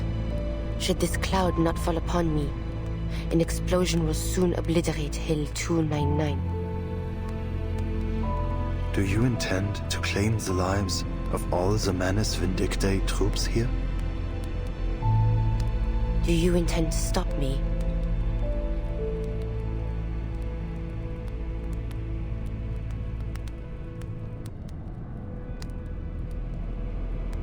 I should leave. Time is pressing.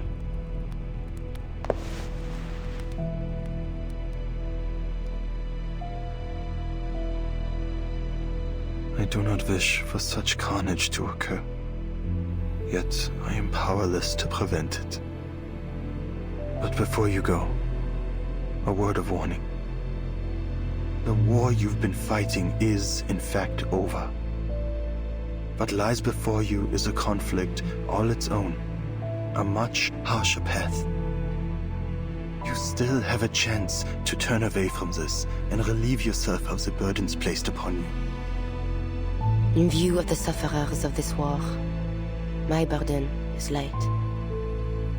Harsh or not, I shall not waver from the path I have chosen.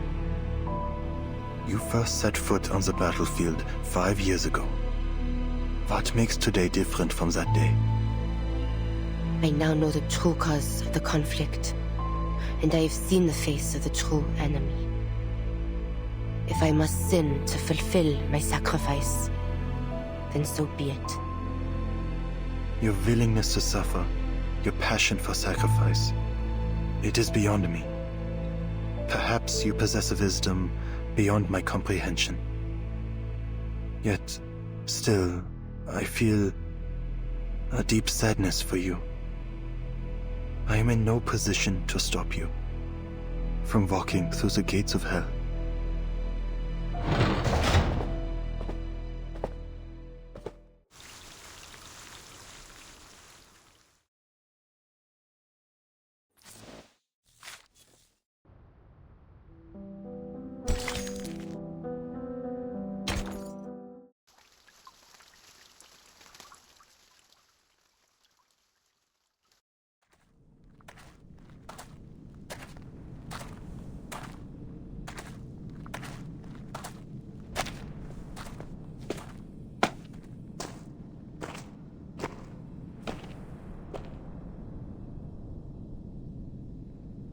Le peuple qui marchait dans les ténèbres a vu une grande lumière.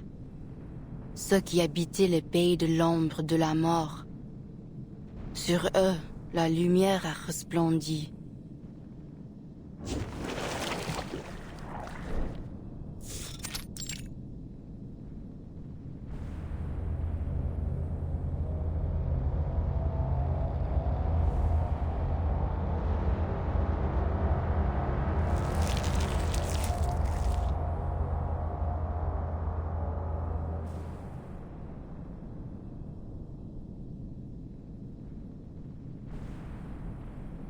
Blasphemy.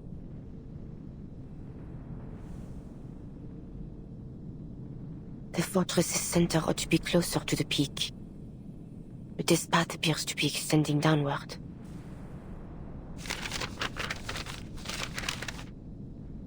The Foundation's map says this is the route.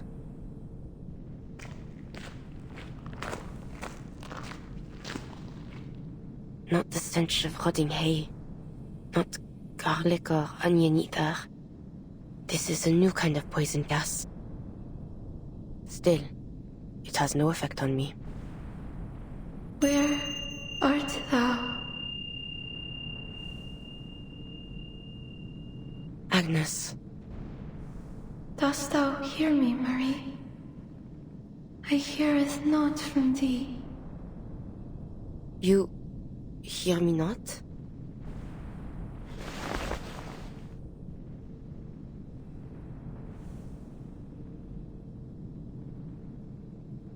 Where hast thou gone, Marie?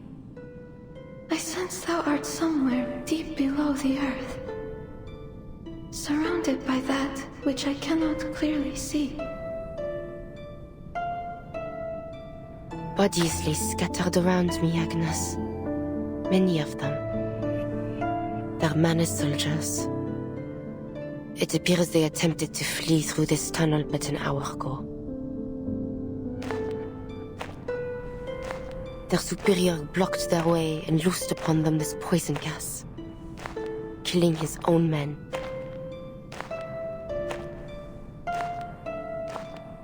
What kind of enemy am I soon to face, Agnes? Art thou afraid? Thou must have spoken much, Marie. I shall not leave thee. I am listening.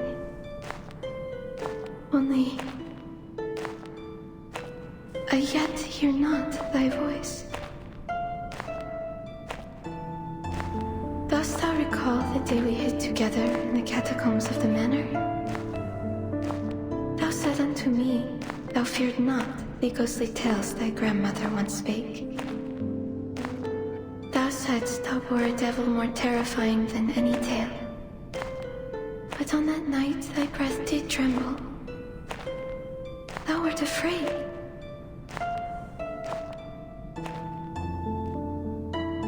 That was not the thing of which I was afraid, Agnes.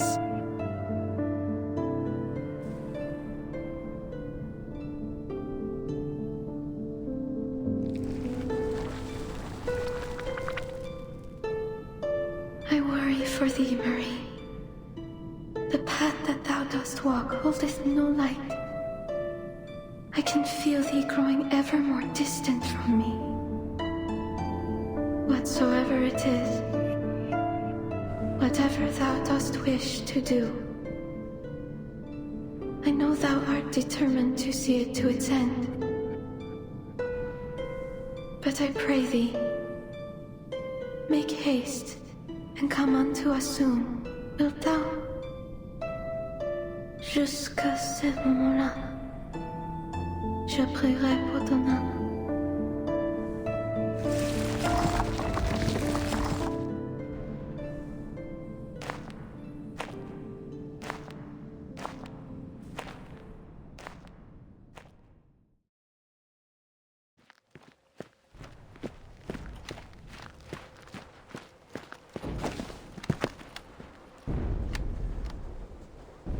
To summarize, your troops must stay in place for the time being. We've made contact with the other side. They'll cooperate with you to create a fire network against the enemy. Let's hope they do cooperate. Manus Vindicte has waged war against all humankind. We must work together if we're to get through this.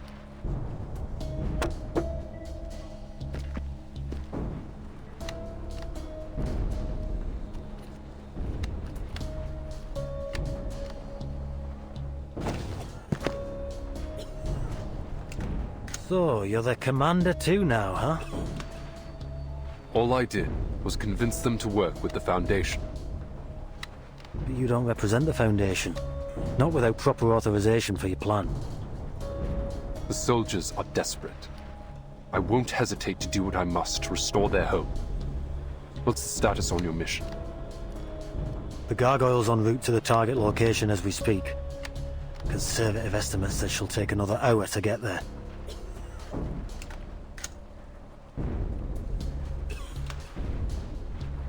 But who knows what she'll come up against. She might not make it. Unusual for you to show compassion in such a moment. It just brings back unpleasant memories. You know what I'm talking about, Chris.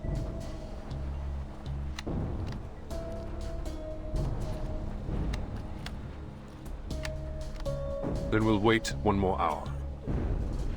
The Foundation's reinforcements will likely have arrived by then. Should it come to it, we will regroup and consider our next steps with them. Huh. If there really are reinforcements, that is. They're launching a second offensive! Hold your ground!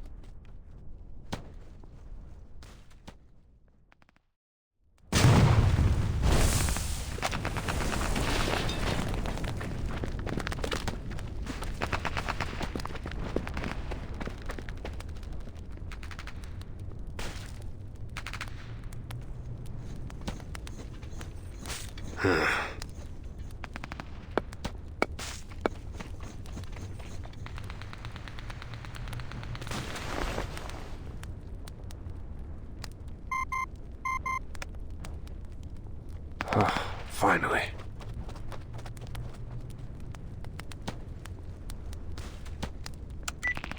Grayish, are you still on the front? Yes, Mr. Ironeye, but I don't think we can hold out much longer. Has the committee reached a decision? Not yet. The debate is still ongoing. The Doves find your frontline contingency plan absurd. They disapprove of the political risks involved in taking control of various nations' armies. but I personally find it feasible. Just to be sure, do you have a clear understanding of your ultimate goal? This war between Manus Vindictae and the Foundation will only end once one of the two parties is completely destroyed. And I refuse to let it be the Foundation. If we're to prevail, the Foundation cannot rely on Zeno alone. We need more capable soldiers. Soldiers like these on the front lines. With the proper arrangements, we may be able to recruit them to our cause. We'd have a whole new army to fight Manus Vindictae. But even if you manage to bring them all, say 100,000 soldiers on board, it still won't be enough to sustain modern warfare. This is about the bigger strategic picture, not just a single recruitment effort. I'm suggesting that the Foundation start canvassing all human armies, especially those under attack by the Manus. Bigger strategic picture. What about the governments behind these armies? Have you considered how they might react? It's about time they realize that the Foundation is their only hope. The last bastion for humanity to unite against their shared enemy. The Foundation cannot take responsibility for all the lives in this era or in any other. The storm is a near inevitability, and so too is the loss of many. Once it does come, the Manus won't hesitate to drag war into that new era, into any new era. It's time the Foundation took action and built an army capable of crossing the storm.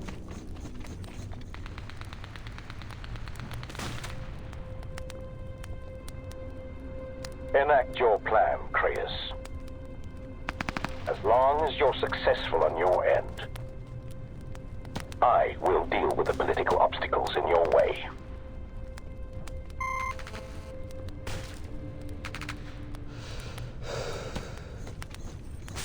What next, sir?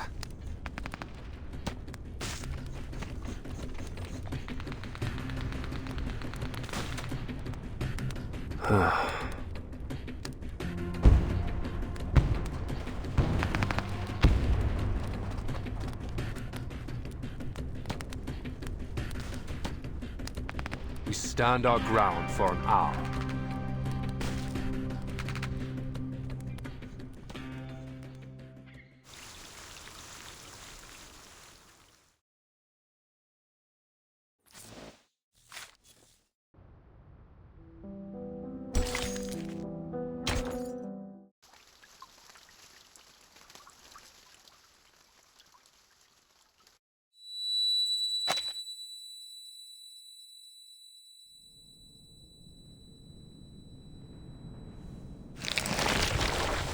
What's that sound?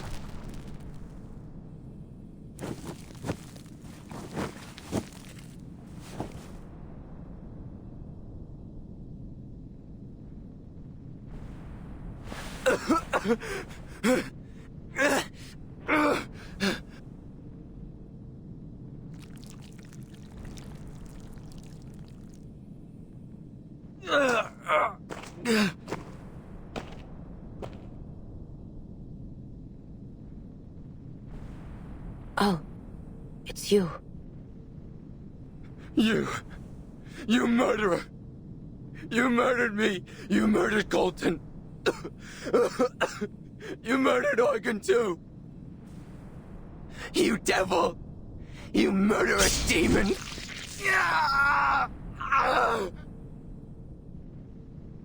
I have no qualms in doing so again.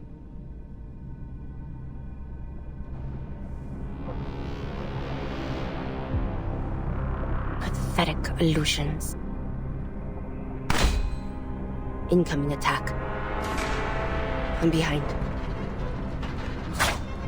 From the right. From below. Right before me.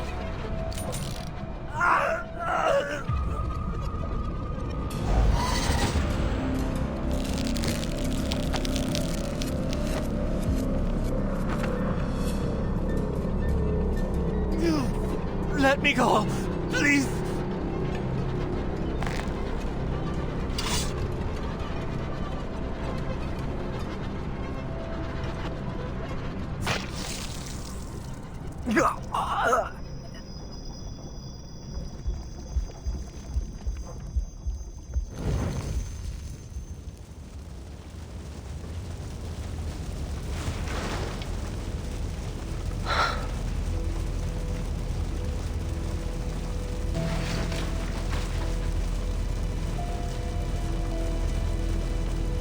How many have you killed? Do you even keep count? Remember, they were all arcanists, like you. Races of no matter. So the killer does the killing, and the dead have no say at all. I like it.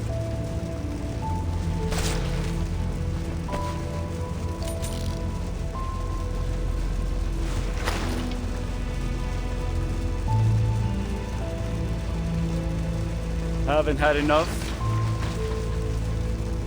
Be gone. One day I shall personally deliver you to the fires of hell where you belong. Oh, it sounds like you know who I am.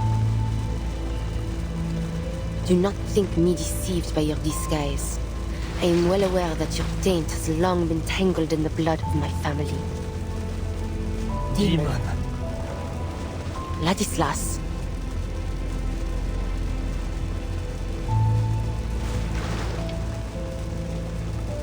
Dear cousin, I bring thee a final warning.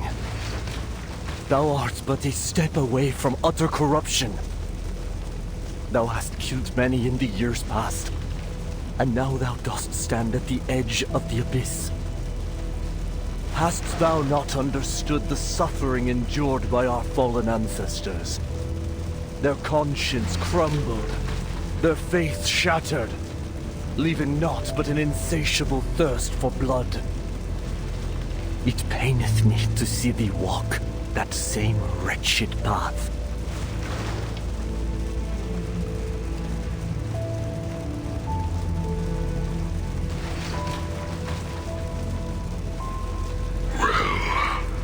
Don't blame me.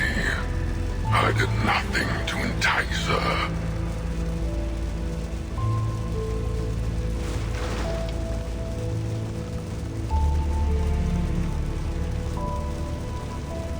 Maria made this choice herself.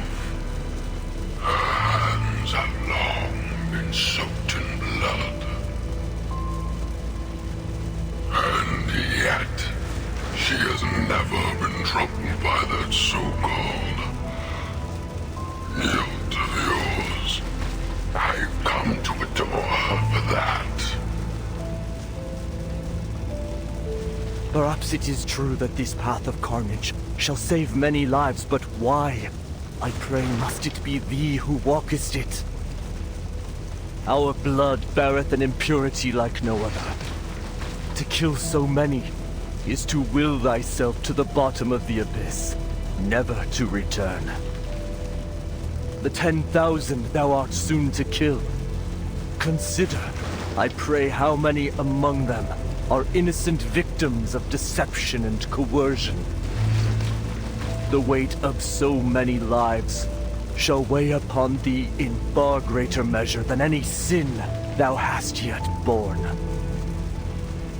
What good shall it profit thee to gain the whole world, yet forfeit thy soul? Did I hear that right? Are you also calculating lives, Ladislas?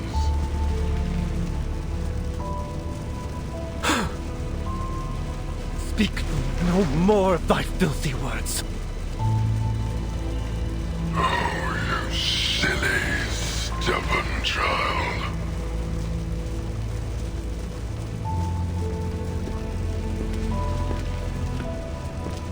What art thou, O wicked demon?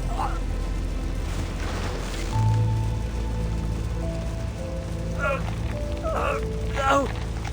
Marie!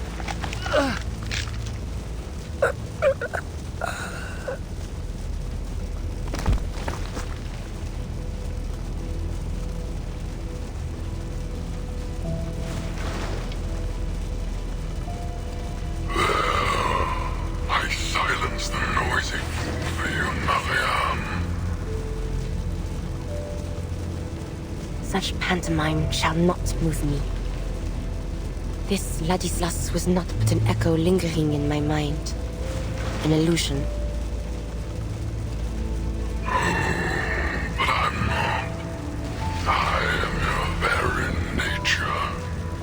The core of your being.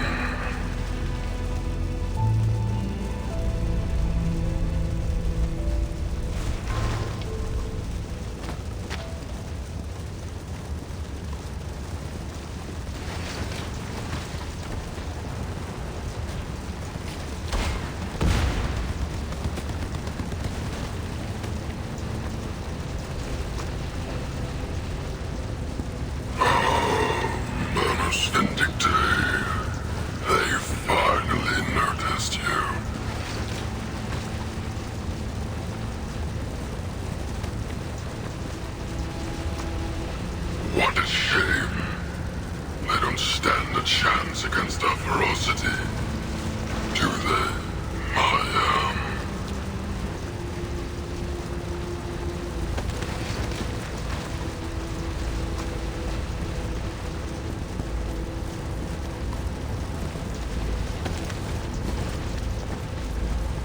I have seen sinners forsake themselves in service of the devil.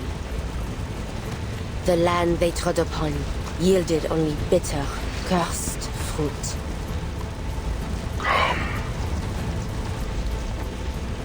But the hour for repentance has long since passed. Come with me. Then the Lord rained upon them, brimstone and fire. Let's kill them all together.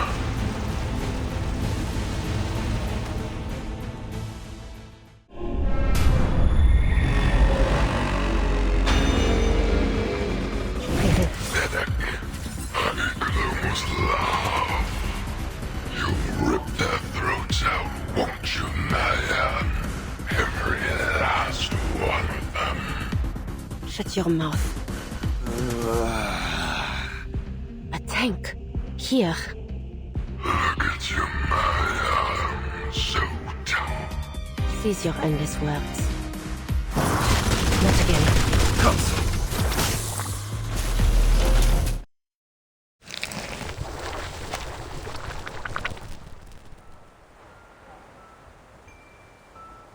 Marsha?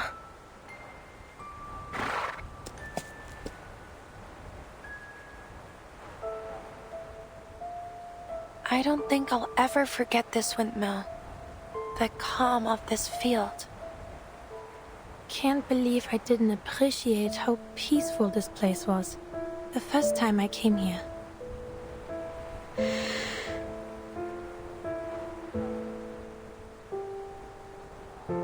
Perhaps it's because the land was quiet, just like our lives once were. And back then, we thought everything would be peaceful again once the war was over. I'm sorry. Why? There's no need to apologize. I was nigh on killing you. No. In a way, I did kill you.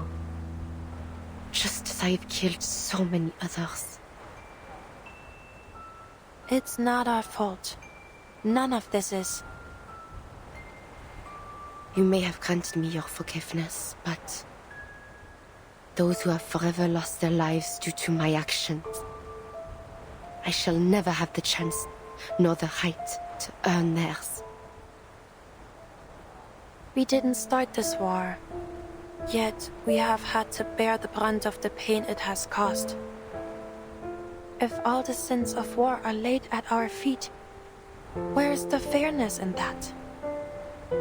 No, I refuse to accept it.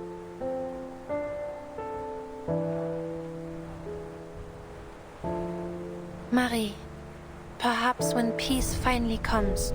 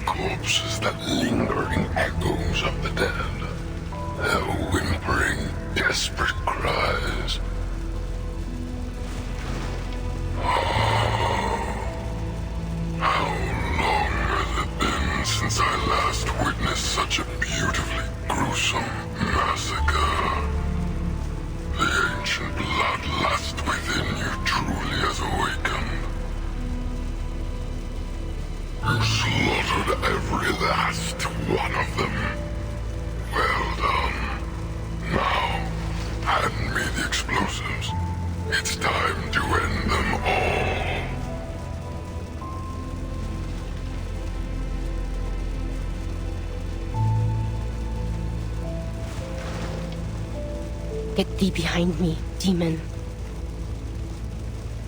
I won't force you. The choice is still yours. So, which will it be?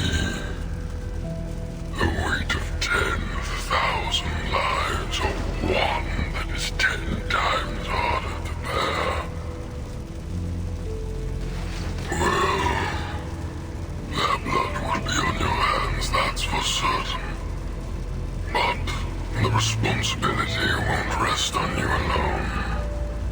Your soon-to-be blood-soaked hands have been forced. These are the only choices you have left.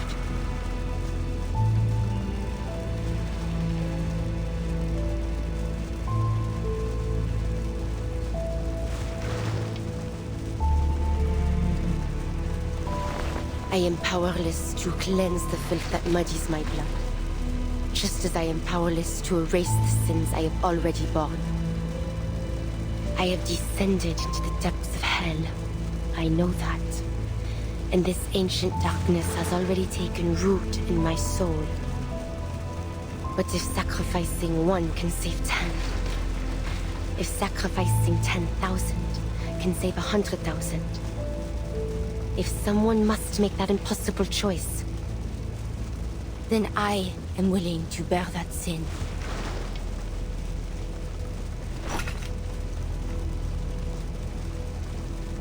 That's the spirit. From now on, we will walk together, side by side. A greater power as one.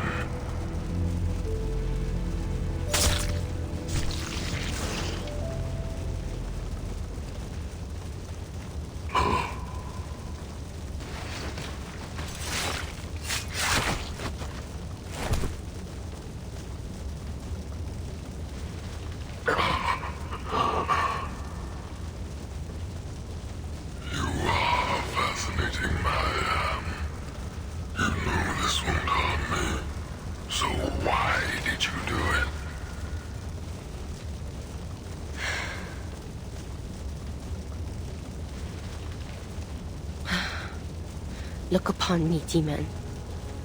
I am not like my ancestors, to be led astray by their thirst for blood and your honeyed words. Whatever choice I make of my own free will. I will not let your taint spread within my soul. Yet still, your power shall be mine to command.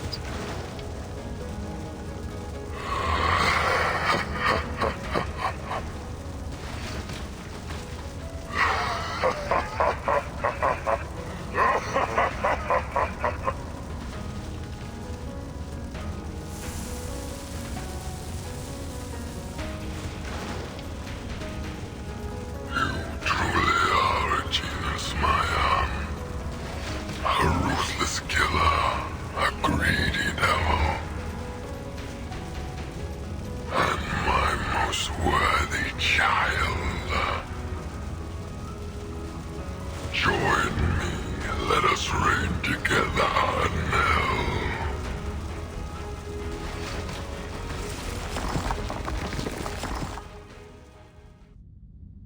Agnes, quand j'étais jeune, je ne comprenais jamais vraiment les mots que tu disais. Pourquoi un homme porterait-il volontairement les péchés de tout le monde pour les biens des autres? Je réfléchissais à cela. Si toute la culpabilité et toute la souffrance m'étaient imposées, comme ce serait cruel et injuste. Mais maintenant je pense, peut-être qu'il est préférable qu'elle soit seule à moi à porter. Je suis désolée, Agnes.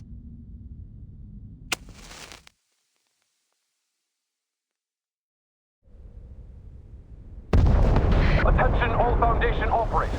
The Mammoth Fortress at Hill 299 has been destroyed. Execute retreat as planned. Komm schon! Wir sind gerettet? Ganz genau! Na los! Gut, du kannst noch stehen. Lass uns diese verdammten Schützegräben hinter uns lassen. Tu peux te lever? Wer bist du? Ich verstehe nicht, was du sagst.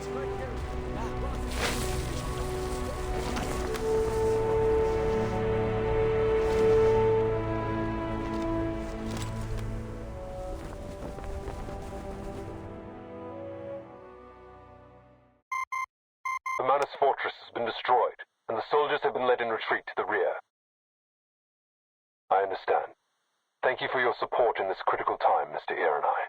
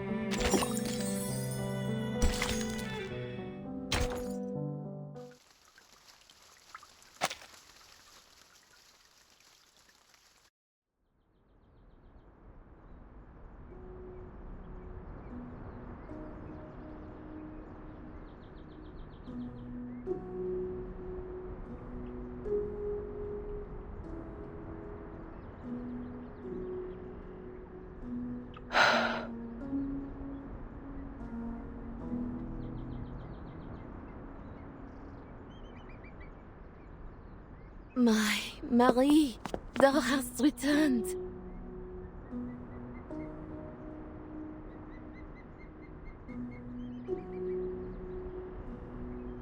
Coffee?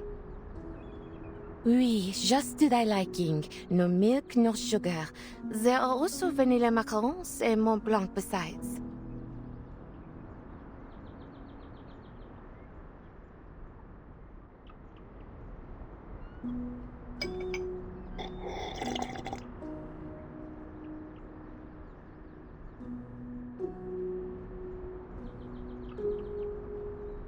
Where did you get these desserts?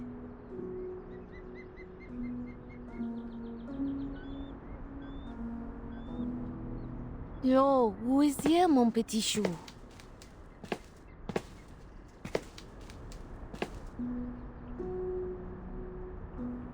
Marianne. Father, what brought you here? A pardon hath been issued by the President. Thou art free. As for Ladislas, he is gravely ill.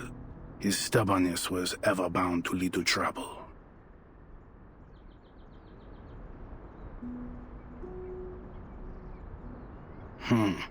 To answer thy question, I am here to gather ye. We are to depart.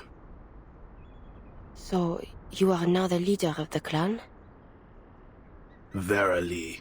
After all we have suffered under this war, someone must lead the Tenebron family's reconstruction. I seek to re-establish contact with those of our kin with whom we have lost fellowship. The hand of Manus Vindicte has not yet fallen upon Paris. I have purchased a number of dwellings on Montmartre. They are to be our temporary homes until the conflict between the Manus and the Foundation reaches its end.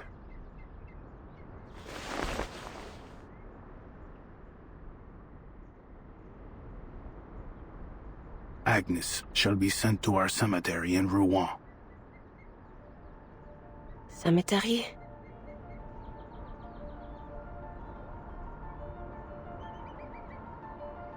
But Agnes is not dead.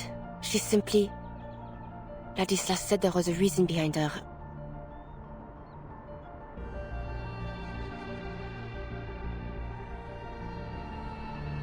This is what comes of disrespecting tradition, Marianne.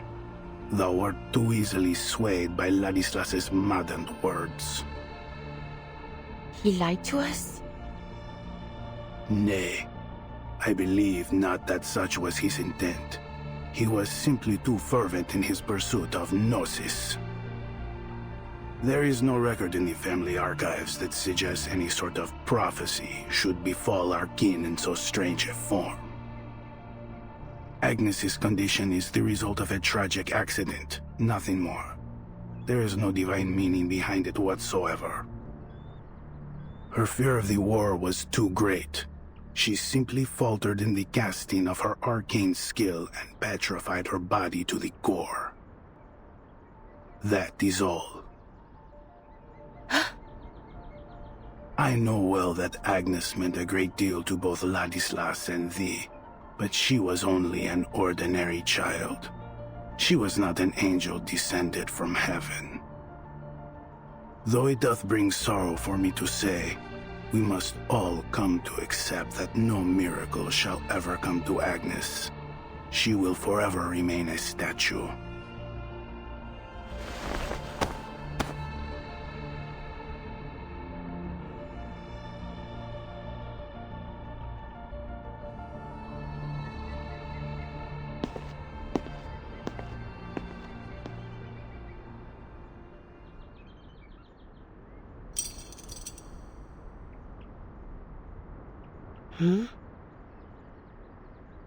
Marianne, thou hast returned. How?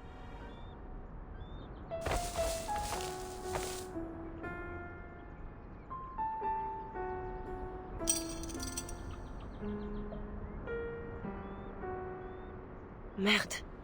I thought father was only... Have you truly fallen ill? That I have. But what of thee, Marianne? Art thou not in a condition far graver than my own? Or art thou simply too blind to see it?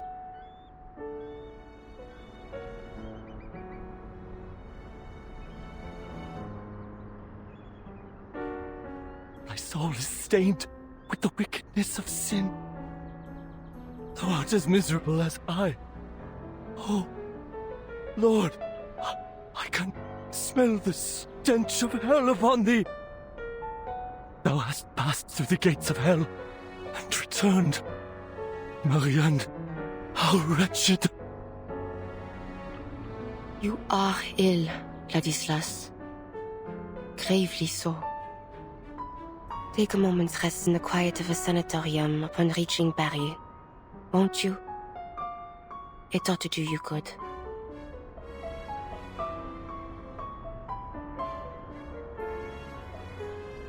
Perhaps I shall. But thou wilt not return with us, wilt thou? I am yet undecided. Perhaps I will. Nay. Nay. Thou must not. Thou must never return. Why? I see that which others cannot, and I see it in thee. Thou art not who thou once was. Inside thee, there is a demon. The demon which doth linger in our veins. It hath opened its eyes, its wretched eyes.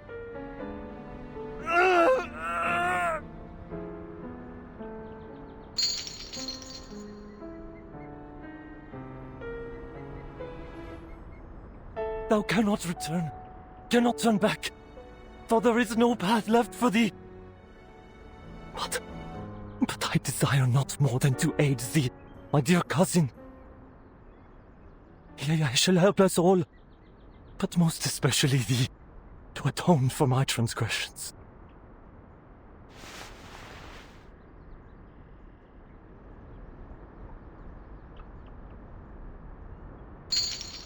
Ladislas. These shackles are a soul-binding chain, a cage, yea, but I beg thee accept them. And I shall devote my life to prayer over thee, both night and day, that thy soul shall not be shaded in eternal darkness. May thy blood be washed clean one day. May it nourish the soil when thou art laid to rest. May thy journey to hell yet be graced by God's mercy.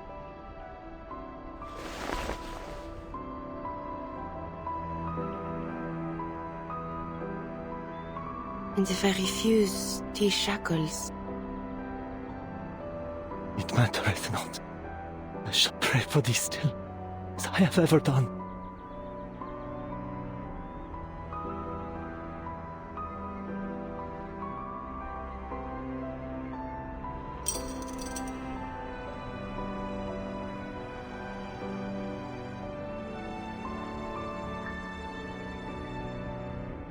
Dis à mon père que je ne reviendrai pas, tant que le véritable conflit ne sera pas terminé.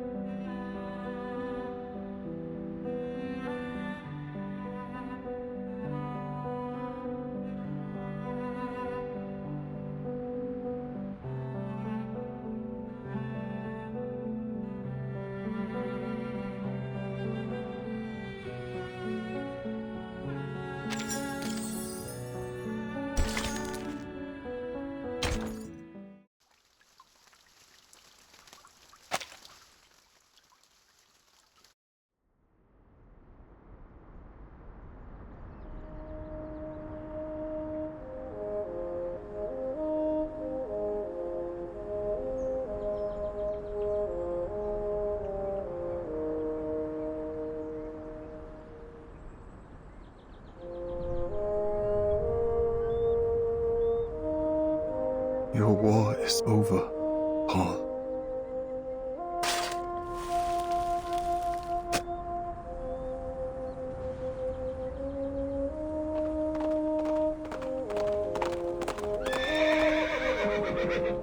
Andreas?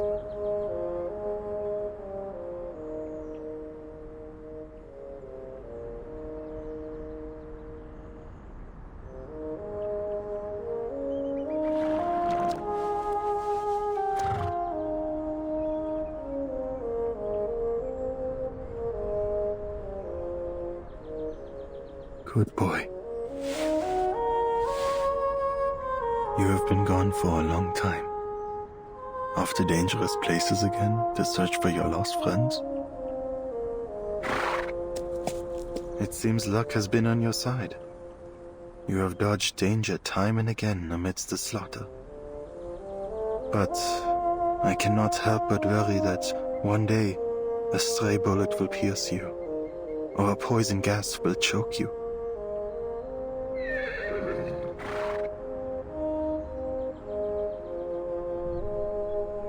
Harshness is not my intention, Andreas, but I am grateful that you have returned to my side, hale and whole.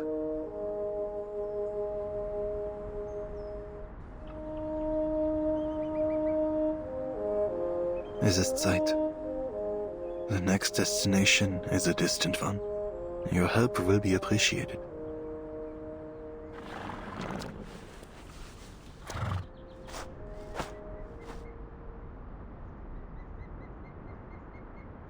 Mr. Charon, is this your horse?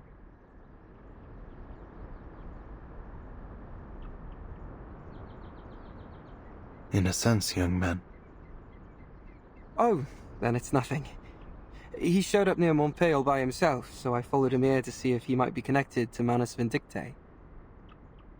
The Foundation is still in Montpellier. We'll head off soon, along with the soldiers, to a safer position. By the way, do you know where Blackbird is? Blackbird? Oh, I mean Meryl. The girl who went to the front with you. I haven't been able to get in touch with her since the Manus attacked. Where could she be? I just hope she hasn't gotten herself into any serious trouble. She is alive and well.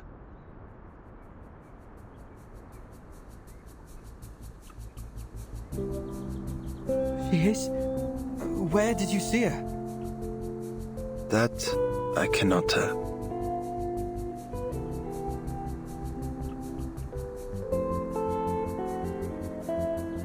Why? She does not wish to be found. What? She doesn't want to come back with us? Correct. She is afraid of the war that lies ahead. Bloodshed, carnage. She was unprepared to witness such harrowing scenes. She requested I not reveal her whereabouts to the Foundation. In fact, she demanded a promise. I don't understand. How could you just let her go like that? Isn't she more likely to run into danger if she's on her own? And leaving like this, she'll be marked as a deserter. Oh no. I know little of your rules. But a promise was made, and her reasoning is understandable. It is her right to turn away from her fear, just as it is anyone else's.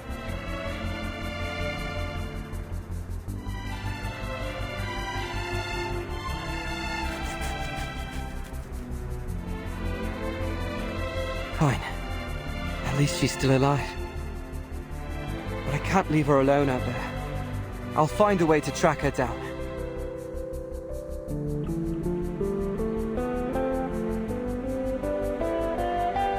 Thank you for the information, Mr. Carroll. Goodbye.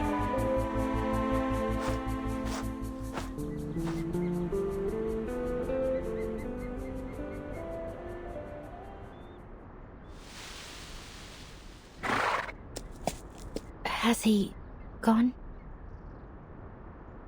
Yes.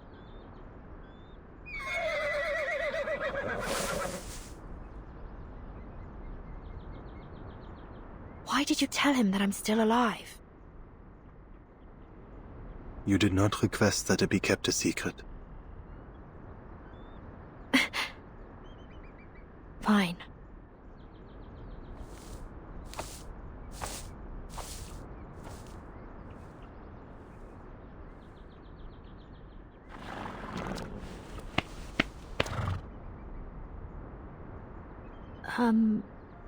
Charon. Huh? Actually, I wasn't serious, you know, when I said I wanted to become a gravekeeper here. The dead need no company, and every tombstone will one day fall to decay. In the end, time will pull us all into the sea of oblivion. Nothing in this world is immortal.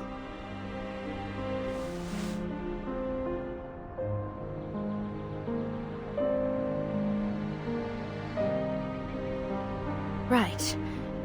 Well, anyway, the gravekeeper joke was a bad one, I admit it. But what I'm trying to say is, I'm not sure where to go next. I mean, who else can I depend on besides the Foundation? I definitely don't want to get caught by Manus Vindictae, that's for sure. Trust me, you don't want to know what they were doing in Antarctica. Oh, not the Antarctica in this era. The one from before. Anyway, my point is, I can't deal with them on my own. But I can still do something. Like dealing with troublemaking critters. So, if you need that kind of help, maybe we can travel together. I trust you. My path will have little safety. That's all right. I'll just run off when danger comes. In that case, follow me. We will take a detour to avoid entering territories under the Foundation's surveillance.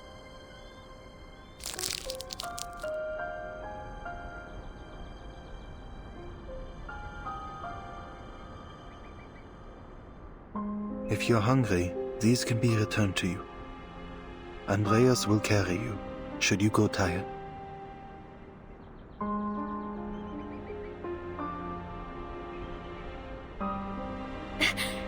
Got it!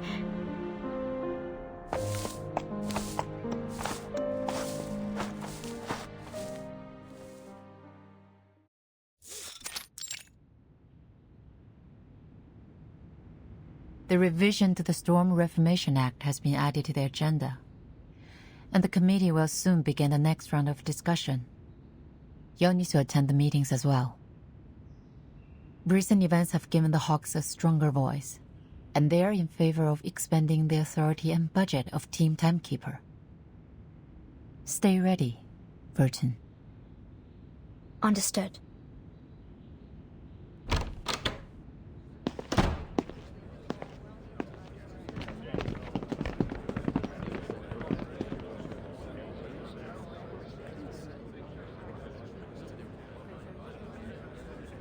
Timekeeper? Were you waiting for me? No, just a happy coincidence. I'm glad to know that you remember me. Of course. Your decisiveness saved the lives of many soldiers on the battlefield. I also heard that the Doves agreed to further implement your frontline contingency plan after the Monpay crisis was resolved. Huh. I'm surprised to see you're interested in politics. I'm not interested, just informed.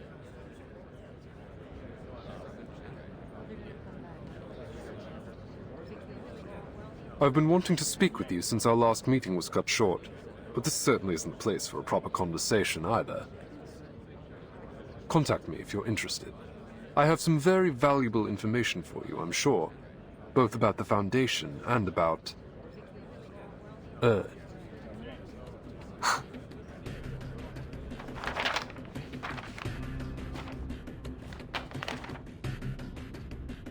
I look forward to hearing from you. I'm sure we will make excellent collaborators. Excuse me, Timekeeper.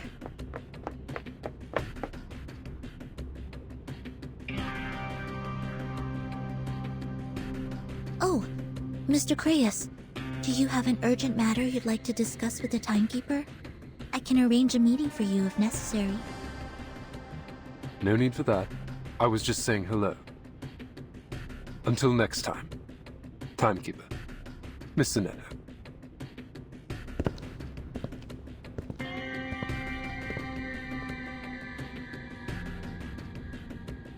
Timekeeper, is there something wrong?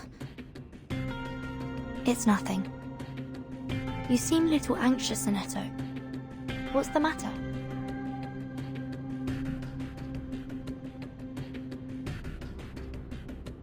Timekeeper, you need to look at this. It's an important message. Sent from Lilia?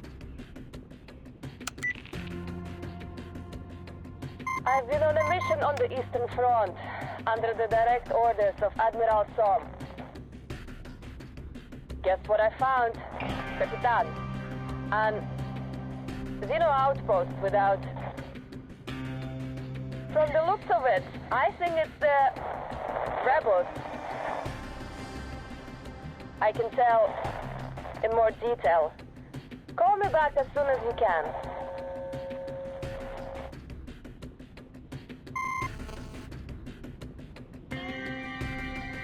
I tried to contact Miss Lilia after receiving the message, but I couldn't get through. She mentioned Xeno rebels. This is worrying. Could it be Eagle? Lilia might be in trouble. Sinetto, I think we'd better pay another visit to Madam Z.